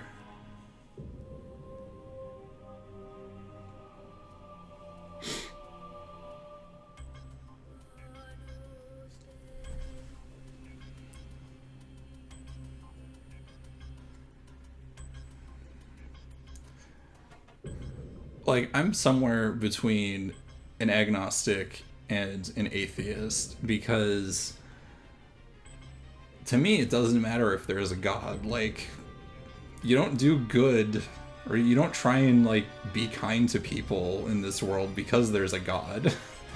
That's dumb and pointless. Like, you do it because other people deserve it, and so do you. Like, you and everyone else deserve kindness. That is my interpretation of all of the stuff that I grew up learning. It's like, who the hell cares if there's a God? Like, it doesn't matter. Whether or not there is, it's no excuse to not be kind to people.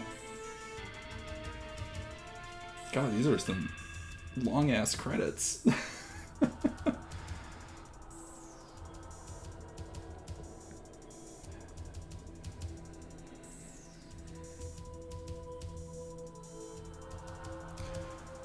Alright, that was the credits.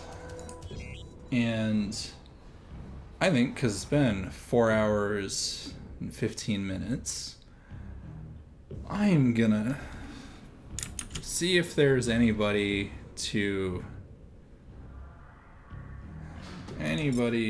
raid. Now for credits 2.0, that was credits 2.0. They don't do the fancy like credits in mission thing that FS1 does with the port. That's just it. We did the credits. Like I could, so next stream I think I have a surprise, like whenever the hell I get around to it, which who knows when that'll be, because oh my fucking god, work. But I would like to stream again at some point with a little surprise game, Blast from the Past. And if that doesn't work, I will probably be back with a free space mod of some kind. I need to pick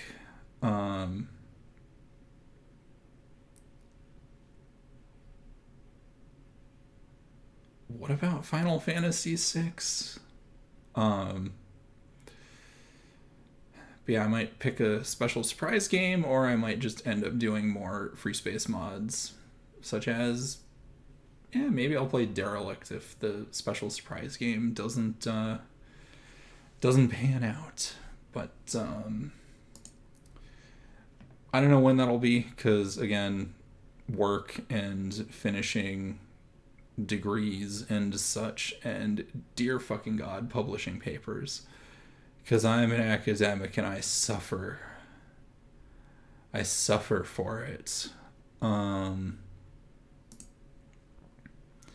Lily is on, so yeah, I can send you all over to them.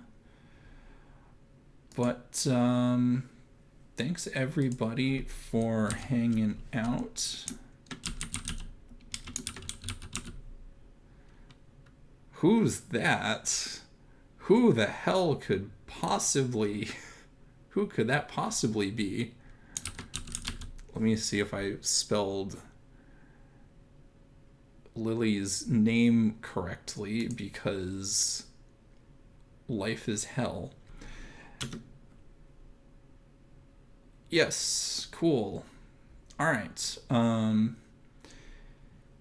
Yeah, thanks everybody for hanging out. Thanks all of you who stopped by on this Sunday. I hope it was fun. And yeah, I don't know when I'll be back, but I accomplished my goal of Free Space 2 on the channel finally. Getting finished anyways. Yeah, thank you everybody. I will hopefully be back at some point. Not frequently, but somehow. And I hope you have a good rest of your weekends. Bye for now.